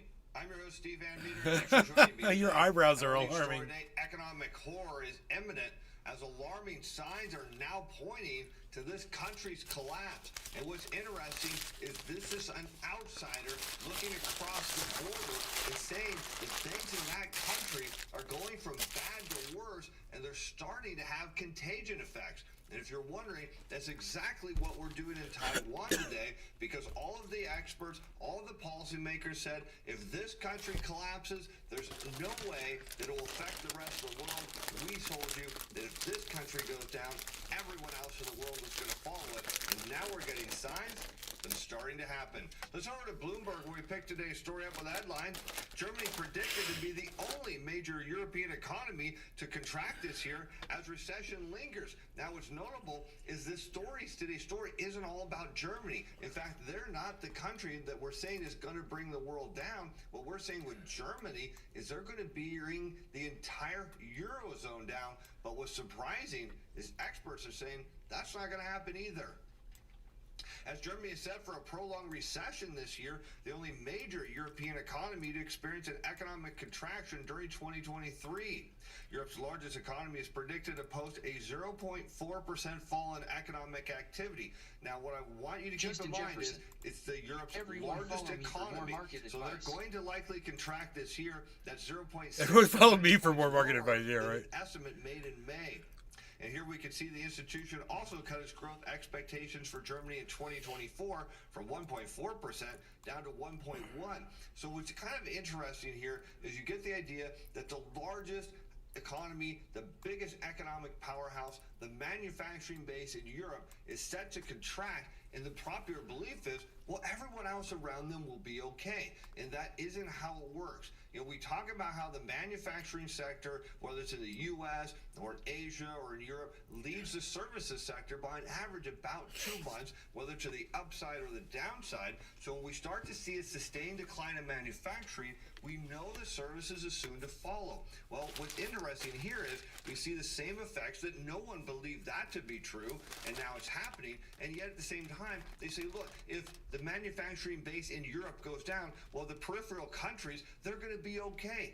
Not going to happen at all. It's just they're okay right now. As Germany's situation differs crucially from the trouble of 1995 to 2004, first, they enjoy record employment, high demand for labor, and the most comfortable fiscal position of all major advanced economies. That makes it much easier to adjust to shocks. But if you may recall, last week we talked about the flash PMIs. We had the data from the manufacturing sector and the services sector out of Germany, both of which we covered on the show.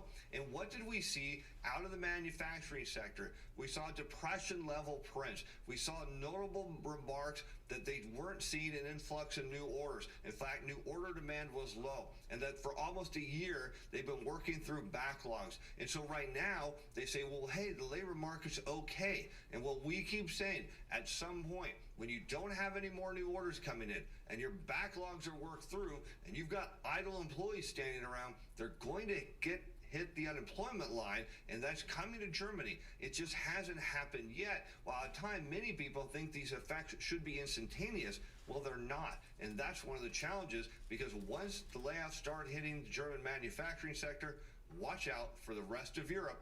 It's coming.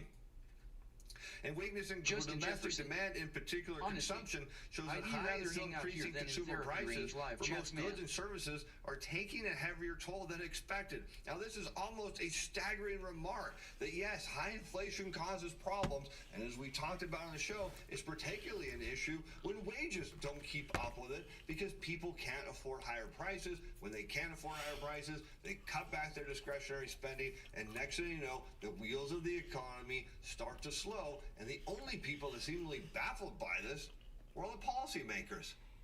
And high inflation continues to be one of the main challenges in the bloc.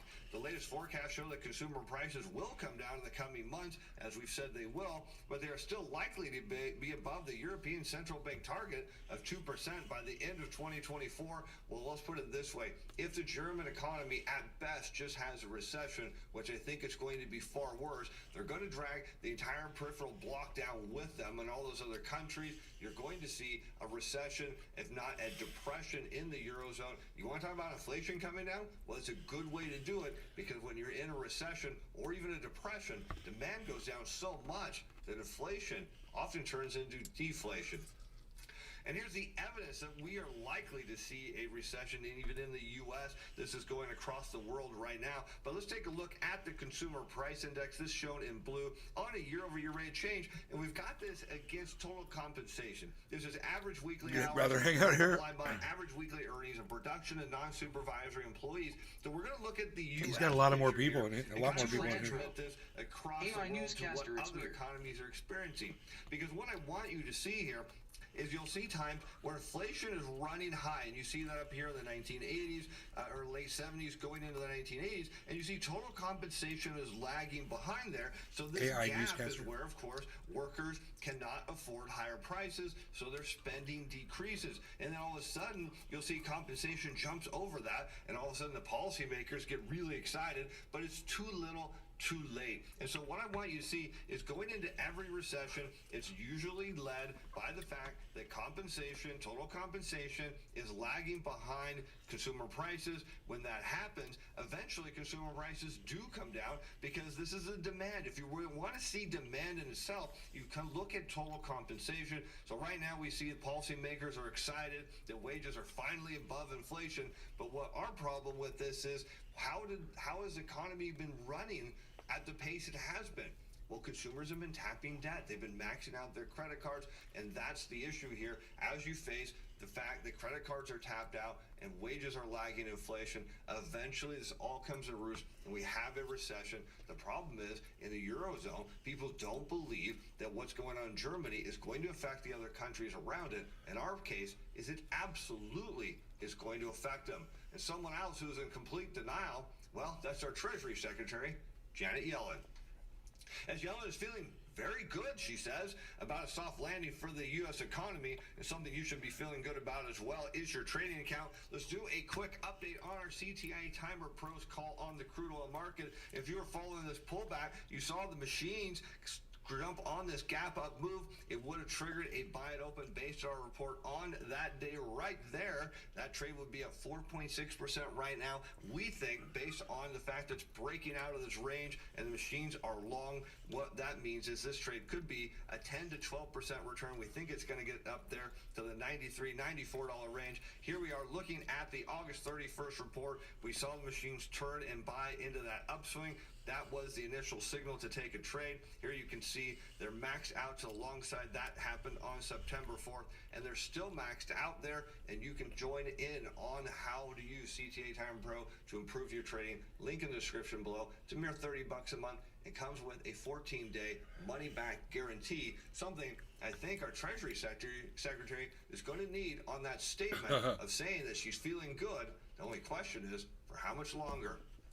And here you can see the 10-year Treasury constant maturity against the 2-year. This is a yield curve. So we take the 10-year, subtract the 2-year. When this inverts or goes underneath the black line, well, that's when bad things happen. And according to Yellen, she's feeling really good about where monetary policy is at, as we'll get into what she says here in a little bit. But I want you to see that she believes inflation's coming down. Well, it is, because anytime the central bank inverts the yield curve, we set down the motions. No, man. We're going on. I'm telling you, it's going to go. Inflation. You can see it here in the late 80s again. Then, of course, you see an inversion. And yes, inflation did go up, and then it comes crashing down, because the yield curve doesn't tell you with a time that it's going to happen immediately. It just tells you at some point in the future, demand's coming down. And sure enough, we see that, going into the dot-com bubble, into the global financial crisis, heading to the pandemic, which remember was a global slowdown, and now we're seeing it again. So we're making the case that her feel good about whether we're going to have a soft landing is likely going to change in a big way, because if we look at what she's saying here, she's saying that the data is hailing a slowing in prices. Well, that is true, but the question is, are we going to see a soft landing? Well, the CPI, when you see these big decelerations, well, you'll notice they happen during recessions, or they lead into recessions. So now let's take a look at this chart here, where we overlay the 4-week moving average of initial claims, because we're going to talk about the labor market as well. When you see these inversions, what normally happens? People start losing their jobs, and you see this repeat. These inversions lead to layoffs, and sometimes they happen right at the same time. And so you see it happen here again in the late 80s into the 90s. You see it happen here in the early 2000s. You see again the yield curve invert going into the global financial crisis. Layoffs happen there. You start to see it right before the pandemic, and you're seeing it now. You see it almost at the time of inversion. We bottom out on the initial claims. They're headed higher. Everybody thinks over time they're headed back down. We're making the case that everything is going the other way. But look at this. She says, every measure of inflation is on the road down. Now, we've made that case that this is true. This is correct. She also highlighted that while the U.S. unemployment rate increased in August after reaching the lowest levels in more than half a century earlier this year, that jump wasn't caused by a large wave of layoffs. And she's right. It wasn't. It was caused by a small amount of them. But what we're making the case is that things are building here, and that we're going to see a material shift in the economy, particularly when all that pandemic money dries out. And then I think at the same time, we're going to have the effect of those student loan repayments resuming, not to mention the effects of higher interest rates on credit card minimum payments, at a time we know that most people are maxed out on their cards. Yellen reiterated the view that China's policymakers will still scope to step up if needed to support the economy. Of course, any former central banker always thinks more support is needed. As Xi Jinping's team has taken a number of measures to loosen restrictions on property market, but stopped short of broad stimulus packages for consumers or sweeping interest rate cuts. And she says, I think they have quite a bit of policy space if they decide it's necessary to use it. They've made what seem to be like relatively small adjustments in monetary policy, suggesting that if they hired Janet Yellen to be their chair of the PBOC, she'd probably be slashing rates and encouraging massive amounts of stimulus, because what she's telling us in this report is, while she doesn't see the U.S. economy heading into a recession, we're making the case we're not going to see a soft landing. We're going to see something far worse. If we're lucky, we'll just get out of this without a financial crisis. But given the health of our banks at this time, it's highly likely that we're going to see tens or dozens of banks fail in the future here, and that's going to be a problem, telling us that we're headed for a recession and a financial crisis at the same time. But as we know from Janet Yellen's past, who could not see the housing market blow up in her own backyard, she's saying, look, over there in China, they need to do something. But in this case, she's absolutely right. But as far as what the Fed's going to do, well, they think they need to tighten some more. As Fed's Williams says, policy in good place. Must be. Dave.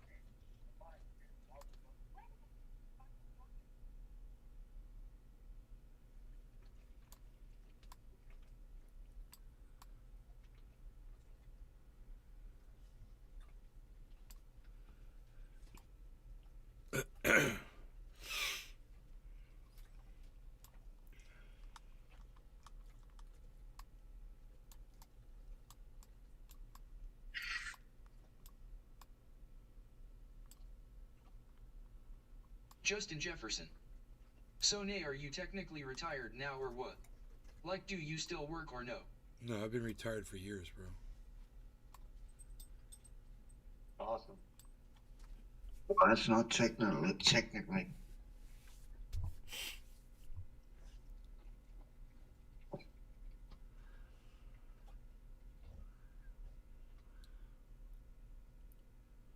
Dude, I'm I've worked so much in my lifetime. Manual labor, all kinds of stuff.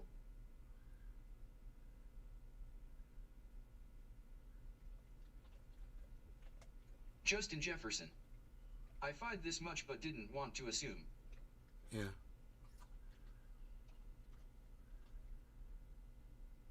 So you didn't want to make a bet about that?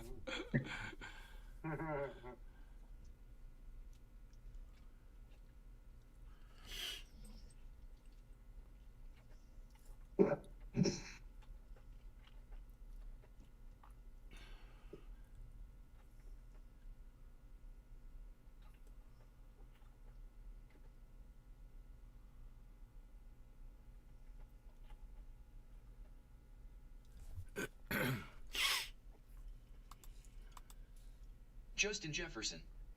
Buddy, you'll bet on anything. I know you will. We can see that. It's dangerous. Let's see what fucking Crypto Kid's bottom Hey, is. kids, and welcome back to another video. Today, Bitcoin is seeing a drop towards the downside. Now, we have been talking about this potential drop for the past couple of days, especially on this channel, and I have been warning you guys. Justin and Jefferson. we're finally seeing this drop I'm on winning. Bitcoin. You are winning. And I was able to catch this short earlier on today, just a couple of hours ago, and currently we're at 9% profits on Bitflex, which is not too shabby. This is, of course, the low capital account. I'm waiting for the bull market to, of course, I don't like shorting Bitcoin. Shorting Bitcoin is against, it's against our overall concept and ideology. I'm personally a Bitcoin maxi, so I never enjoy shorting Bitcoin, but of course we got to trade with the markets. So this is pretty cool. 9% gains is pretty cool for the time being with low capital especially. So this was just a 5x leverage trade, and if you guys want to be trading Bitcoin as well, I'm currently trading on Bitflex. I think it's a pretty cool exchange. They had a very cool UI upgrade with X leverage, etc. So if you want to give it a go, you can use the link in the description below. It's also no KYC at the moment, and you'll be able to participate in future giveaways that we hold with Bitflex. And if you want to trade on Bybit, it is a KYC exchange, but it has a larger array of alternatives, and you can watch how to trade on Bybit using the card above over there. And you'll get a very nice deposit bonus if you decide to do so too. So are we gonna have a bounce back towards the upside? What's gonna happen? Why is this happening? We're gonna talk a lot more detail in today's video. For your information, I just put my stop loss to my entry point, so this will be, in the worst case scenario, a break even. I would usually take profits, but it's just an amount that really doesn't matter at all.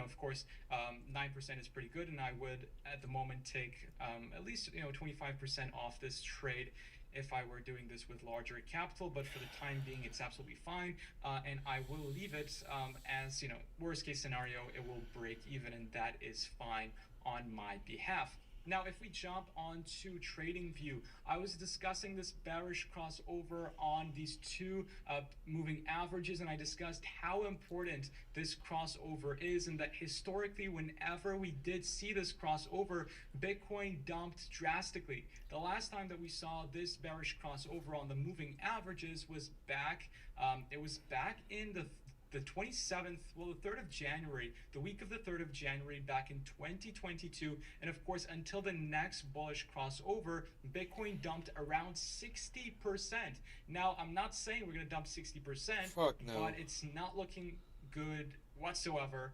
So this trading system is called Consensio. I discussed this trading system in more detail in these past videos, so do make sure to go back on my videos and watch them if you haven't watched them already. That is very important. But we discussed that Bitcoin on the macro looks Start saying bad, important, and that right? it will most likely, according to technical analysis, have a drop towards the downside, which is what we're seeing at the moment. Now, let's put on our SARs. So yeah, weekly doesn't look good at all. If we have a look on the daily time frame, we're kind of seeing a break of this triangle, if you want to call it. Oh, it's already there. There we go. It's kind of loaded. So we are seeing a break of this, if you want to call it, descending triangle. We're trying to see the break towards the downside here. We're still in the very early stages, so this may end up being a wick. And take notice that these moving averages are trying to cross bullish again, but if we continue falling, then this bullish crossover will not happen on the daily time frame, and we will most likely end up dumping towards the $24,000 level ranges. So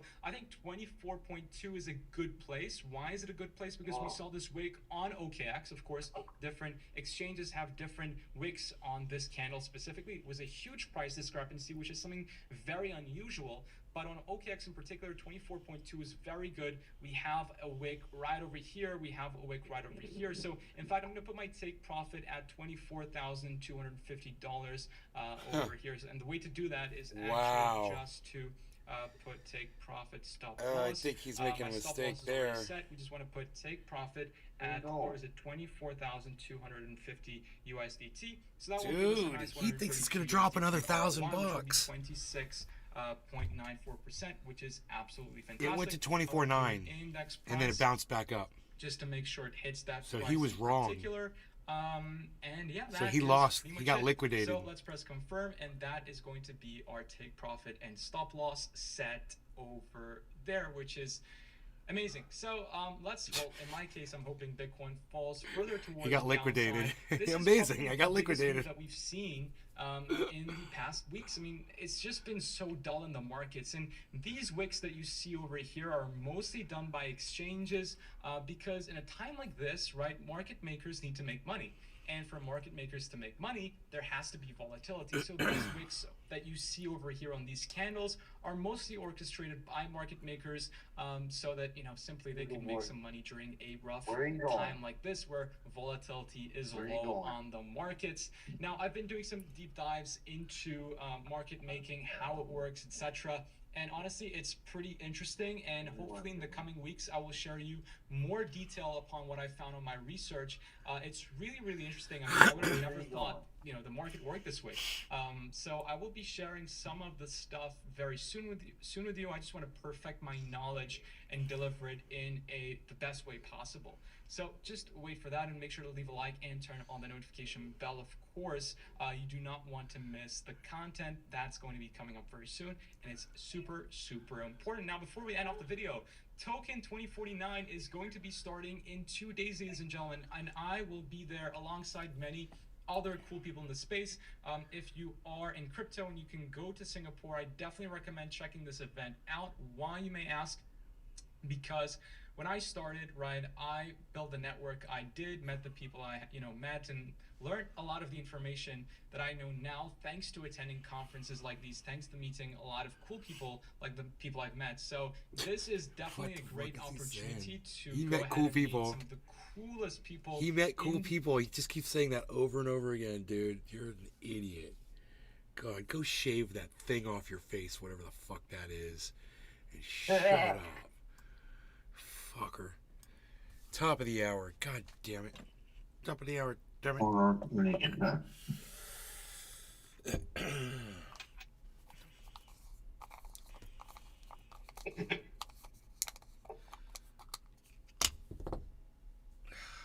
Son of a bitch. Justin's gonna eat his words when that bitch goes up to 25, 26, 25,000 fucking, what did I say, 300? You're gonna shut up quick when that happens. But I will say this, it did go up to 25,235, which is pretty close. 60, what is that, 60, $65 away from my prediction. I know, it was a crazy storm. I'm glad it's over. Is it past you, Dave? Is it gone? Did it knock out your power or anything? You knock out your power or anything, buddy? Did you get your power All right, knocked I'm out? back. Alright, cheers, Cyber, Panoy, Dave Fishing, Justin. Justin bets on anything. Jefferson, cheers, everybody. Cheers, bro. Cheers, good night. Cheers, everybody. Dave Fishing. Cheers, brother. Slowing down now, just tons of water.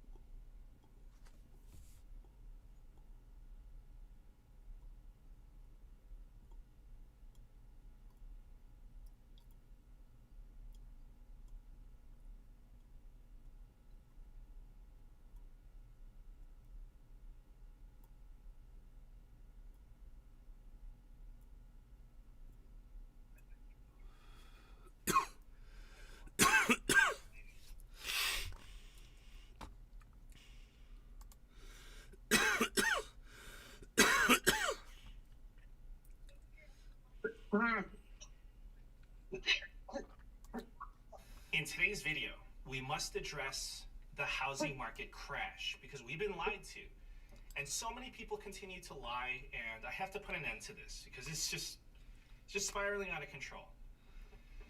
So here's the situation. Ever since 2021, I've been saying, you know this, I've been saying that there's not going to be a housing market crash in 2022. I said that there won't be a housing market crash in 2023 either. So I gave the details. I was very specific about it. I said that the housing market nationally would fall 10 to 15% from its peak. It fell by 11% and then went right back up to record high levels. Damn. Now, I must explain the housing market situation to people that still don't get it. And this includes the fake gurus on YouTube that are clickbaiting people. And I'm going to be as nice and as gentle as possible regarding all of this. So as I said, I predicted the housing market accurately for 2022 and for 2023. For the past 2 years, some of you probably have seen this, people have been making videos about me criticizing my prediction. I've counted 54 videos of people saying that my prediction would be wrong. Wow. So that's flattering to know that there's at least 54 videos out there about me, about my prediction. And most of these fake gurus, they've been deleting their videos about me, probably out of shame, probably out of embarrassment, after they realized that I was right. That's funny. So I'm going to give you one example. I want to show you this video of a fake guru on YouTube. His channel name is RJ Talks. So I am not doing this, so I want to be clear about this. I am not doing this to make fun of fake gurus. I'm going to explain how I got it right and why they got it wrong. I'm going to explain the current housing market situation. I'm going to give you the stats and the facts. We're going to go into all that. So again, I just want to emphasize this, that I am not doing this to make fun of them, that they got it wrong, and I'm not taking a victory lap that I got it right. No, I'm doing this strictly for educational purposes. Okay, so this fake guru, RJ Talks, made a video about me 10 months ago. The title of the video is Clear Value Tax is Wrong on the Housing Markets. So using my name to get views, typical clickbait, fake guru type of behavior, so I'm not surprised, very unoriginal. So he's criticizing my housing market analysis. So keep in mind that this video is 10 months old. So let's roll the clip. Alright, so I came across this video by a creator, Clear Value Tax. For those of you who don't know who he is, he's a large finance channel creator on YouTube, and he usually makes videos just of the facts of the topics that he's covered. But when I came across this video a few days ago, which he created last week and released last week about the U.S. housing market, I was surprisingly disappointed with his analysis. Now, normally, he does a really good job breaking down the topics that he covers, and I would recommend that you check out his channel if you haven't already, because like I said, he normally does a very good job, but in this specific video, felt it was important to explain the flaws in his analysis and why, in my opinion, the housing market crash or the correction is going to be much worse and will be much worse than he explains. Okay, so this fake guru said that he was surprisingly disappointed with my analysis. It's been live for 4.5 hours. It turns out that I was right, and it was actually scary how accurate and precise I was. So let's take a look at the headlines in August 2023, so just a few days ago. U.S. housing market recovers, hitting record value. August 2023, home prices hit record highs in nearly 2/3 of major markets.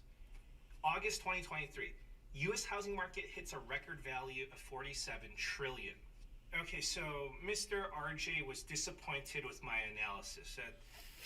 That doesn't mean much to me coming from a fake guru. But I want to tell you how I got it so right and what you can expect in the housing market, what you can expect to come, because this is an educational channel. And there's a lot of fake gurus out there. They're running wild. They're acting a fool. So They're acting a fool. These charlatans with statistics and data. But I want you to see this part of RJ's video and keep in mind that this video is 10 months old. All right, so here's the first clip that we're going to watch together. Take a look. Some people are shocked that we have not seen a housing market crash by now. As I explained about 5 months ago, we're not going to have a housing market crash because of economics 101, the basics, supply and demand. Will home prices go down? I believe that yes, they will. Will they crash? Nationally, I would say that that's a low probability unless you consider a 10% correction a crash. During the last housing market crash, home prices fell 33% nationally. So, okay, we might have the greatest housing market crash of the past 10 years. Like, oh no. That's like saying I'm having the worst day of my month. All right, so this is the first thing that I vehemently disagree with Clear Value Tax on. The current correction that we are experiencing most definitely will see home prices fall much more than 10%. Now, as I've been saying on this channel for months now, we can expect to see home prices fall at least back to pre-pandemic levels. Now, most likely we will see a larger correction than that. Okay, so RJ has been saying for almost 2 years that we're gonna have a huge housing market crash. You'll see him say that, I will get to that. But before I show it to you, I want to tell you this, and this is very important. This is a warning, and I'm dead serious. Fake gurus come in all shapes and sizes. So sometimes they look like Sam Bankman-Fried. Other times they look Paul's like here. Revenge of the Nerds. So don't let RJ's meek and Harry Hey, Potter Paul. fanboy demeanor Justin, Paul's fool here. you. His data What's analysis up, buddy? is another thing. It's subpar. Justin but I'm Jefferson. going to let him finish 2 his hours. nonsense. Yep, So 2 check hours. this out. Now, there's a lot more that we're going to get to about what he says, but I want to explain something first. I know a lot of people want to look at the Great Recession and say that the current housing crash will not be anything like that. We don't have bad mortgages like we did back then, et cetera, et cetera. But what these people don't seem to understand is that you don't need the same conditions that we had back then to have a monstrous crash in the housing market. The current housing market is completely different today than it was back then, with completely different conditions that make it perfect for a huge, huge, huge price correction. Now, if you just look at the data and read past the headlines, it's clear as day for anyone looking at the data. All right, so you heard his prediction. Huge, huge, huge price correction. So remember that this video is 10 months old. He's been saying this, a housing market crash, for even longer than that. And home prices are back up to record highs. So RJ said that you have to look at the data, it's clear Justin as day. Jefferson. That's exactly what I Paul did. I ain't looked at the allowed data, here. it was clear as This day, is my and I got hangout, it right. goddammit. So RJ should have done the same thing. Okay, let's look at the data, and let's start with foreclosures. So let me ask you, do you know why there was a housing market crash in 2008 to 2010? It was because of subprime. However, it all boils down to supply and demand. Economics 101. In 2010, there were 2.9 million foreclosures in that year alone. So I want to put that into perspective for you. In the US, 5 million homes were sold last year. 5 million. So imagine what 2.9 million foreclosures in 1 year will do to supply and demand. If you have 2.9 million foreclosures flooding the market in 1 year, then yeah, you're going to get a housing market crash. So let's see how foreclosures are doing this year in 2023. So we only have the data for the first 6 months of this year. So this chart shows how many foreclosures there were in the first 6 months of each year. This year, 186,000 foreclosures. Compare that to 2010. 186,000 compared to 1.7 million. So the data is clear as day to me. Now, you can make the argument that foreclosures are climbing. Okay, so let's address that. Here's the foreclosure activity leading up to 2010. So the chart goes back to 2005. Right now, we are below the 2005 levels. If we're on a similar trajectory, this housing market crash, it needs more time to build up momentum. Then perhaps prepare yourself for the housing market crash of 2029. So I guess RJ Talks will have housing market crash content for the next 6 years to come. Yeah, great for him. Okay, so don't forget to set an alarm on your phone or mark it on the calendar. Housing market crash 6 years from now. But I want to explain this to the fake gurus. It's not going to get as bad as 2008, and here's why. So It's foreclosures Josh. are going up right now, Said right? LOL. They're going up 8% year over year. Wow. But it's even less impressive than you think. Foreclosures have been going up because there's been a backlog of foreclosures. Because if you look at 2020 and 2021, we had the forbearance program. We also had other relief options to prevent foreclosures, and they're working through the backlog. So these people, these fake gurus, probably forgot to account for that in their models. Now let's talk about adjustable rate mortgages. So less people have adjustable rate mortgages. They are a smaller percentage of the loans out there. So this chart depicts adjustable rate mortgages based on loan size. So take a look at the blue line. those are the adjustable rate mortgages for 200K to 400K in value. 54% before the last housing market crash. Right now, it's only at 10%. So take a look at the green line. Adjustable rates on mortgages, $400,000 to $1 million. Before the last housing market crash, 70%. Right now, 17%. Okay, so we covered foreclosures, we covered adjustable rate mortgages. Now let's talk about equity in homes. So currently the average mortgage holder has $200,000 in tappable equity. So essentially more people have equity in their homes. So you can make the argument that it's coming down from its peak. However, it's still above pre-pandemic levels and it's well above pre-crash levels. All right, so what do we know? Foreclosures are near all-time lows. Fewer people have adjustable rate mortgages and people have more equity in their homes. And the lock-in effect. 92% of current mortgage holders have an interest rate below 6%. 5% or less, that's 82% of mortgage holders. 4% or less, 62% of people. 3% or less, 23%. So this is called the lock-in effect, and it affects the supply of homes, and that affects supply and demand. So essentially, people don't want to sell their homes right now. Why would you want to trade your mortgage? If you have a 3% mortgage or a 4% mortgage, why would you want to sell your home and trade for a 7% mortgage? Right now, it's actually 7.5% for the 30-year fixed.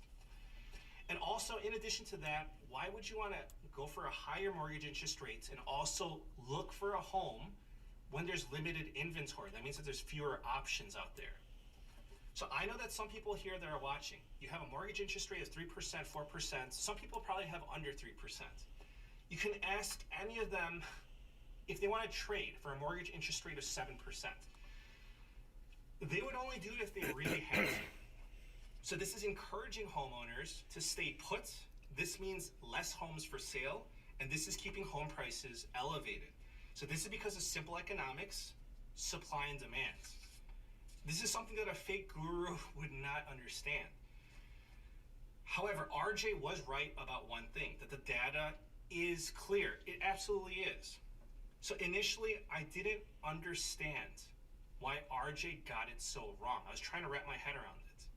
But after I saw this part of the video, it's Josh G. This part of his video, Hey, it can I all have made the link sense to this me. video? Sure. So he predicted a huge housing market crash because he was focusing on the charts like a day trader, as if home prices traded around like Dogecoin. It's Josh G. Now, I must show you Thank this you. part of the video. This is where I lost all my respect for RJ. It's cringeworthy, but please watch it for the purpose of financial education. Don't be like RJ.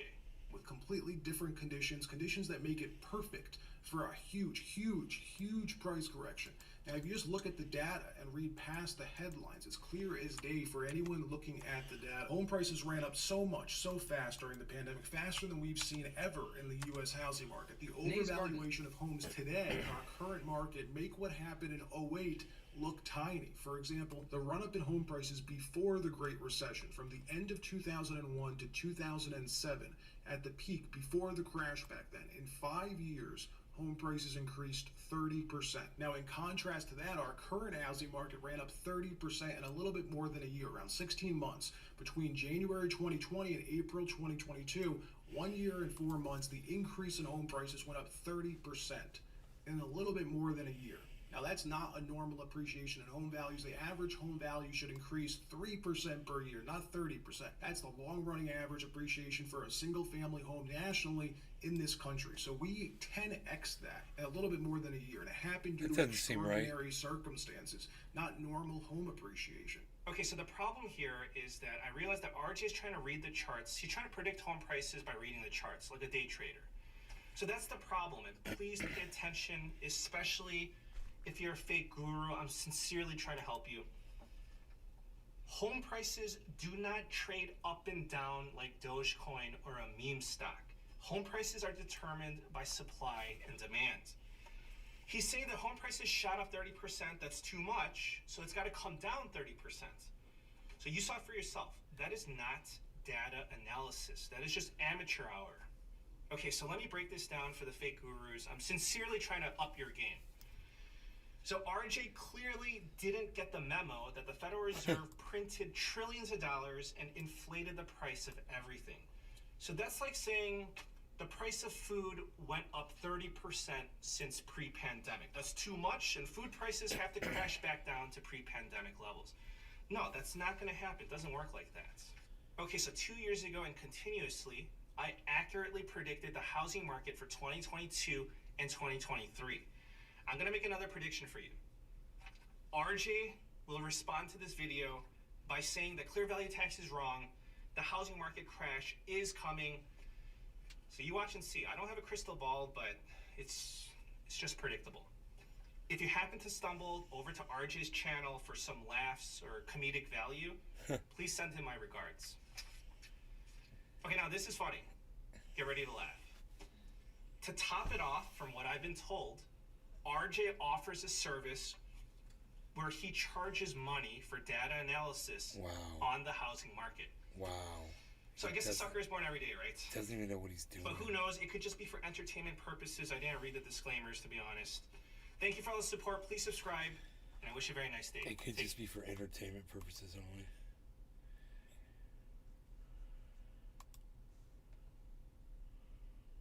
Hello, everybody. Welcome to Dangerous Ideas. Because reality, understanding reality, is dangerous these days. It's viewed as dangerous.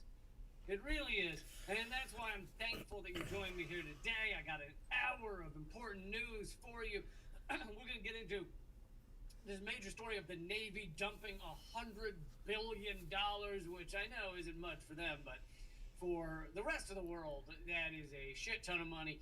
$100 billion into just a complete literal pile of shit. You'll see what I mean in a minute. Also, we're going to get into, actually, it's broken into the mainstream. So a mainstream Vanity Fair article, again, proves my statement, and I feel like I'm one of the only ones saying it exactly in this way, that the Pentagon is largely a giant money laundering scheme. That's what it should be called. And this is in ProPublica, the inside story of how the Navy spent billions is putting it lightly, $100 billion on a little crappy ship. But this is a literal pile of shit. Why do I keep saying literal pile of shit? Seems like a weird thing to say, right? Well, it's because of a new spelling of literal that I was not familiar with until I started reading this article.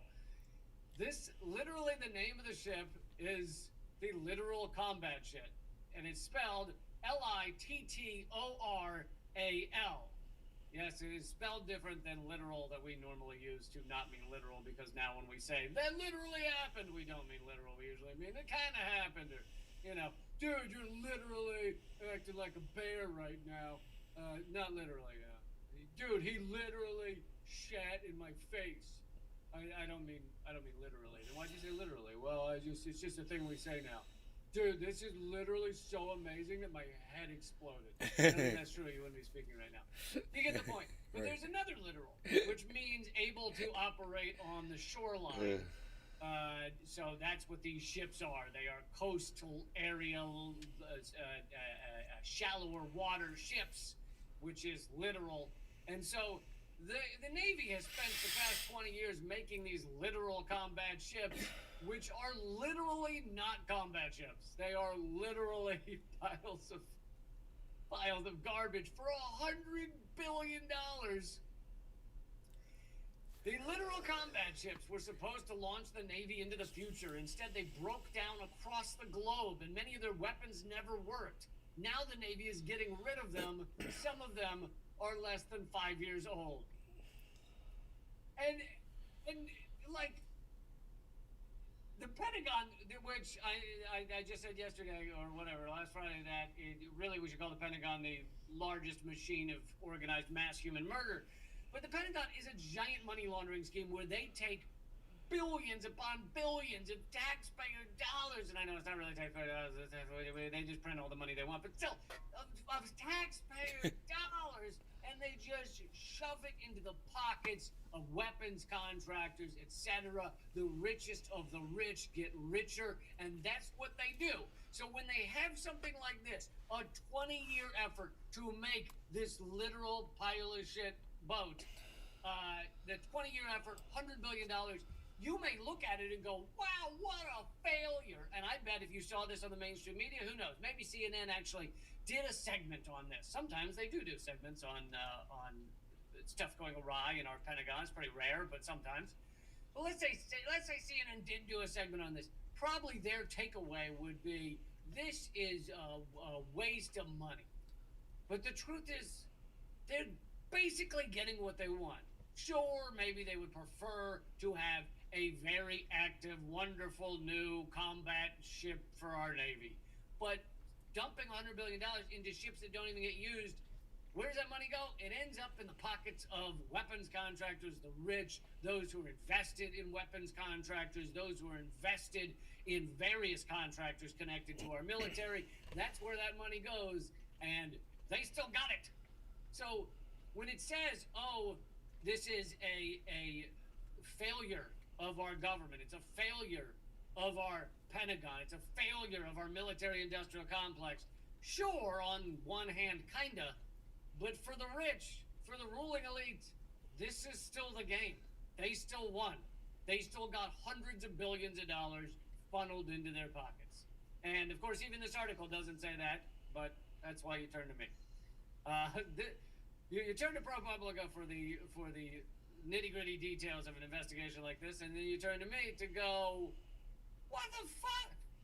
So, but it is. It's the Pentagon, the military-industrial complex is largely, sure, at times it is the fucking fist of the fascist state around the world of our empire. However, a lot of the times it's just a money laundering scheme. It just takes taxpayer dollars, not really, but you know what I mean, takes taxpayer dollars and says, thank you for those, and now there's 4 rich people over here, and we're going to give it to them. Thank you. You've done your part to protect America. The USS Freedom had its own special place within the Armada. It was one of the new class of vessels known as the Littoral Combat Ships. The U.S. Navy had billed them as technical marvels, small, fast, light, and able to combat enemies at sea, hunt mines, and sink submarines. In reality, the LCS was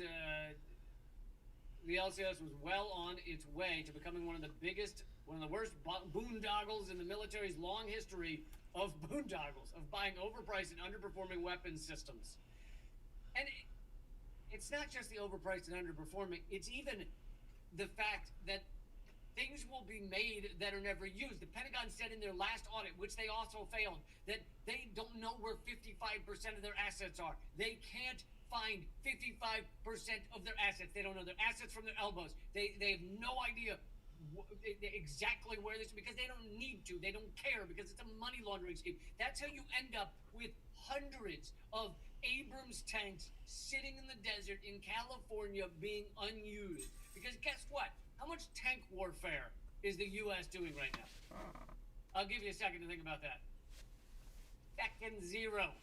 Zero tank warfare, yet we keep producing Abrams tanks because the weapons contractors get paid to produce them, so they produce them, and Congress doesn't want to decrease it, and the Pentagon never says, hey, we need less money, we need fewer tanks. They essentially never say that, although apparently they have tried to get Congress to stop allotting so many tanks. But so you can find photos. I didn't pull one up now, but you can Google it yourself. The images, the hundreds of unused Abrams tanks that are still sitting in the California desert right now, right this minute. Just a sea, an ocean of Abrams tanks, completely useless, unused, probably filled with dead mice and bees, probably just all kinds of shit living in them, you know, probably up on blocks. Anyway. Does sound like a great place to have a theme. Yeah, the reason that Justin Jefferson, desert with you hundreds learning of anything? unused Abrams tanks. Yeah, Get high out there and each get your own tank. That sounds like a good idea, right? Then they start to describe one of the ships, the Freedom class ship. A sailor described the engine room as a horror show with rust eating away at the machinery. one of the Navy's newest ships would spend the next 2 years undergoing repairs at a cost of millions. So they get these faulty ships made, finally, after over a decade. Then they don't work, so they put them in the shop for 2 years and charge millions more to fix it. Boy, sounds like a racket, doesn't it?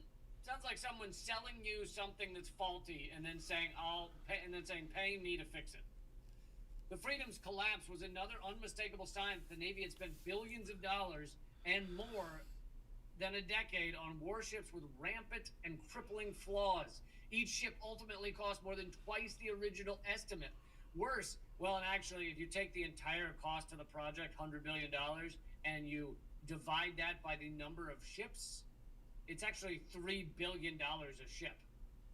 So even though they now say that each one takes $500 million to make, that may be true. If you actually take the entire cost of the project, the number of ships that have been made with it, it comes out to over $3 billion a ship. Most of them never being used. Not a single one of them has ever seen combat or anything significant. Each ship ultimately, top Navy leaders repeatedly dismissed or ignored warnings about the ship's flaws. One Navy secretary and his allies in Congress fought to build more of the ships even as they broke down at sea and their weapon systems failed. Staunch advocates in the Navy circumvented checks meant to ensure that the ships that cost billions can do what they're supposed to do. Contractors who stood to profit spent millions lobbying Congress. Oh, doesn't that sound familiar?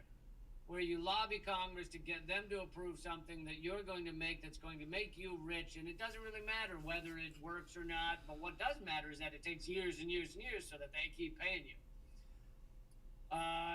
Lobbying Congress, whose members in turn fought to build more ships in their home districts than the Navy even wanted. So this is another tactic that's done with the whole lobbying Congress to dump hundreds of billions across the country, is that each congressperson tries to get the stuff to their home state, and the contractors realize if they put a bunch of states in the formulation of each ship, then all of those congresspeople are part of the project. They want it to succeed because it creates jobs and gets them money and probably gets them quiet kickbacks on the side, but of course gets them campaign contributions, all those things. So, for example, the F-35, which was the biggest, it was close to $1 trillion boondoggle for the military. That was the biggest one. The F-35 had parts made in, I believe the number was 48 states. All except 2 states were invested in keeping the F-35 project going even as they're catching fire on the runway. So you see how this works. It's all a fucking scam. It's all money laundering, and they're all in on it. Literally every state is in on it. And yes, I see someone in the chat has noticed that a literal combat ship, also very close to the word clitoral ship, which is, that's actually the name of one of my favorite performers, honestly, at the local strip club here in Baltimore. She goes by Clitoral Combat Ship. The saga of the LCS is a vivid illustration of how Congress, the Pentagon, and defense contractors can work in concert. Isn't it nice to see them getting along? And often against the good of taxpayers and America's security to spawn what President Dwight D. Eisenhower described in his farewell address as the military-industrial complex.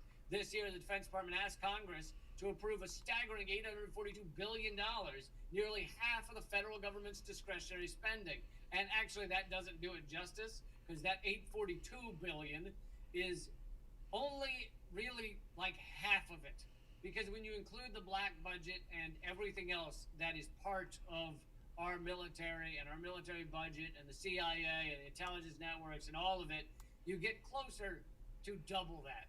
At minimum, you are well over $1 trillion a year for our military intelligence complex. The F-35, by the way, folks, please share this. I am incredibly suppressed, so please keep doing that. Let friends know about it. The fight fucking never ends, and it drives me nuts, but it's meant to drive me nuts. Isn't that the point of suppressing us and making sure you can't hear what I'm saying? But here's a key point. The F-35 fighter jet deployed by the Navy, Marines, and Air Force is more than a decade late. $183 billion over budget. Oh, and I should also give you a little bit of perspective on these numbers. I can't give you much of one because the numbers are fucking insane. But I will say this. A few years ago, they did a study on how much it would cost to end world hunger per year. If the rich countries donated an amount of money to end world hunger per year, they came up with the estimate $30 billion. $30 billion a year to end world hunger. Zero world hunger. And these ships for the Navy cost $100 billion. You could have, if you had not had this insane, literal pile of shit project for these ships with the Navy, and you instead had taken that $100 billion to end world hunger, you could have ended world hunger for 3.5 years. And not to mention, when you end world hunger, I feel like you get a lot of people to a place where they no longer are in a terrible situation. So ending world hunger for a few years would probably greatly decrease world hunger following those few years. They also did a study on what it would take to get clean water to everybody on the planet, because dirty water is one of the #1 causes of death around this planet, and they found it would cost $10 billion. So you could take the $100 billion dumped into these non-functioning ships for the Navy and get clean water to everybody around the world for 10 fucking years. Save God knows how many lives. But they're not interested in saving lives. They don't really want that many humans on the planet anyway, so why would they want to save people? The F-35 fighter jet, deployed by the Navy, Marines, and Air Force, is more than a decade late, $183 billion over budget. So that would end world hunger for what? I'm not good at the maths, but I'm going to say about 6 years.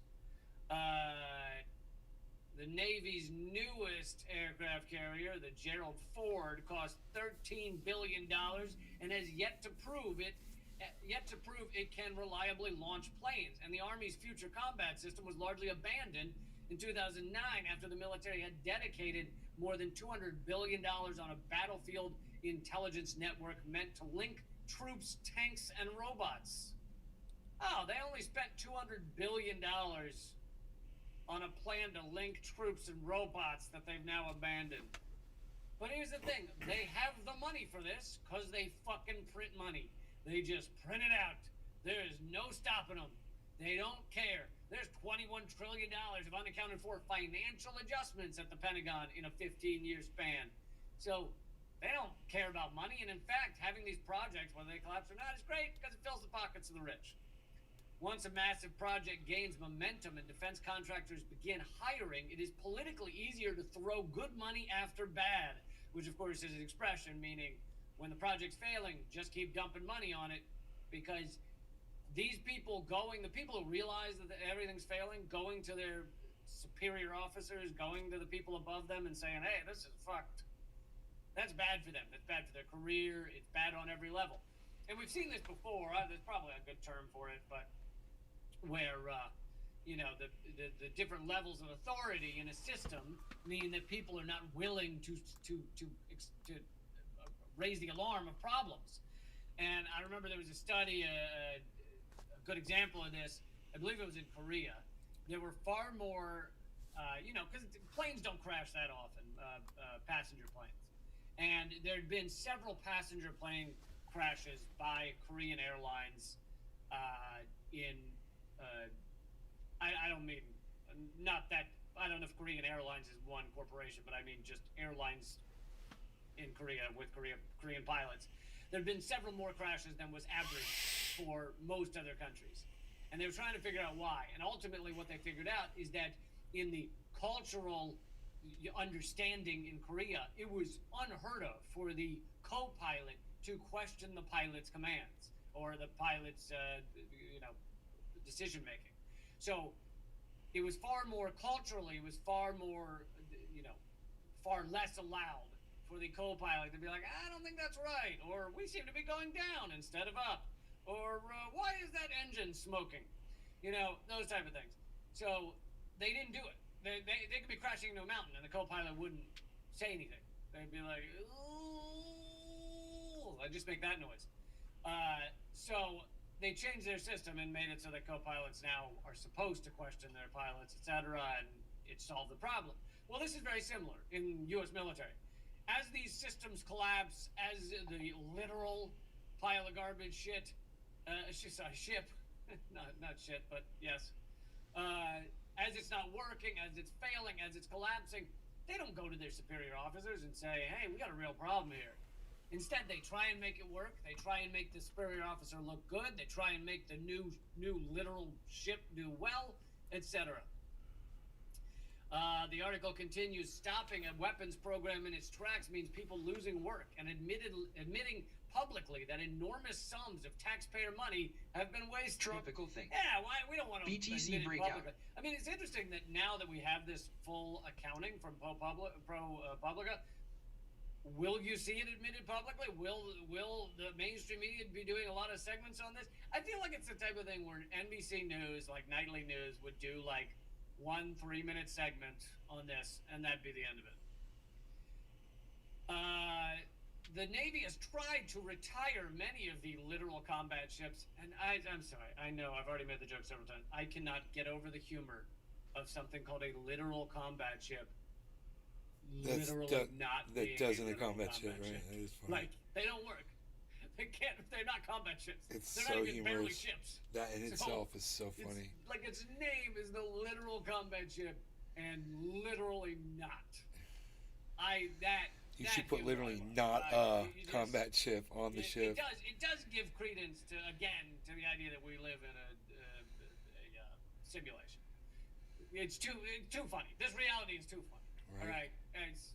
I mean, the number one community commons online has been renamed a porn name. Like, people think it's a porn site now. How funny is that? Elon Musk, the Swedish word for worm is Musk. I mean, Elon Worm. So it's just, Larry Fink is the head of BlackRock. Fink in the dictionary means detestable person. I think this is it's a simulation that's, running out of memory, and so it's just using the names that are on the nose. Anyway. Dave Ships designed to last 25 years are being mothballed after seeing less than a decade of service. The cost of the program has gnawed at John I'm just waiting for my Bitcoin set. Top military analyst in the Government Accountability Office. 539296 Nays Garden Rick Gabbs, emote 539390 Nays Garden, New York, Just realized it's almost my initials. I'm LSC. LCS as closely as anyone in Washington. And for those who don't know, the Government Accountability Office, sometimes they do, I don't know, good work, but okay work. Their job is to obviously keep the government accountable. They are mostly captured, like, they're still propping up the empire. Their job is not to go, hey, we just found out you guys are like a imperial nation, like killing millions of people around the globe. Like, that's not cool, right? Like, that's not their job. Their job is instead, That's not cool, right? So we think you wasted a couple of billion on these literal combat ships. We think that wasn't a good thing. That's their job. So it's not that they're lying. They're just only digging so deep, The lifetime cost of the, for example, the Government Accountability Office, I'm trying to remember the exact numbers. It was nearly 100, over a 15-year period, it was nearly 100,000 military and military contractor whistleblowers had tried to, had complained about one thing or another. Now, it could have been sexual harassment in the workplace, in the military. It could have been waste of money, but 100,000. I think it was a 5-year period. I don't think it was 15. 5-year period. And the Government Accountability Office had thrown out, without even investigating, had thrown out all but 1%.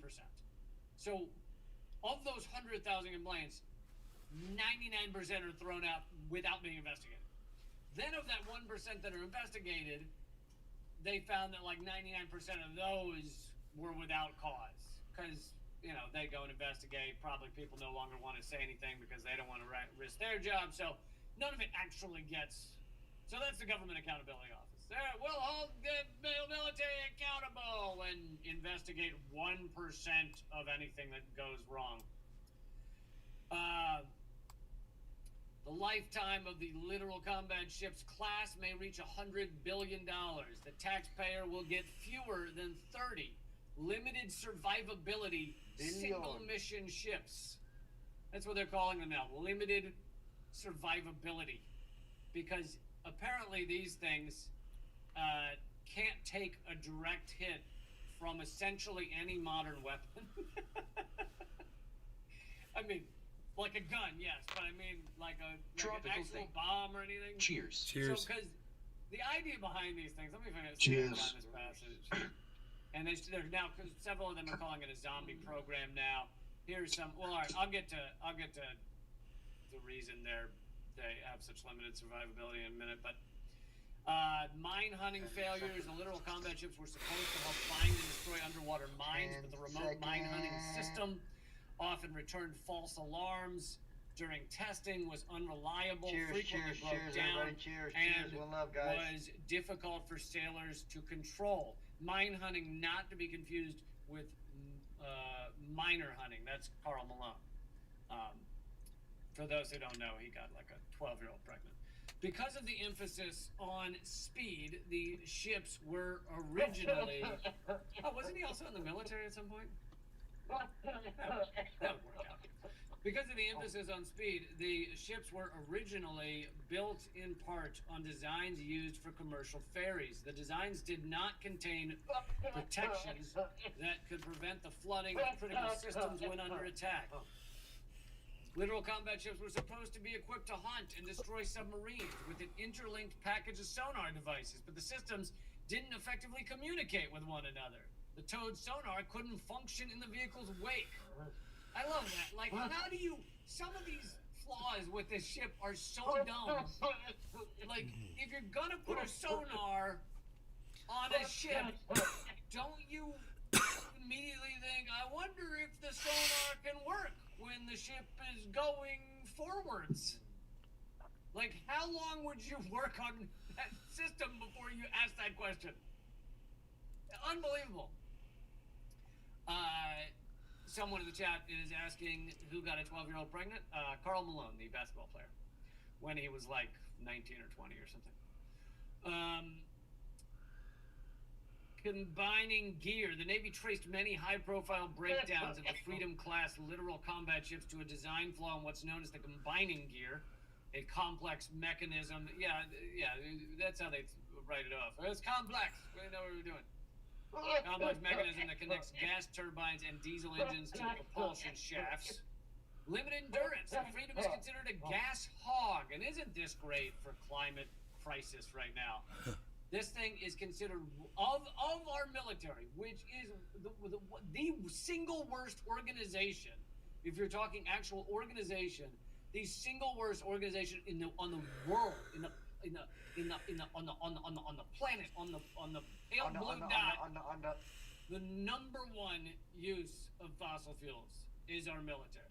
Now, not if you consider corporations. Obviously, Exxon Mobil is worse than our military, but if you consider just organizations, our military is the worst in the world in terms of fossil fuel use. And yet these ships, which they've been trying to make for the past 20 years, are considered gas hogs among Navy officers, meaning it can't go very fast for very long without running out of fuel. This creates a logistical problem for the Navy because the ship can't stray too far from its gas supply. So a lot of this happened because Admiral Vernon Clark went and saw a Danish ship. On the orders of he was looking at a Danish ship, and the Danish Navy official gave the orders. A crane hoisted the gun deck off the pier and installed it on the ship within 40 minutes. Sailors were rotating the weapon to prepare it for operation. So it took about an hour to completely shift the weapons system on this ship. No American ship could swap weapons on and off deck like that, but the Danes made reconfiguring a vessel to carry out a different mission look easy. Clark, the head of the U.S. Navy at the time. You hear that, Cyber? You guys are fucking awesome. Cheers, guys. Cyber? Smoking again? Did you hear what he said? You know what? He said that the Danish showed the Americans how to fucking swap weapons off their boats fucking in less than an hour, and really impressed this American general. Time marveled at the technology. Nice. And so he went and tried to do that, create a quick, light, small ship that could easily change weapon systems, and none of that happened. And we spent $100 billion on it. I wonder how much the Danish military budget is per year. Maybe someone can look that up while I keep talking, because I bet you it's a tiny, tiny fraction of the $100 billion we dumped into these ships. All right, well, I'm going to wrap this up, this segment, because I want to get to that president who was assassinated in 1963, Blonde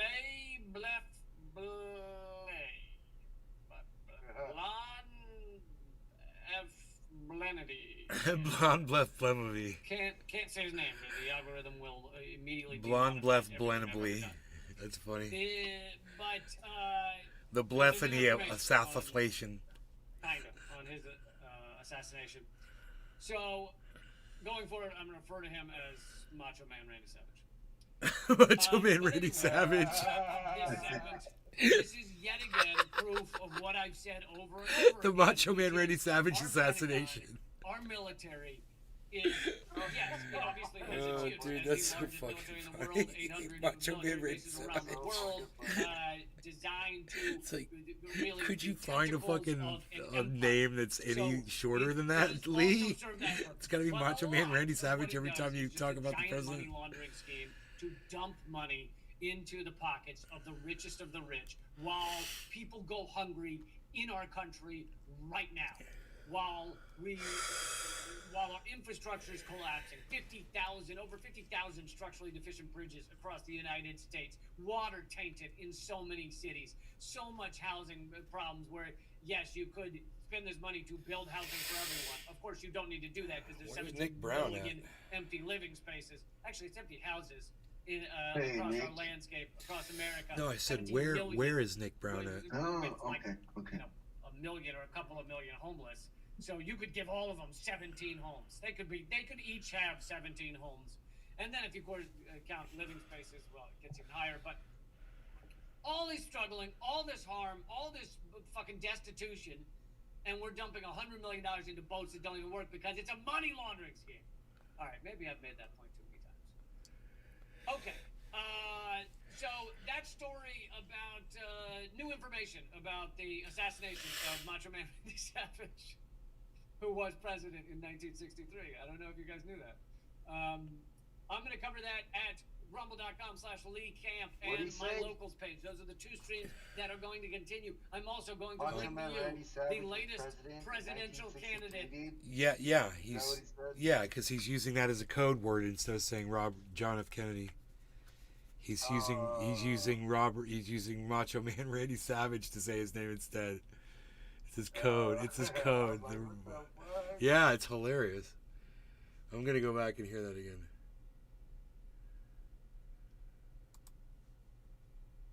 Who was president in 1963? I don't know if you guys knew that. So that story about new information about the assassination of Macho Man Randy Savage, who was president in 1963. I don't know if you guys knew that.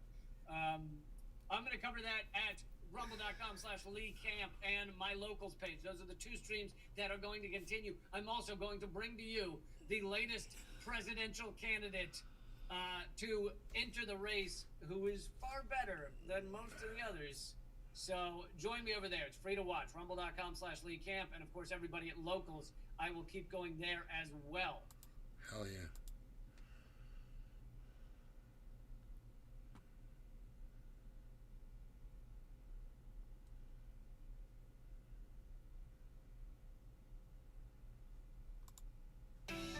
wants to make Taiwan part of the mainland, but would prefer not to have to go to war.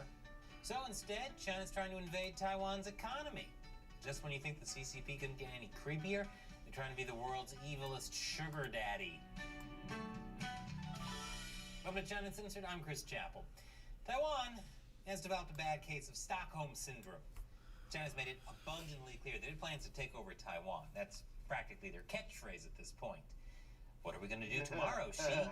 The same thing we do every day, try to take over Taiwan. I'm really not digging this remake of Pinko, Kami, and the Brain. China hasn't ruled out using force either. In fact, it constantly is putting out propaganda showing how the attack would look. Taiwan is already being attacked by 5 million cyber attacks a day, and Chinese warplanes keep intruding on Taiwan's air defense identification zone. The message China is trying to send is that resistance is futile and that Taiwan should just submit. Now, the message they're actually sending is the same as a short guy who buys a fancy car. It's super obvious you're compensating for something. And despite all that, Taiwan has been running directly into China's arms. No, not those arms, thankfully. You see, Taiwan has let itself become completely economically dependent on China. Not only is China Taiwan's biggest export market, but it imports almost as much from China as the next 2 countries combined. That means China is Taiwan's biggest trading partner. This would be like if you made your lunch money by selling items to your bully, only for them to then threaten to steal it back. It's fucking funny analogy. He is funny, man. Some Machiavellian plan on China's part. As you probably guess, it's the second one. When the China-friendly Kuomintang Party was in power in 2010, China got Taiwan to sign a free trade agreement with it. It's called the Economic Cooperation Framework Agreement, ECFA, and it gives Taiwan very, very favorable treatment. The initial agreement cut tariffs on 539 Taiwanese exports to China and only cut tariffs on 267 Chinese products entering Taiwan. To put that in dollars and cents, tariffs were cut on almost $14 billion worth of Taiwanese goods and less than $3 billion of Chinese goods. Because China's so giving and altruistic, you see. Here's an actual picture of them offering the deal to Taiwan. In fact, the deal was so favorable, it's been compared to the way China treats Hong Kong and Macau. And if you know your geography, you'll know those are both part of China. Like I said, Machiavellian planning. When Taiwan and China were negotiating the deal, it was initially called the Comprehensive Economic Cooperation Agreement, or CECA. But there were some problems with that, so in 2009, China changed it to the Economic Cooperation Framework Agreement, or ECFA. As you can guess by the name change, this was a very controversial deal, and not just because they should have changed it to the superior acronym FACE. Taiwan's Democratic Progressive Party, or DPP, which is currently in power, rallied against the trade agreement. They were worried that the deal was just part of Beijing's unification agenda and that it would erode Taiwan's sovereignty. And boy, were they ever right. The DPP didn't have the votes to stop it, though, when the deal passed in the legislature.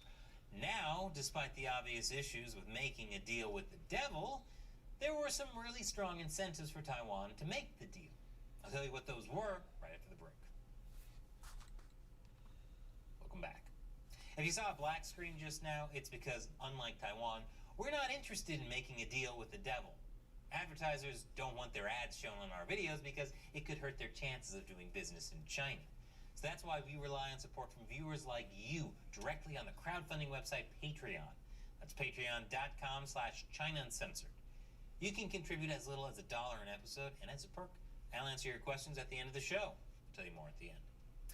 So why on earth would Taiwan want to sign a trade deal with a China that clearly wanted to extend its influence over Taiwan? Well, there were some compelling reasons. One was that Taiwan's economy was stagnating, while China's was growing. When the deal was signed in 2010, Taiwan's GDP growth was in the negative. China's growth was not only positive, but it was growing faster than most other countries in the world at the time. That is, if you believe the economic data China was putting out, but you probably shouldn't. China has been known to, shall we say, embellish its GDP data, which should have been a pretty big red flag for Taiwan. that, in addition to this big red flag. Man, why do so many people have trouble seeing this? The other reason Taiwan wanted the deal was because China was shutting it out of other free trade agreements with other countries. If Taiwan had its own free trade agreements, people might start to think Taiwan was an independent country. Taiwan went into the deal hoping to negotiate a spot at the table for free trade agreements. But China wouldn't have it.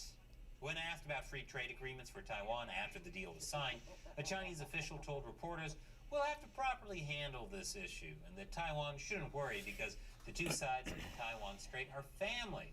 If you're not versed in CCP speak, allow me to translate.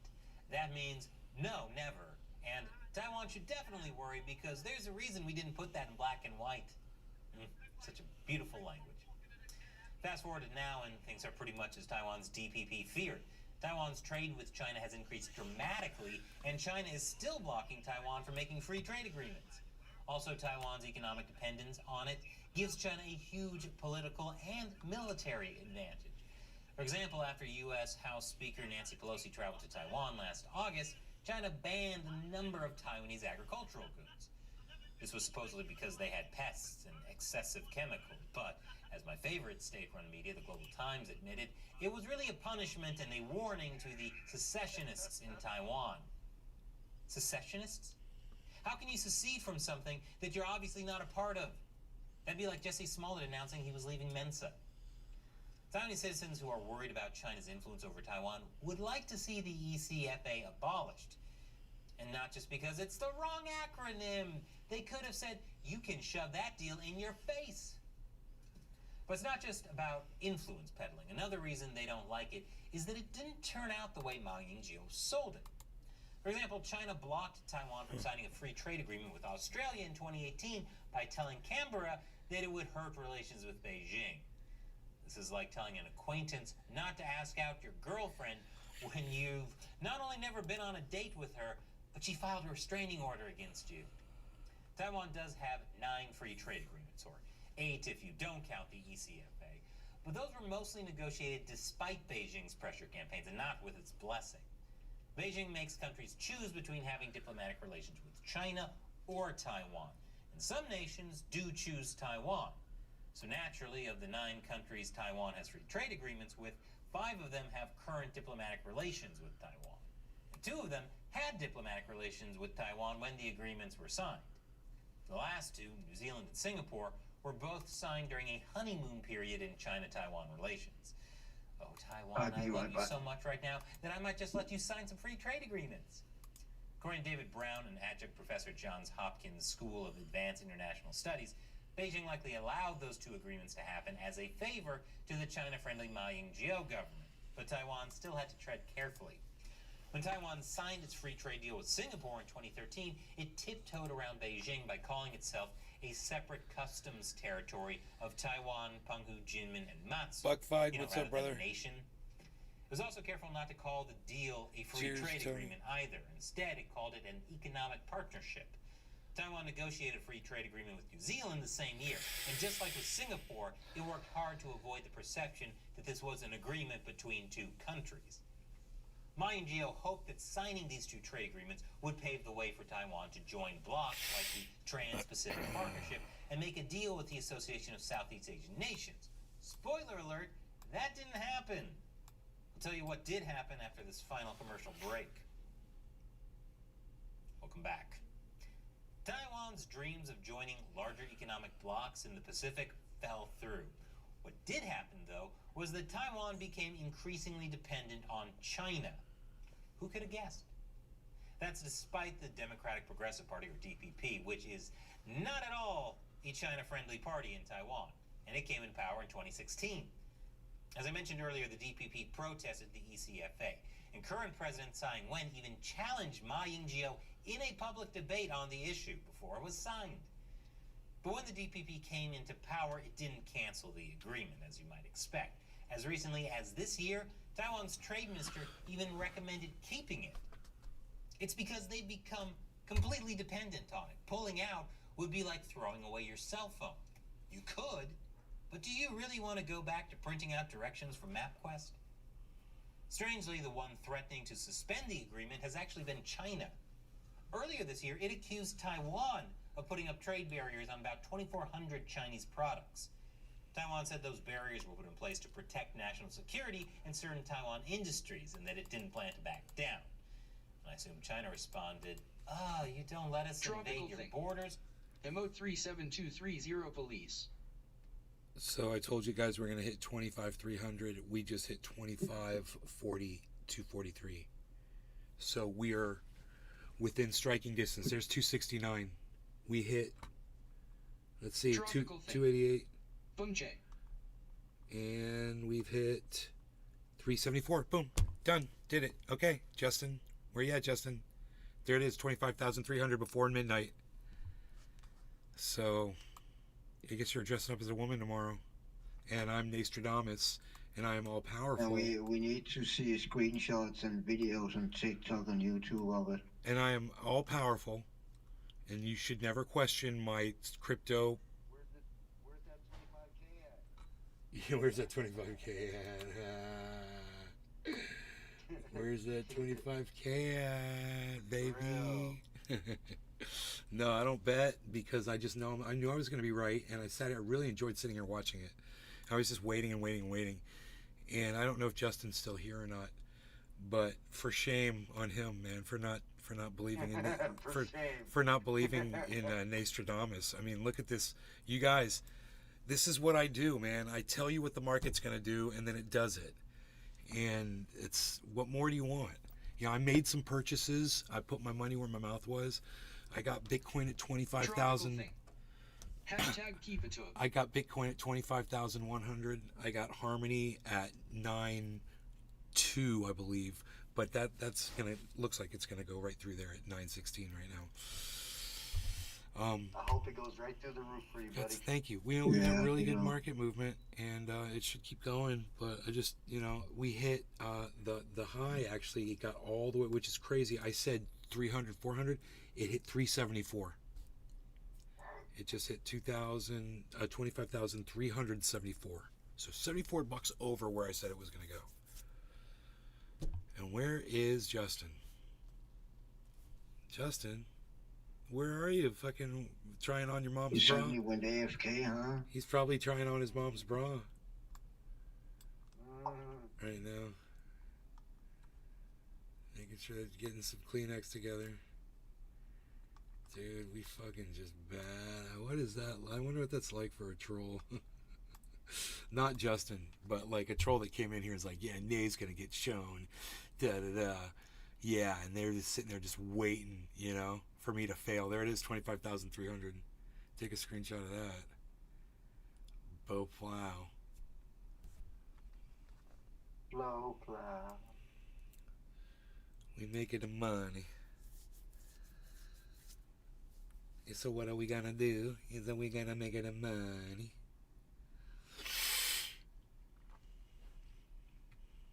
He's gone, huh? Wow, dude. What do you guys think in the chat? Let me know in the chat. Arafat, boom, cheers. Token Tony Z says, "Go baby, go." I got a bong. I got some flower here to smoke. I'd like to hit flower. All right. Hey, my fucking finger, man. I need to get my finger fixed. Cyber, you want to smoke? Yeah, can you give me a little bit of... Yeah, I've just got to celebrate this moment of freaking my Nay prediction fucking coming true, bro. I'm so proud of it. Celebrate the greatness. It's so easy to read these charts, man. I try to teach people. I'm like, it's simple. I need to pay attention too, man. Nothing to it, man. You can just look at the 24-hour charts, and it's really sad they might take this service down. I really enjoy using this one. This one really helps me see where it's going. I mean, geez, dude, we busted right through there, man. Holy shit, 374. That was way higher than my expected. Cheers. I was happy just to be $65 under my mark. I was like, if he was going to be like, yeah, you didn't hit 300, I was going to be like, well, I was $65 away. Oh no, I nailed it. I was dead on. I nailed it. Oh, I like that. All right, and what's funny is it's like settling right around 25.3. I fucking nailed it. I fucking nailed it. Cheers, Cyber. Cheers, Pinoy. Tropical. Cheers, Justin, wherever you are. Or Jeremy. Is it Justin or Jeremy? I forgot. And Arafat and Token. Cheers, bro. Cheers, everybody. And congrats.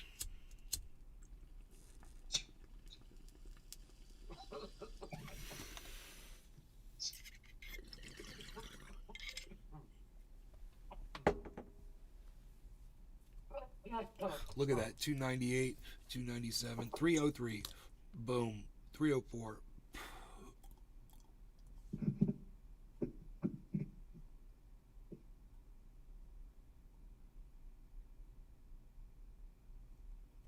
I should call him on Messenger, but I don't know where my phone is. Oh, here it is. 1, 2, 1.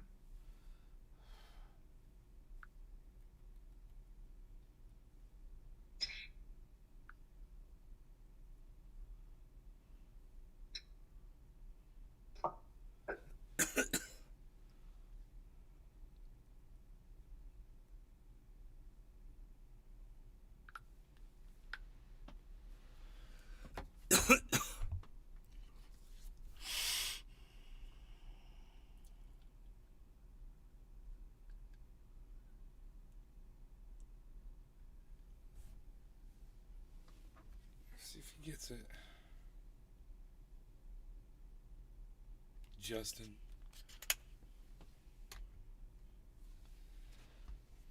I messaged him. We'll see if he gets it. Dude, that feels so good right now. I feel like I just fucking stepped off a goddamn stage, off of like an arena rock and roll stage, and just played in front of like 50,000 people. That's what this feels like right now. It's just winning so hard right now. I should have bet that motherfucker $25,000. Yeah, sure. Real. He would have been like, I don't really have $25,000. I was just joking, man. It's an internet bet. There it is, 25,300 again.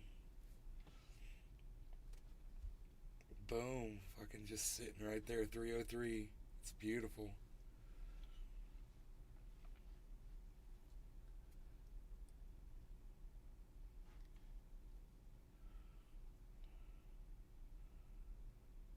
Okay, man.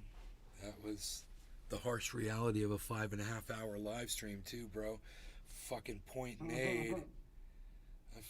Fucking point made, baby. I want to make that really big on screen.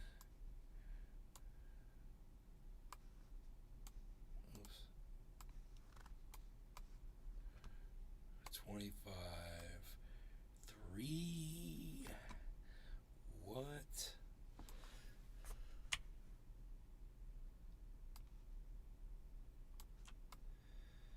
Look at that.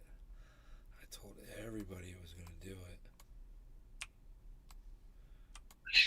I was all over that shit.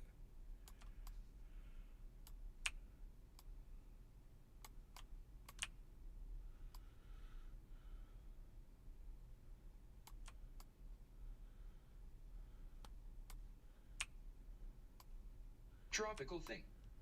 Still going.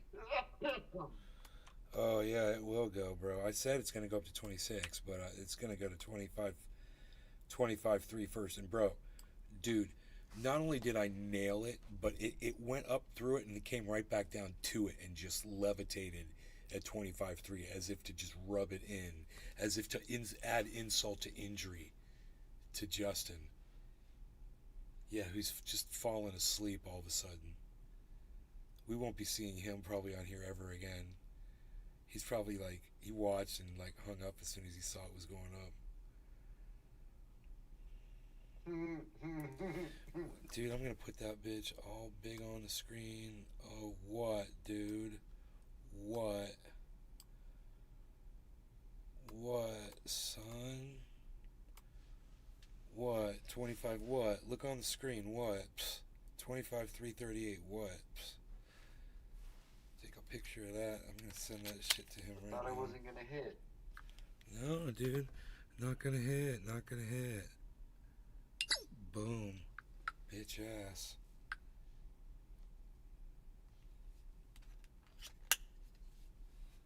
He's told. I guarantee you, he's gonna do it too. He's gonna watch. He's gonna put a bra on and everything. He'll totally take pictures. I could just tell he's that kind of a person.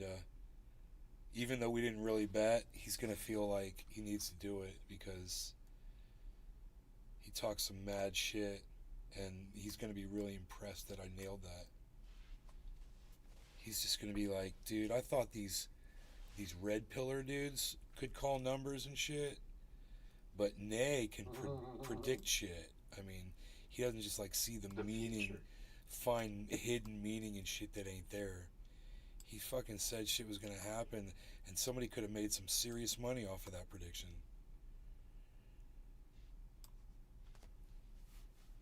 And guess who was wrong about it? Crypto Kid. He said it was gonna go down to 24-2, and he set a stop loss at 24.2. He had fools jumping ship. Dude, it only went to 24.9 and it turned around on his ass. It went to 24.9 and came right back up and went right where I said it was going to go. And now look at it. What did I say? 25.3, 25.4. Look, 25.4 right now. Boom. 25.4. Boom. What? Dude, I just bought Bitcoin at what? 25.1? Fuck yeah, bro. That feels really good. Fuck yeah, bro. It feels really good, man. Making money. Tropical thing. Dude. Give me your money, baby. Look at Harmony. Harmony's at 917, bro. It's almost to that 9.2 where I bought it at. Where I got raped at. 918, bro. Just went to 918, Harmony. We're leveling off at 25.4. It's a beautiful thing. Oh my god. Dude, I love being right about this shit. Fucking A.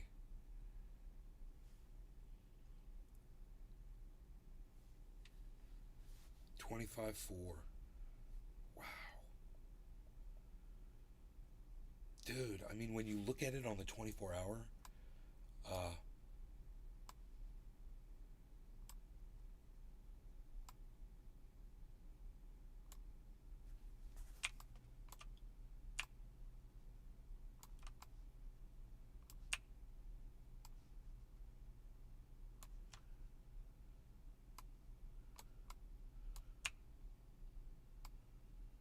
Tropical thing.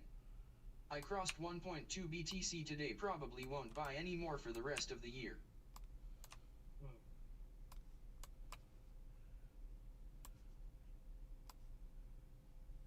Bro, you own 1.2 Bitcoin? Congratulations, that's phenomenal. So if you just take a look at this, you'll see Bitcoin's now at 25,500, Pinoy. Damn. I'm telling you, it's going all the way up, man. Bro, just like I said, but look at that 24-hour chart.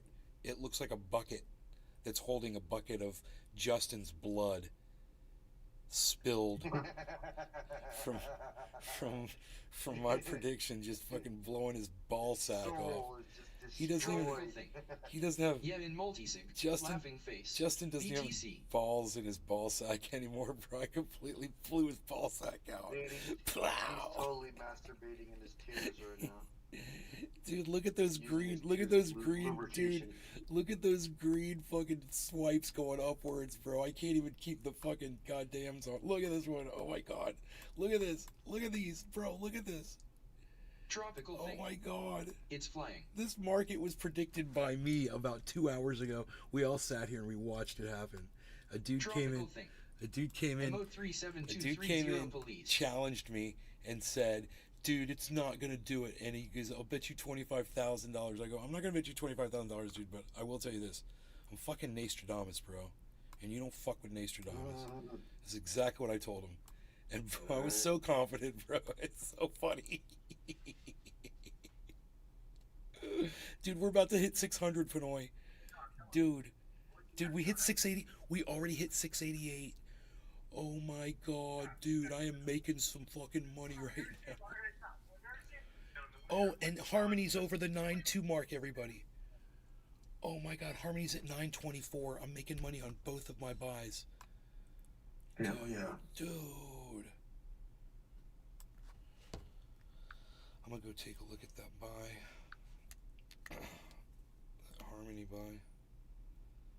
Oh, that's the wrong platform.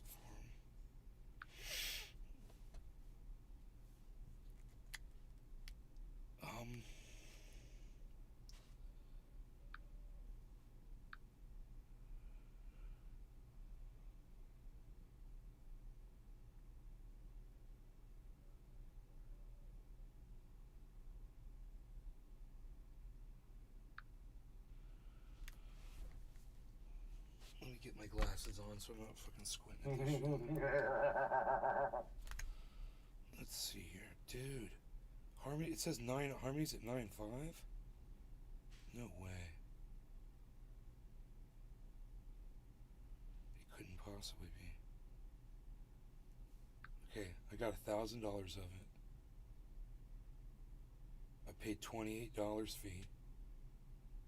And they bought it, when I got it, they got me at, oh shit, dude, they got me at 9.4. So I'm way off. It's at 9.28 right now. It's got to be at 9.39. So 28. When that says 9.39, I'll start making profit off my second buy. But the fucking Bitcoin is making me a shit ton right now. Because I think I bought like $2,500 of Bitcoin or something like that. I don't know what I bought. I bought 2 different payments of it. Somewhere around 25.1. It's at 25.6. So I probably made close to $100 just off of that.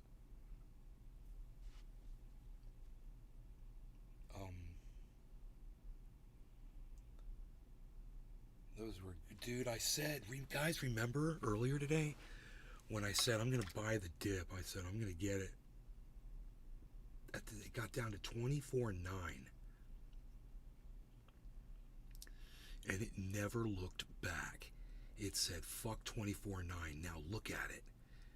Dude, it's just skyrocketing up. Look at this fucking chart.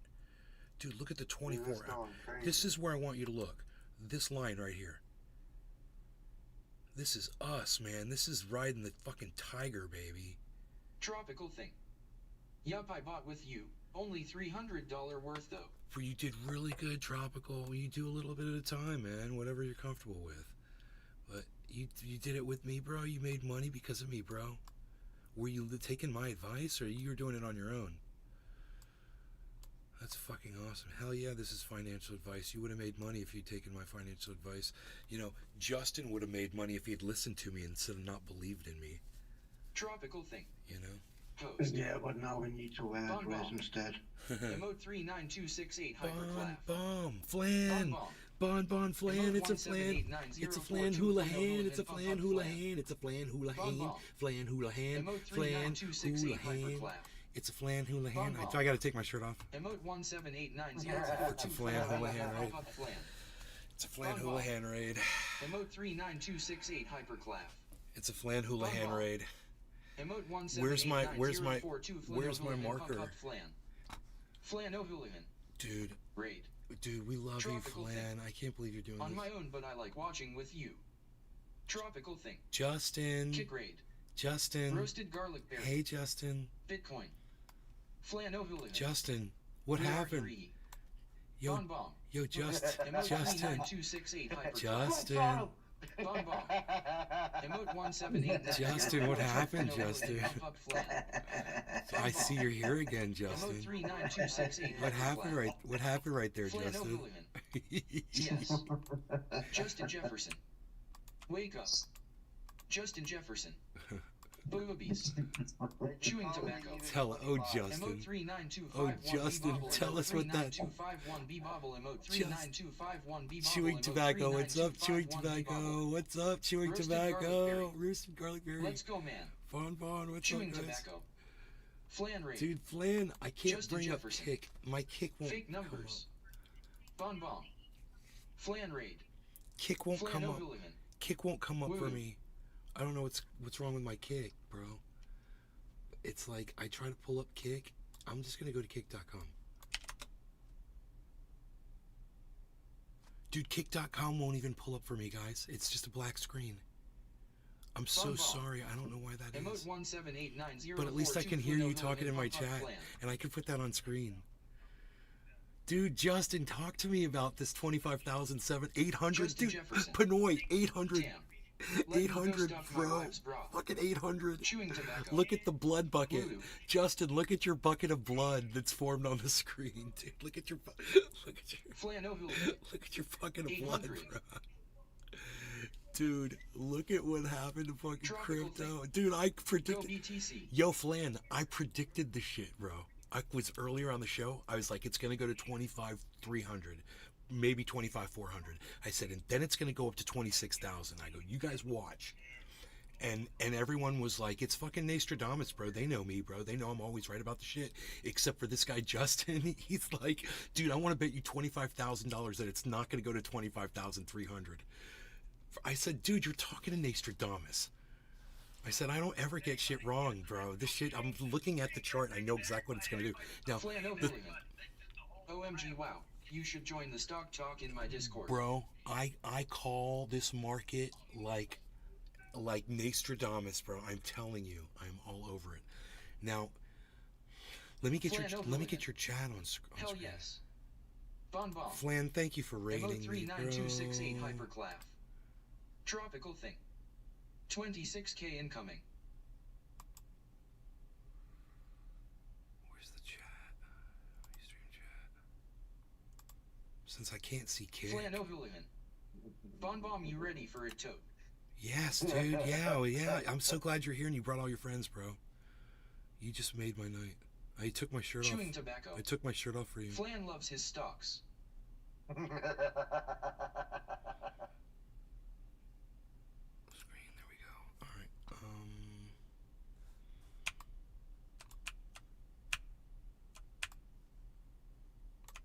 I mean, Flan broad podcasts with no shirt, bro. Bon Bomb. Yeah, it's the least I Emote can do. 1789042 Flan O'Houlihan pump up Flan. I'm putting all you guys on my screen.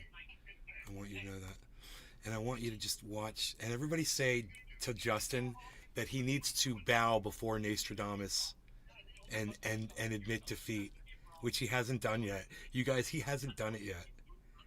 He's like totally ignoring the fact that we have completely just brought the pain of truth. I'm the real. Yo, Pinoy, your phone, bro. Yo, Pinoy. You can't hear me. Pinoy is just in that. He got that thing going. He's got the swipe. He's got the swipe going.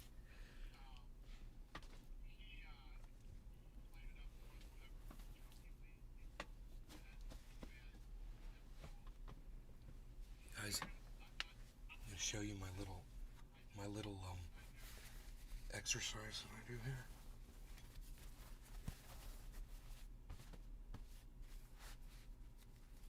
Here, watch this.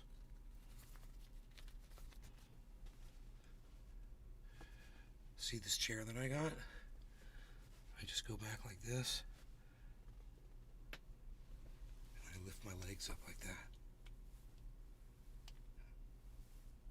That's my exercise right there. See that? That's how I'm starting to get that six-pack. I'm working on that. I've been working on that shit for years. I'm like, I'm gonna have one. I'm gonna have one, dude, and that's how I'm doing it. I'm doing it with that exercise right there. So if you guys have a chair like that, you can do it too. So where are we going, guys? 812? What did we get up to? 820? Holy moly. We hit 895, dude. We just hit 895, everybody. Talk about a bucket of blood. Oh my God, look at that. It is a beautiful bucket of blood right there.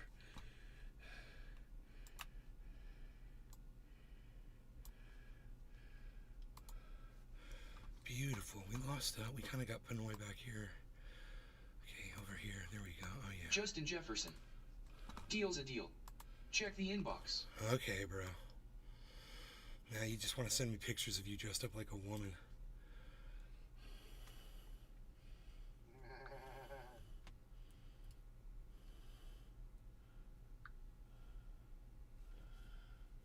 Inbox where, bro?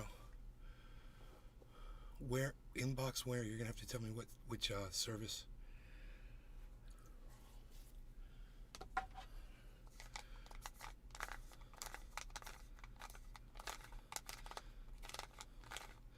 Dude, I can't pull up Kick. I don't know how many people are on my Kick channel.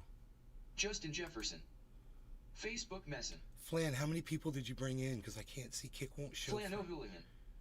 Nay's stream is lit. This man knows his stuff. Bro, why? Tell me how many people you brought on my Kick channel. I can't see it. It's so weird. I don't know why it won't load.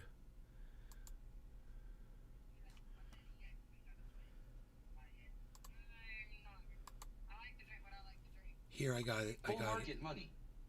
We send.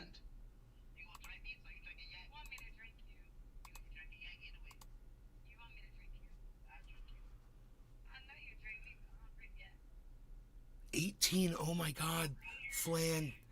Flan, I am not Tropical worthy, thing. bro. Thank you so much. 21 people. Thank you guys. Oh my God. You guys, thank you so much for that. Holy shit. Man, thank you, Flan. Thank you, thank you, thank you. You are Flan. Flan is the man. Don't question it. Flan, thank you. I've got 21 watching on Flan Rumble. O'Hooligan. Yes, sir. Dude, I gotta do maths. I have to do the maths. Here. 21 plus 18 plus Chewing tobacco. 9. I love this stream. There's 48. You guys got 48 people watching, man. You guys, thank you so much. Thank you, thank you, thank you. All of you. Amazing. Dab times. Bottom of the hour. It's time to dab. Chewing tobacco. He is worthy.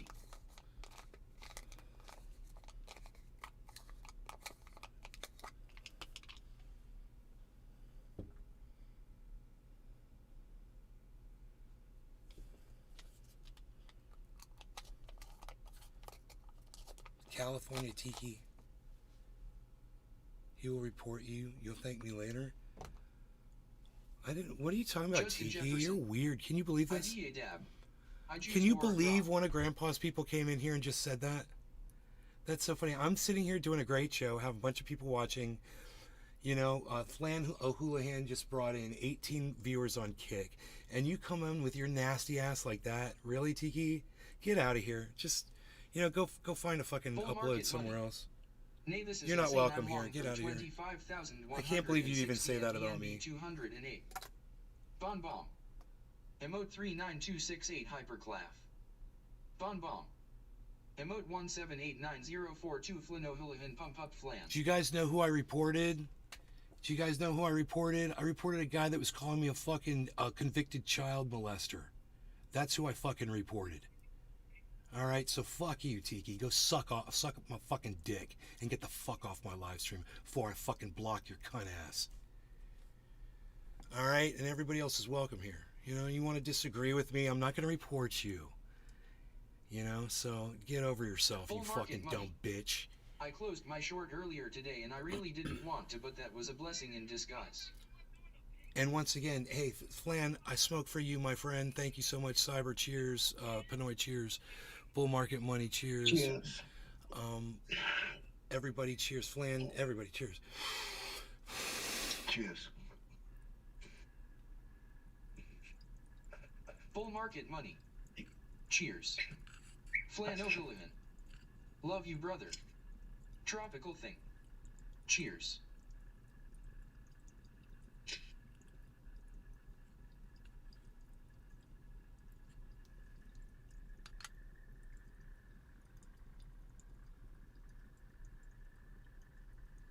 Chewing tobacco.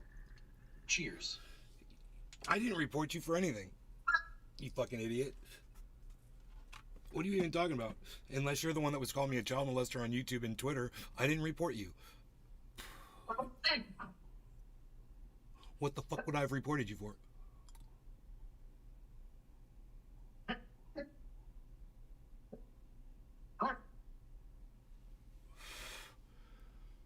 What the fuck did I report you for?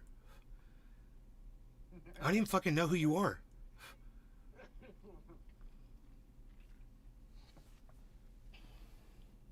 And beside that, if you get reported, you don't know who reported you. Oh, well, there She you will go. never fucking know whoever reported her if you Bull got market reported. money. Fuck this, nobody YouTube talking, gonna let's not watch fucking this gonna pod. email and tell her this and this person reported you. A Rumble is not gonna do it. A Kick is not gonna do it. You're on Truth Social and Rumble. Okay, so which one did I report you on, Rumble or Truth Social? Well, you think I've never even filled out a report on Truth Social. I don't even know how. Don't even know how. I've never done it. Show the proof that. And yeah, show the proof that I did. Fucking, reported you. And what would because I've done? That if you got reported, it will not show who reported you. It will never show that. I mean, what did I report you for? I go on Truth Social to drop a link every time I go live. Every once in a while, I'll interact with somebody like maybe Grandpa or something, and that's it.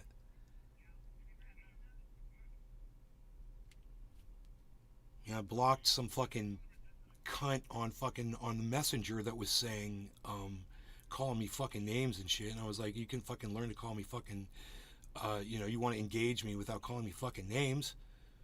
Then we can have a conversation. If that was you, you just got blocked. I didn't report shit. I don't think that was you, though. I don't know who that fucking was. So.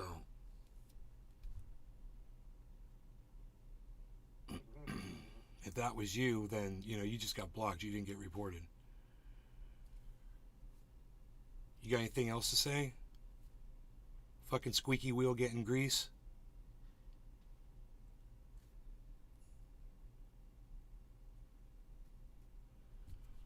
Let me know.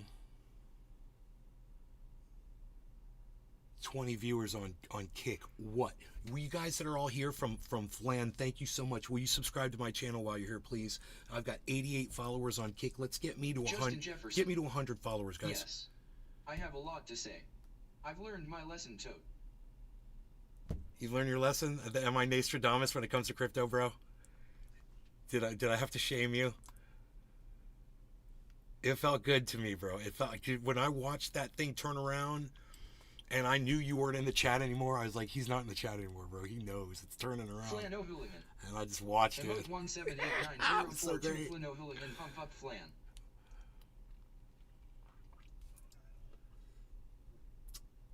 Yeah, you guys get me to 100 followers on Kick. Let me see here. Justin Jefferson. I paid up. I'm shocked you haven't thrown it on screen yet. What do you mean you paid up? No, dude, I'm not. I don't want to see. Tula Tetro. Bro, I didn't. You don't even have kids around, you put. Listen to me, Justin. Listen to me and listen good. I didn't buy into this. I didn't bet you, okay? And I don't want to see you dressed up as a woman, okay? I don't want to see that. If you did that, good. Good for you. You did that to yourself because you have a gambling addiction.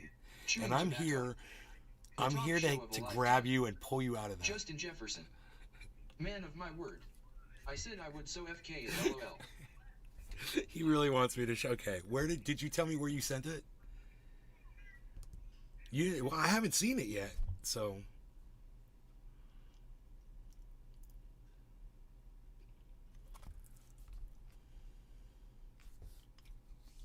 Look at my vaccination shot. Messenger? No, I didn't see it there, bro. I got Messenger up. Okay.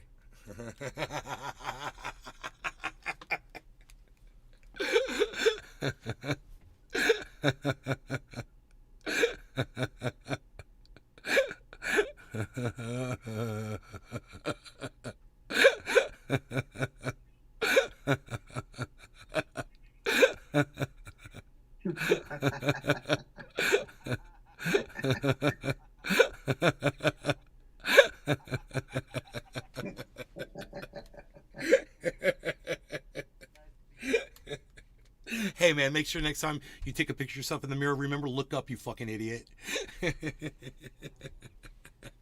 Justin Jefferson. And smile. FK as I lost, I manned up. I won't run my mouth. Oh, no more. dude, it's all good. You're hilarious, man. I love you. Don't you fucking worry about that shit. You're so funny.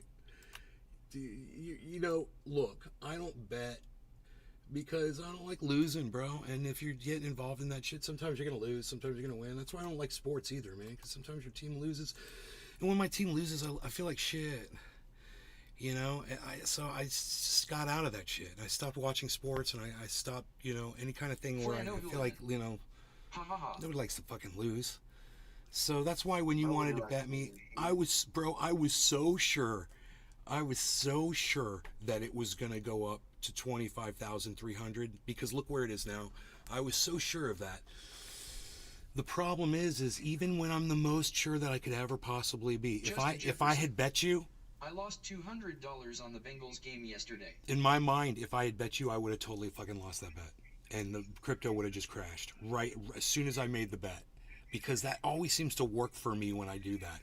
But if I make the prediction and I don't put money down on it, or I don't, you know, and I did, I bought a little money. I mean, I bought a little crypto. Not a lot. But that's not a bet. That's investing in something that's going to be worth more money. You know, and if I'm buying at the right time, which what this is buying at the right times, then I increase the amount of money that I have sitting in that store of wealth, and it, you know, it gains more value. That's all it is. You know, I just try to get it at the right time, and other people can benefit by doing that too.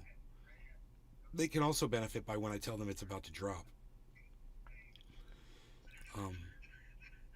We'll have to see how low this goes right now before it makes its first correction off of this drop. Oh, it's dropping pretty fast right now. Let's see if it turns around, because this whole thing could drop again.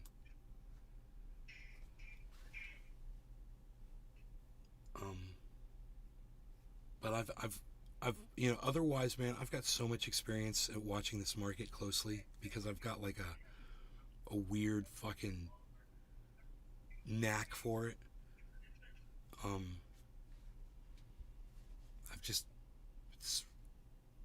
I didn't even listen to what other podcasters said. And you know what, bro? If I had listened to Crypto Kid earlier, he said it was all going to drop. And that would have been wrong. It didn't do what he thought it was going to do. He was totally wrong, bro. He said a fucking, a short.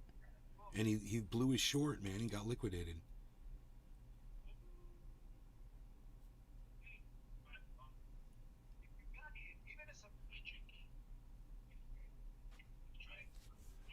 So, let's see, where's Harmony? Is it 9.3? Where did I say it needs to be at 9.4? I got fucked. Yeah, it was 9.39.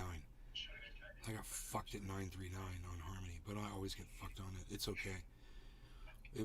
I got it under a penny. If I got it, see, the thing I got it 9.39. Okay, so 9.4. So that's definitely under a penny. So when it hits 2 pennies, this doubles. When it goes to 35, it multiplies 35 times. So my $1,000 that I bought will be worth $35,000. So from 1,000 to 35,000.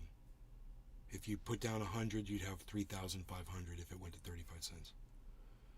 This is supposed to happen April of next year.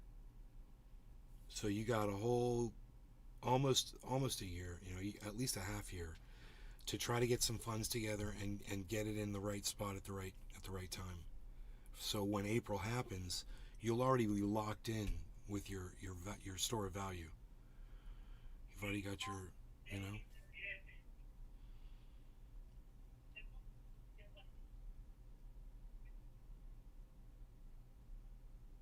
It's reversing right now, guys. That drop is reversing. See that 789, 790. Look at that.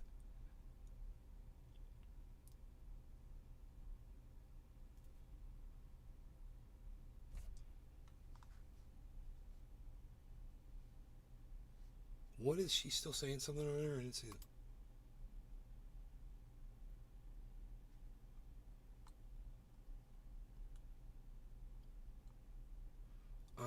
Okay, cheers to I hate Facebook so bad I don't even open Messenger.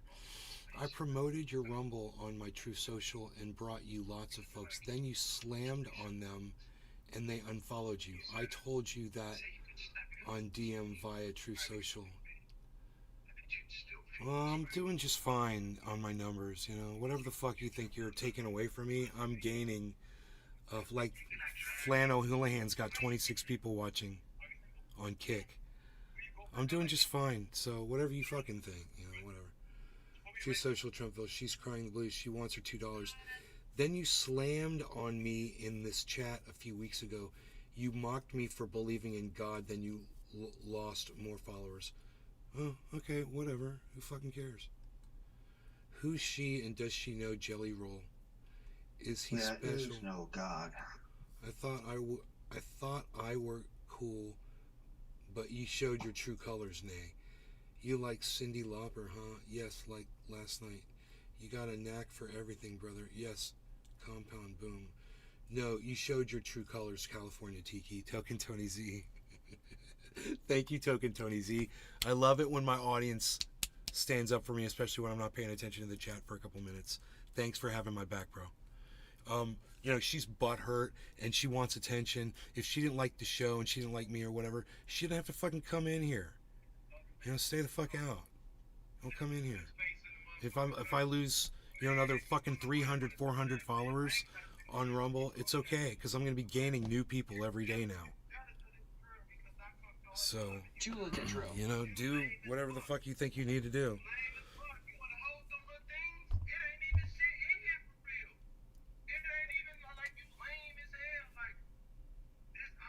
She says I slammed on her for believing in God. Wasn't it more like she was like, was it the Bible verse thing?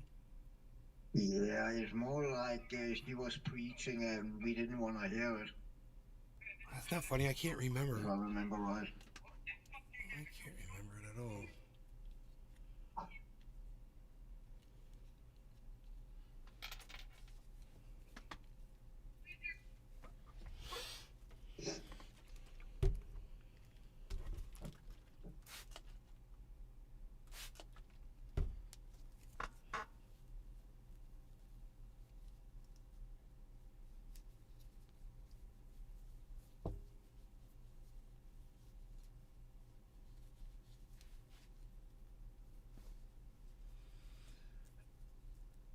Fuck her, bonsai, Buck Fiden. So she tried to push God on you? I don't know, I don't remember. I honestly don't remember the conversation. I don't know what day it was, I don't know what was said. I don't know the context.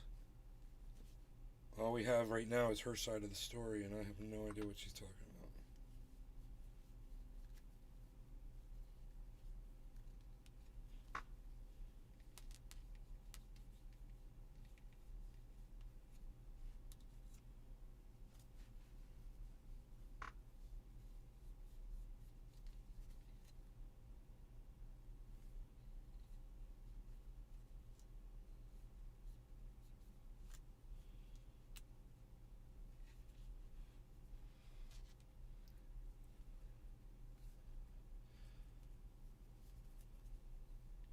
I can't imagine anybody actually trying to push God on me, but I mean, I'm just so unreachable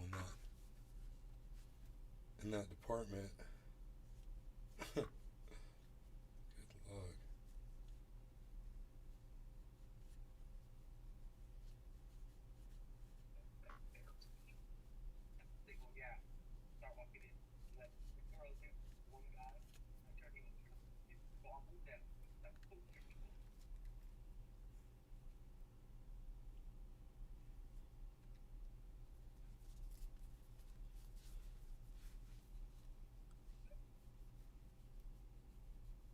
I lost 200 on the Bagels game yesterday. Hell yeah, we're zoning. We're zoning. Justin, you've got $25,000 to bet me on a thing you knew nothing about. And now you're saying you only bet $200 on a football game? Justin Jefferson. Huh.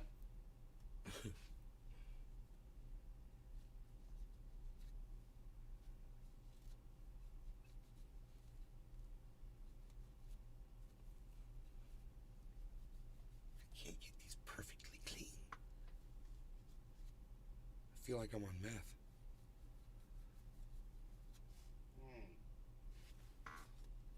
Not satisfied with these.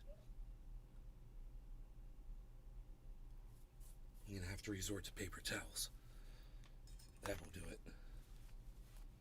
Paper towels are the ultimate way to clean glass. Justin Jefferson.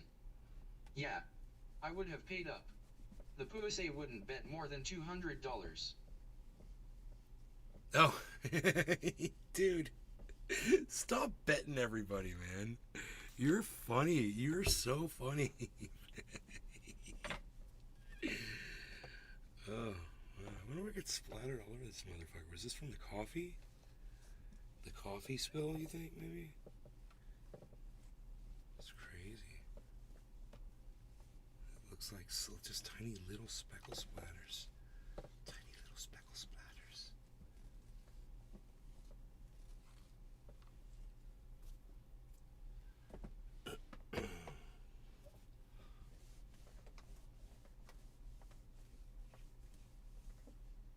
Oh, that's way nicer now.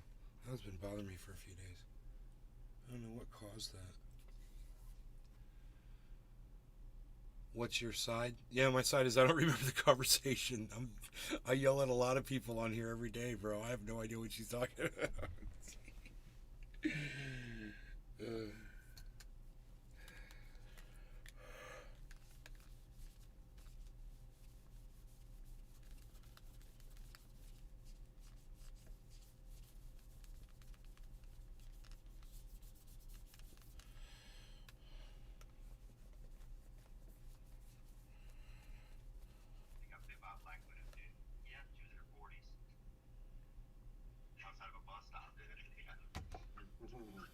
There's the bounce.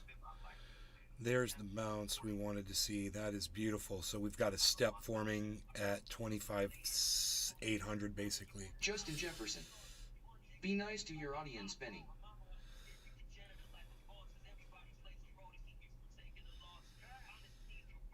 Oh, shut the fuck up, loser. Call me Nay. Fucking loser.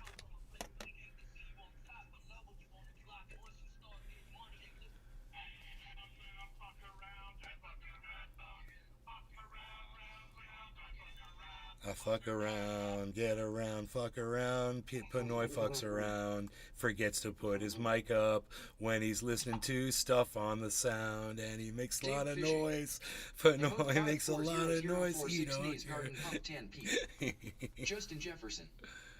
Of the audience, Peanuts. Dude, you're a little bitch. Are you kidding me? You're my audience.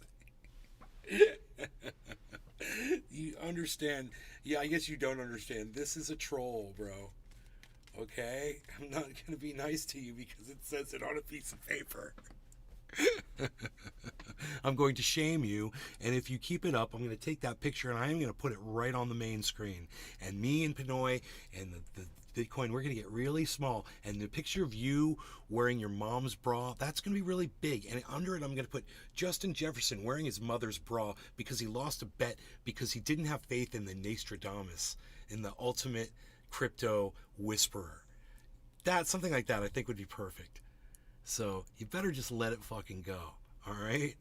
Trust me, bro, this ain't what you think it is. Not at all. Justin Jefferson. See how he treats people to tune in every show, LOL. Bro, not everybody comes in here and bets me $25,000 against something that I told them was definitely going to happen. No, D. Usually they're just like, yeah, whatever, and they just hang up.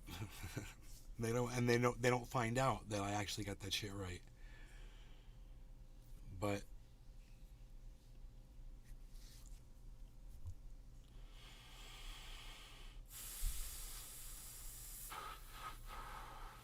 Justin Jefferson. Most people don't have balls. All right. Well,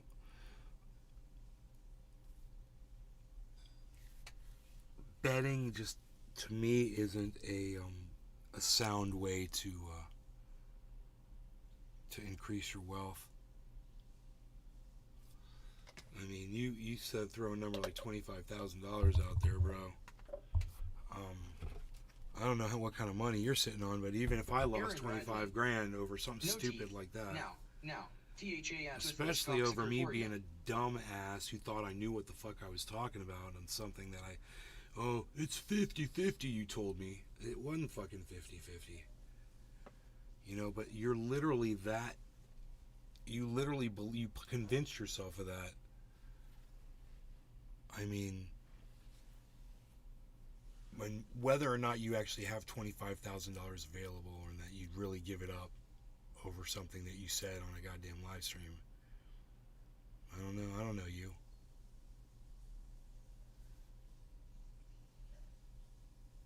Well, you got access to 25K cash?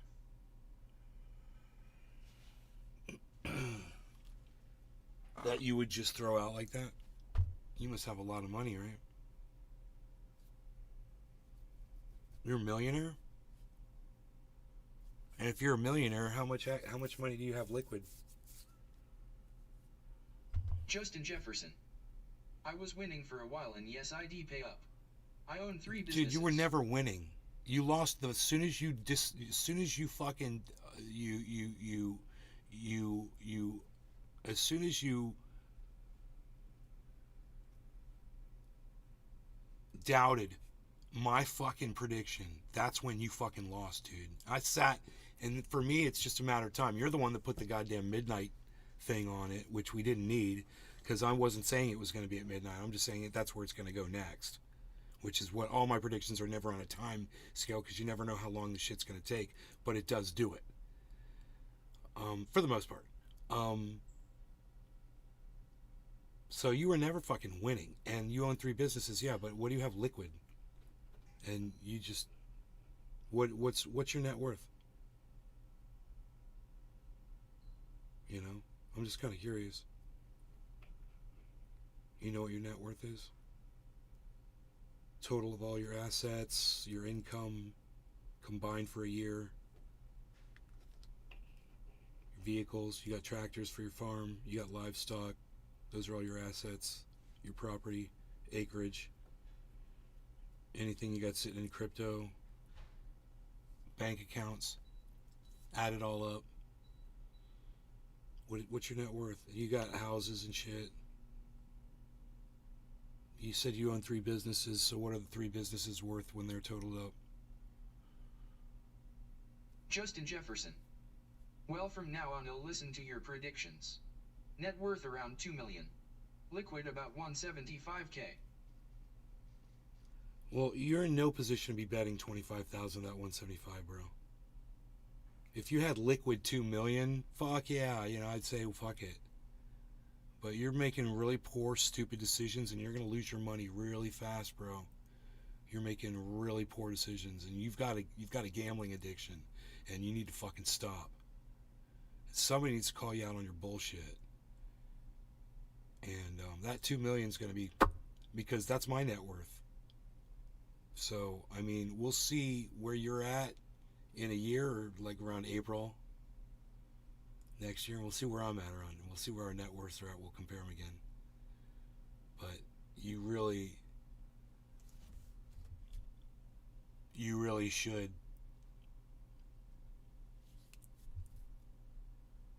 get off that gambling addiction, bro, because it's gonna fucking wipe you out.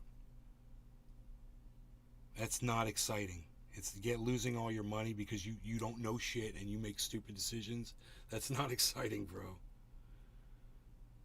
You know, more sure things in your life, and the risk factor, whatever it is that you're doing to make it feel like you're alive, you're doing it wrong. So find joy in other things, man. Don't find joy in trying to bet your money away, because I'm telling you, when you only got 175 liquid, you should not be betting $25,000 over something you don't know anything about. And trust me, bro, everybody that was watching this show, that's been watching me, when you came in here and you started talking that shit, they all like, oh, this Who the guy's in hell? trouble. I guarantee you. He doesn't have $200. Justin Jefferson.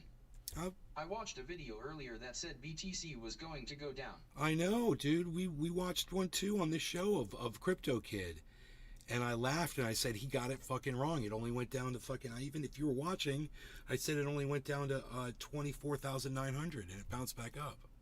And he said it was going to go down to 24.2. And he set a goddamn, he set a freaking short on it and lost. And I said, it's funny, Crypto Kid's wrong. It's not going to go down. It's going to go Justin up. Jefferson, who don't have $200. Bro, it's not about that, man. You don't need to bet people shit. Take your money and invest it in shit, man. What are you betting? You know, buy gold. You know, buy crypto. Buy something that's going to go up in value. You've got money like that, you should be investing it so it increases, and you're throwing it away by betting shit. And if you're telling me you're worth $2 Justin million, Jefferson, I own properties. yeah, man, but the properties are only so good if you're doing something with them, or you know, properties aren't going up that quick in value. It's not like there's someone on the property fucking with a money machine throwing money at you from it, right? I got property that pays me. You know, my net worth is just going to keep going up and up and up. I'm in a sick business, you know, and what I'm doing with crypto, that might even do something too, but I'm not even looking at that.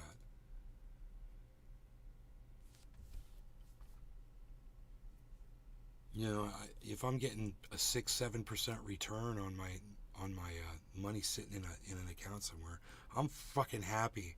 It's going to be a lot of money for me. You know, crypto offers, you know, to promise a lot more than that. I should say promises to offer a lot more than that.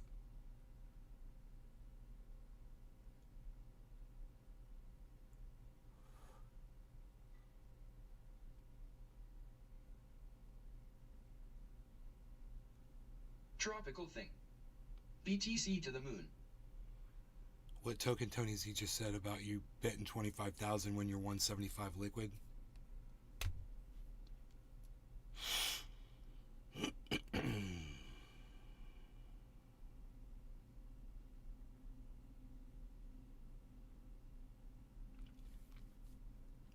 I mean, I've got access to way more cash than you've got, bro. Liquid wise. I would never bet someone 25,000 even on a sure thing. I'm trying to develop my you know? house. I'm trying to put self-storage on one property that 4 acres. On the 2-acre property, I'm building a few carports with sides for boat storage. That's good, bro. That's good. That's what you need to do. But it's just, it costs a lot of money to develop, you know, it costs a lot of money to build. You're so much better off just finding a business that's already built, you know, and just buying that. But, you know, warehouses aren't that bad, you know, where storage, carports aren't that expensive to build, you know. You got a way to do it cheap. You're going to want to have security. And see, all of our facilities have a manager that lives on the premises. So we've got 24-hour security. So that's something, you know, you need to think about, because you're going to need insurance, or your tenants are going to need insurance, right? And you can do this through a subbed out company. It's no problem. You just put the forms in your office, and they come and fill out the forms and do business with the other company. But you'll get a team of people. They'll come through your warehouse, and they will rip off every fucking warehouse in one night, and they'll clean your shit out. Depending on the security measures, you know, so we're talking video cameras, 24-hour surveillance, monitoring system that goes to a company that alerts people, and there's people on the premises. Security gate is very expensive, man, with the keypad entry and all that shit. You can do a totally low tech everything, you know, but it's not going to be very attractive for people that can just go down the street to a storage facility like what we offer and pay way less for something that's way more secure. So that's something you're going to want to go compare prices to your competitors, you know, see what and see what kind of square footage you're offering inside your warehouse, what they're offering, what maybe you can offer that these other places don't offer. You know, there's a lot of things to consider. It's why it's really easy to just buy a standalone business already going. Just find a mini storage in the area that's already for sale, you know. It's already 100% full, you know, it's got everything going, it's got its tenants already. You just Justin start Jefferson. collecting rent. We will chat. Alright. I know a little bit about the mini storage business. I know a thing.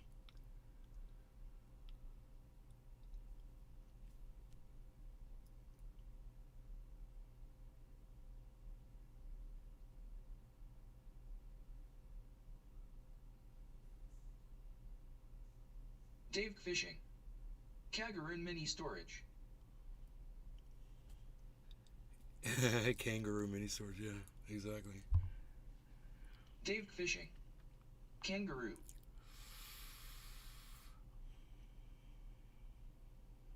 Bro, Bitcoin's going up again on the 24-hour. The bucket of blood's got a nice little cup and handle, man. Oh my god. A giant cup and handle just formed. I don't know what that means on the 24-hour. I don't know what a cup and handle means. Let's look it up really fast. Cup and handle. You guys can do this. Cup and handle pattern.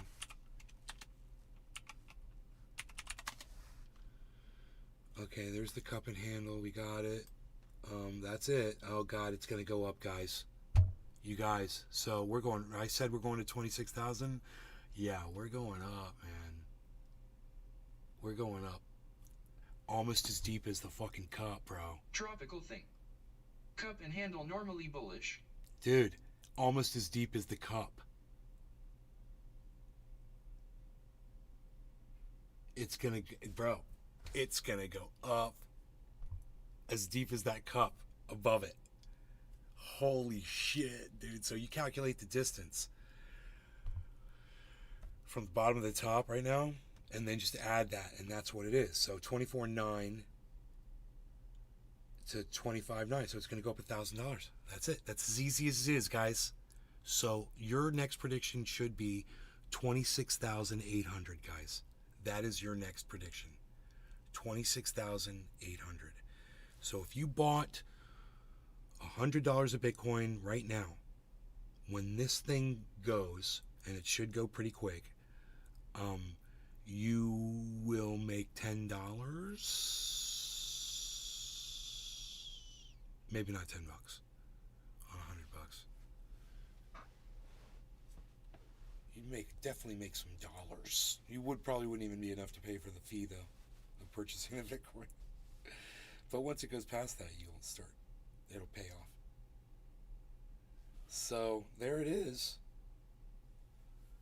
There it is, guys. A cup and handle results in a bull charge upwards, and it goes up. And all the ones I'm looking at, it's cup, handle, boom. So look at this: 25,888, 25,894, 898, 910, guys. 25,917, 25,921. 25,932, 25,931. See, I call this shit live on the show. 25,936. I didn't even know what a cup and handle was going to do. I just saw a cup and handle. 25,958, 955. Dude, we're about to hit 26,000. Have we already hit 26,000?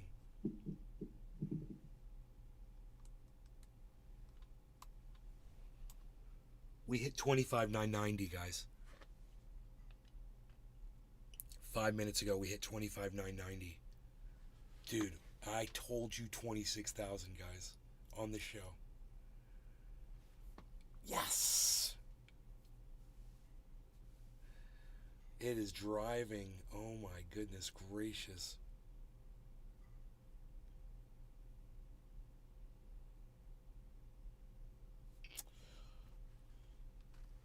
cup and handle hasn't formed on anyone else. It's just Bitcoin finished it first.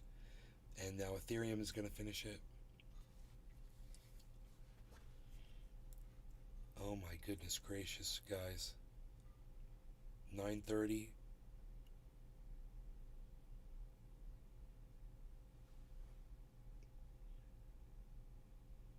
$9.40, guys.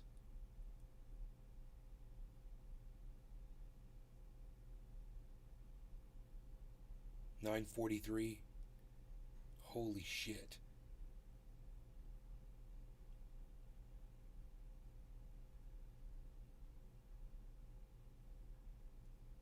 A whole bunch of freaking, oh my god, a ton of volume just poured into the market, everybody. Dave Fishing. McDonald's may be in my future. Dude, that sounds so good right now. Holy shit. I already had dinner. I'm good. 25,906, 25,907.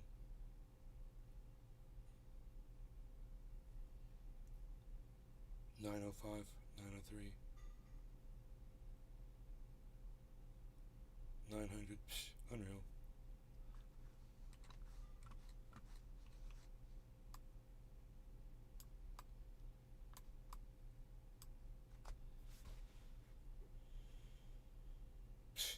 Unreal. Come on. This cup and handle completed.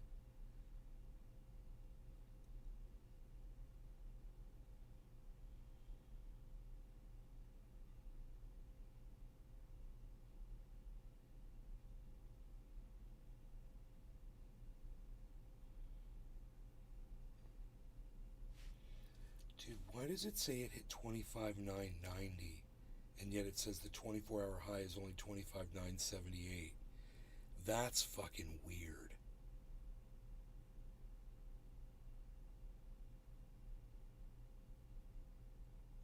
$8.84, $9.10, $9.17.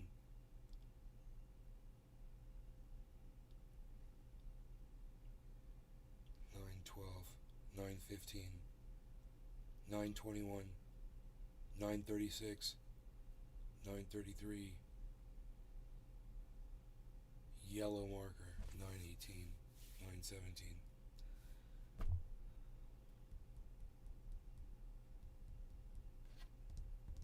Tropical thing. Shows 978 for me too. Yeah, 978. But it says, I've got another thing, it says 990. That it went up, it touched 990 and came back down. Which is really weird. Because that should show on the 24-hour.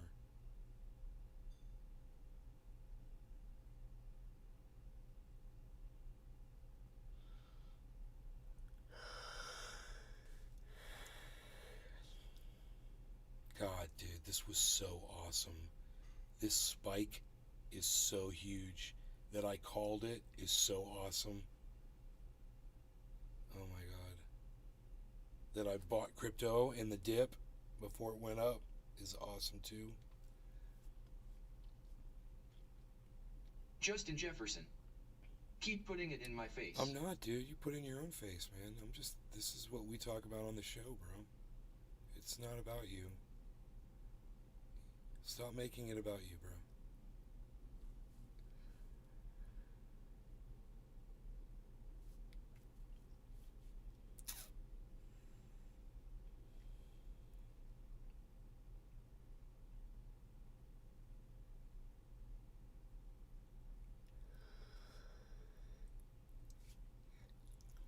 $8.84.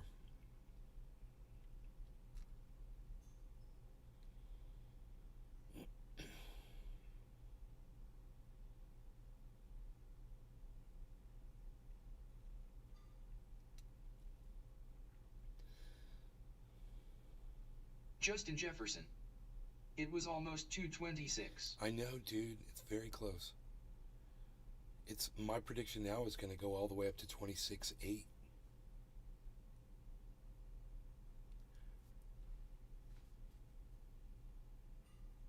It's going to go up another $1,000 because of this cup and handle. It's the giant cup and handle pattern.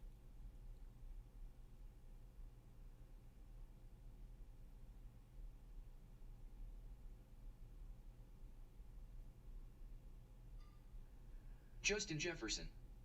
Wanna bet on that LMFAO? Dude, you don't want to do it. It's totally going to do it. It's just, this is the way the market works, bro. And I'll explain to you why when you see these patterns. Because people can look these patterns up, and they see a cup and handle form, and they'll be like, well, what does the market do when a cup and handle form? And it says, oh, it goes up. So then what people do is they see the cup and handle Fed forming, interest rate decision next week. and they start purchasing crypto, anticipating that it's going to go up. That increases the value. It's a self-fulfilling prophecy. That's why this works. It's really hard to fight that.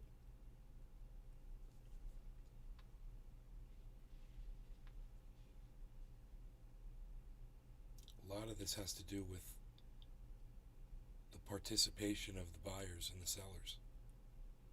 You know?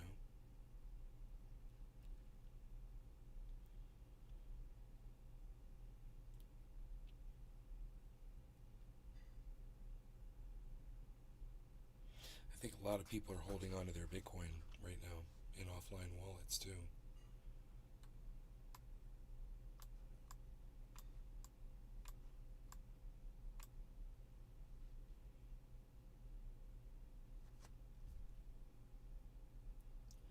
We've been live Justin for Jefferson. 6.5 hours. So should I buy now? Should you buy now? What you want to get some Bitcoin? Like Harmony would be great to buy now. I would get Harmony 1. Well, it's under a penny. It's at 9.31. They got me at 9. Justin Jefferson. 9.39. Yes. Yeah, it's going to go up, and it's going to have in April. So this should be double by then. It should be up to 50,000 when it goes into the halving. So if you were to buy like $100 of it now, then next year that would be worth $200, hopefully. Be a really good investment, you know. 500 goes to 1,000.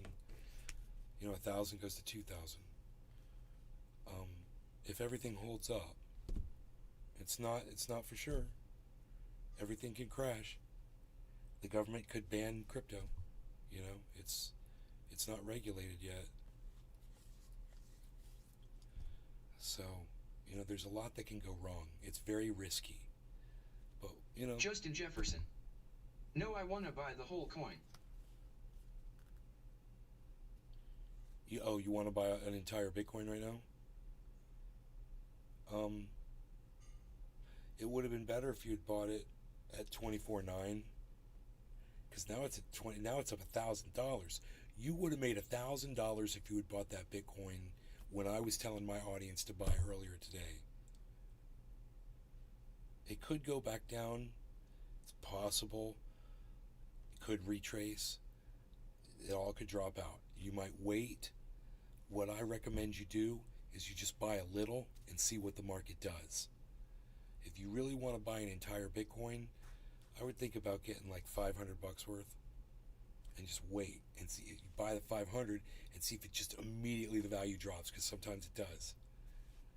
And then if it drops down to 25,100 again, I would say buy it at 25,100 where I did. You know, because it's going to go back up eventually. It's going to take time, but we got lucky tonight. This was a big spike. So this is not common for it to jump like this.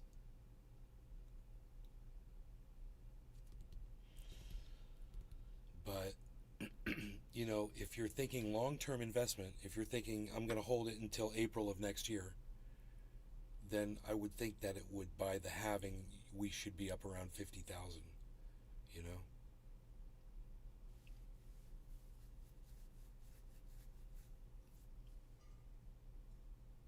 But Harmony would be a way better choice.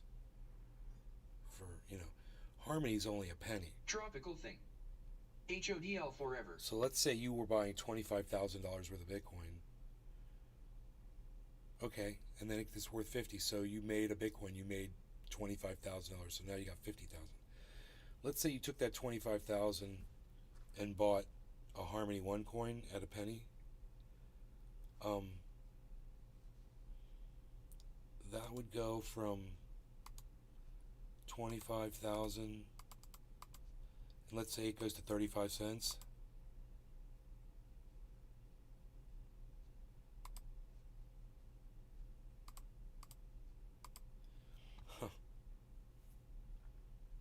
Justin Jefferson. In 2015 I traded a Mustang for 3 Bitcoin. They were worth 1,000 each then. I sold them. If I had held into them, man. $875,000. Your 25,000 would be worth almost $1 million if you bought $25,000 worth of Harmony and it went to 35 cents, which it did before already when Bitcoin went to 69,000. In 2015, I traded a Mustang for 3 Bitcoin. They were worth $1,000 each then. I sold them. Yep.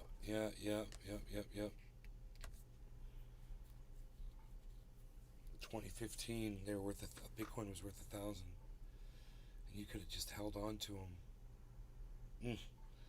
So your $3,000 would now be worth $77,000 if you had held on to those 3 Bitcoins.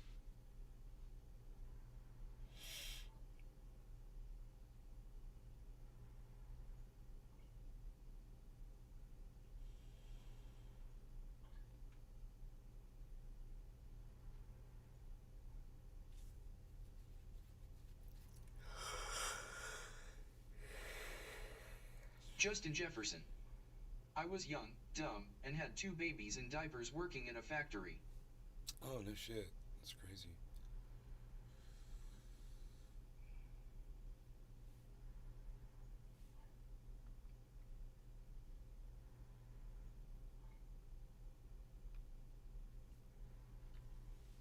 CJ Hill. What's the best starting investment when you're on a budget? Miami E. Mellon. Uncle and Pa. Hey, Miami Mellon, what's up? I'm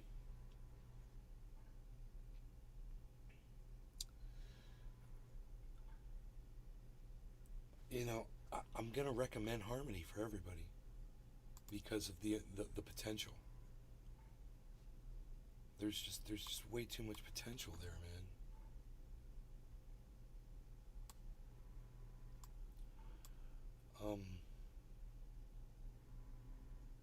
I mean, I bought some Bitcoin when it was down at 17,000. It's worth a lot. It's made me a lot of money. It's this market. You're going to be able to make money whenever in it if you get the right thing at the right time. Just learn, and be patient. Don't jump in. I've seen people jump into it, put money in it, and expect everything and get and start losing value, and then they pull their money out and they lose money, and then they hate crypto. You can't be like that. It's not going to work for you if you're like that. It's not a get rich quick thing, unless you want to learn how to trade. Justin Jefferson. I'm out though, guys. Nay Pinoy, Cyber, good fellas. Night, brother. It's fun. Yeah, we've been live for 6 hours and 40 minutes.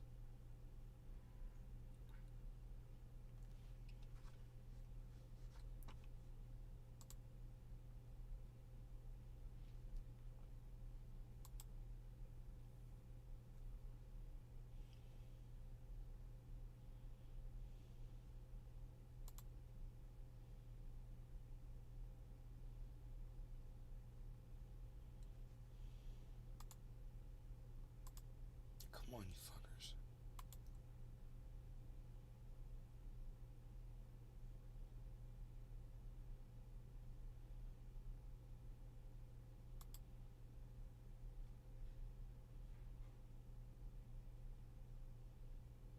Justin Jefferson. CJ Hill penny stocks like Harmony are eat. Later.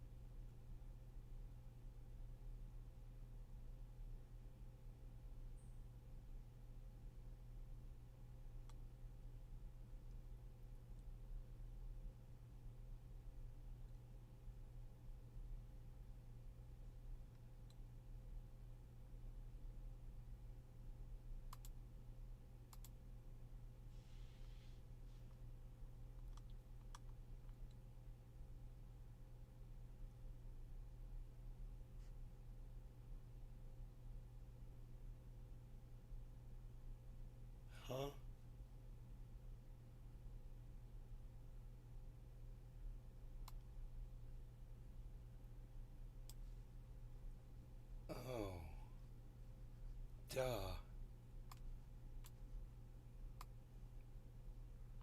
was like, what the fuck, dude? There we go.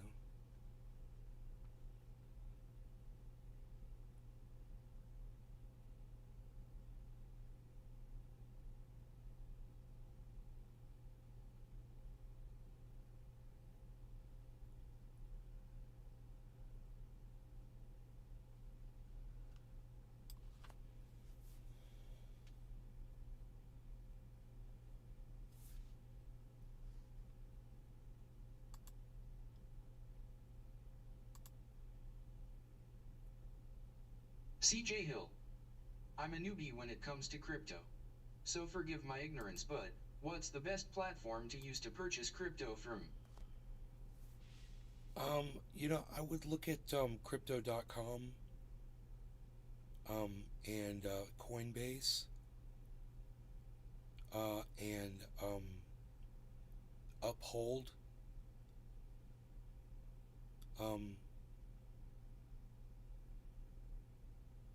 Those are pretty good. Tropical Thing. Cash App for Bitcoin lowest fees. And Cash App for Bitcoin for sure, man. Cash App. Yeah, I'm sorry, I forgot that one. Cash App. Everyone should have Cash App anyway.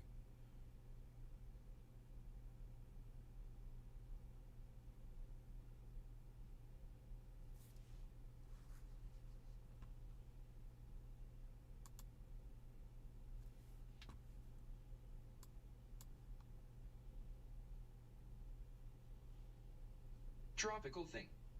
Is it still raining there? No, I don't think so.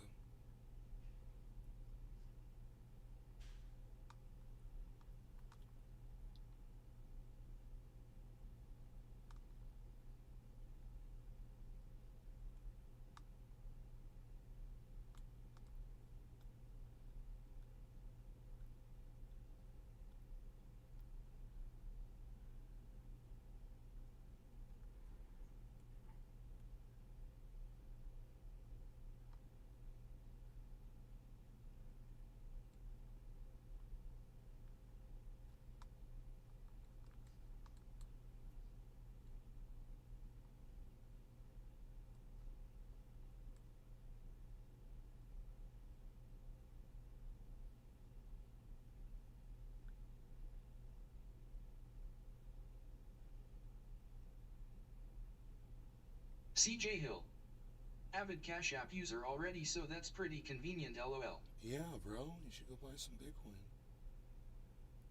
I mean, it's up now, bro, but I think it's going to go up to 26.8, man.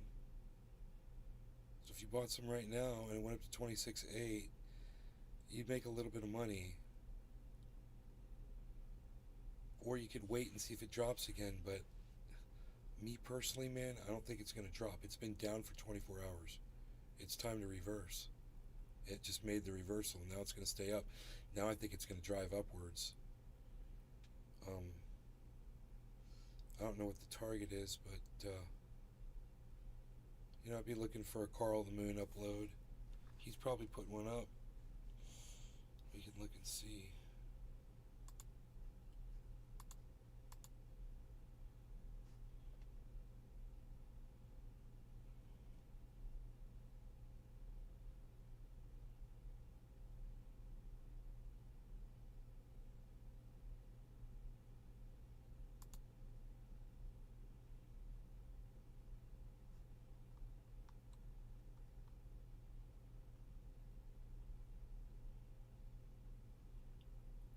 Hours ago.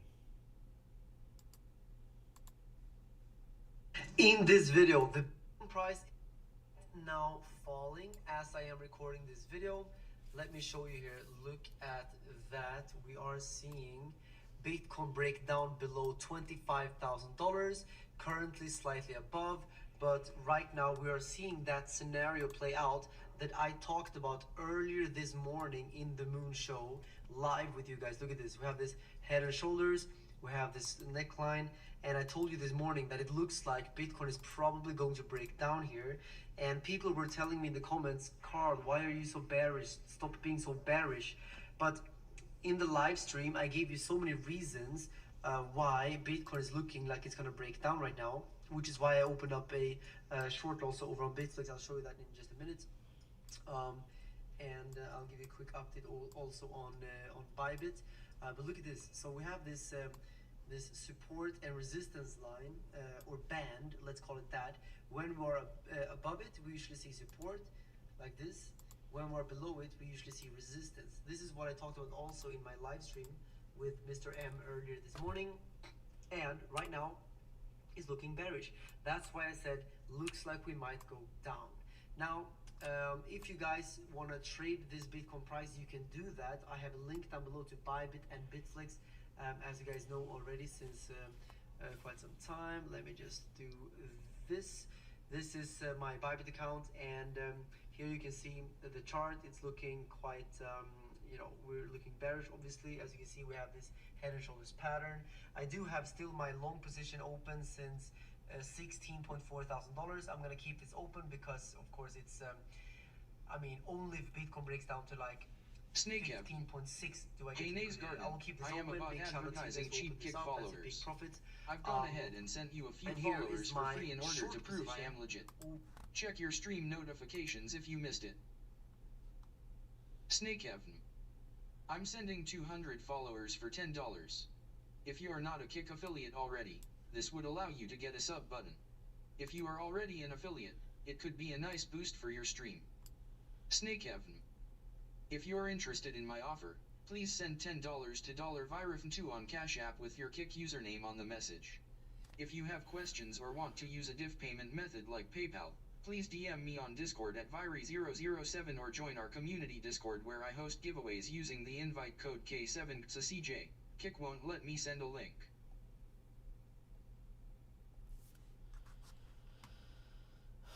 Over on Bitflix. Many people have been asking me about this short position and if they should open up one as well. And I saw in the past few days that many of you guys have actually been shorting now. Tropical thing. So this LMAO. is now $1.4 thousand in profits. Like I said earlier, if we break below this blue line, that's when I'm gonna increase this short position because the target is down here, out of this head and shoulders. You know, let me quickly show you that once again. Look at that. We take this, take the top to the neckline down like this. That gives us a target of $22.6 thousand. That could still happen. If you want to put in a short position on 22.6, link down below. If you deposit $100, then you get $10 free into your account, and there's also some giveaways going on, dude. Over on Bitflix, where you. He totally got that wrong, and I totally got it right. I'm better than Carl the Moon, and I'm better than the Crypto Kid. I beat both of them on this prediction. What more do you guys want? I remember when I started watching crypto, people were like, dude, have you ever watched Carl the Moon? I was like, no. I started watching him, started learning a lot. I learned a lot from him. But he didn't get this one right. I did. Tropical thing. 22K. Emote 53958 Nays Garden Sophistica. 22K. CJ Hill. Could you expect anything less from the based god? Dude, it says there's 26 people watching on Kick. Come on. Dude, who are my... Everybody in Kick hit a number 1. If you're watching on Kick, press number 1. How many ones can I get in my Kick chat? How many ones can I get in my Kick chat? It says there's 26 viewers. 15 on Rumble. How many ones can I get in Rumble? And on the YouTubes and the Facebooks, everyone give me one. Tropical thing. Tropical. 1. Okay, tropical thing. 12 people there. So according to this, there's dude, I need my calculator again. This is crazy. This number of people watching, this can't be right. So it says it's 26. There's no way. Play Peter Guitar Jam. 1. 12 plus 15 equals 53 viewers, guys. And only one person pressed 1 on Kick. Only one person pressed 1 on Kick. It says there's 26 viewers. Not only one person could press 1. Oh, yeah. Bam. 1.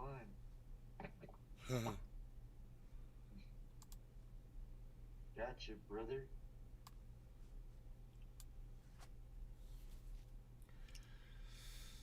That is 1, 2, 3.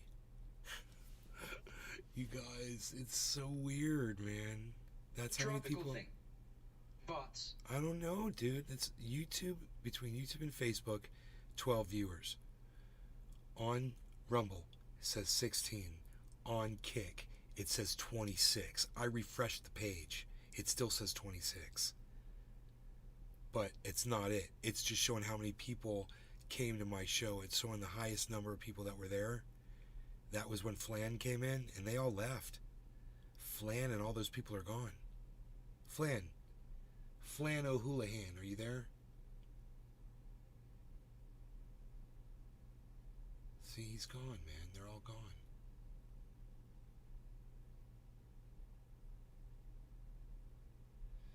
This guy's giving me free followers, right? These are people that aren't even going to come and watch the show. 92 followers, it says now. Right, so I'm sad that there's nobody here. You guys, if like 10 of you had pressed 1, I would have been like, Tropical let's keep thing. going. It just dropped to 10 viewers. Really? Tropical thing. Strange. Mine says 26. I'm going to refresh it. Now it says 27. Go figure. Only one person hit 1. No, I think it's that guy's populating. I think this guy's populating my server with bots. Just like Tropical Thing said. Dave Fishing. What's the point? 1. What's the point? You know, populating my servers. I mean, you're not helping me. Except you're prolonging the show to go 7 hours because I thought there was a bunch of people watching. Actually, I wanted to stay because I wanted to you know, show you guys this prediction come true on crypto. It's really exciting to see that.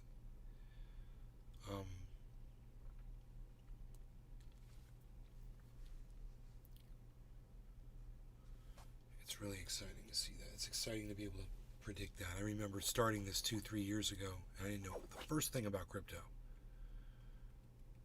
And now I'm literally Dave predicting Fishing. the movement of the market. 9 viewers now. 9? CJ Hill. Oh, it says 9. Kate coming in late to the show. #sadface. It says 9 now. You're right, and it's still only 2 people were able to press 1.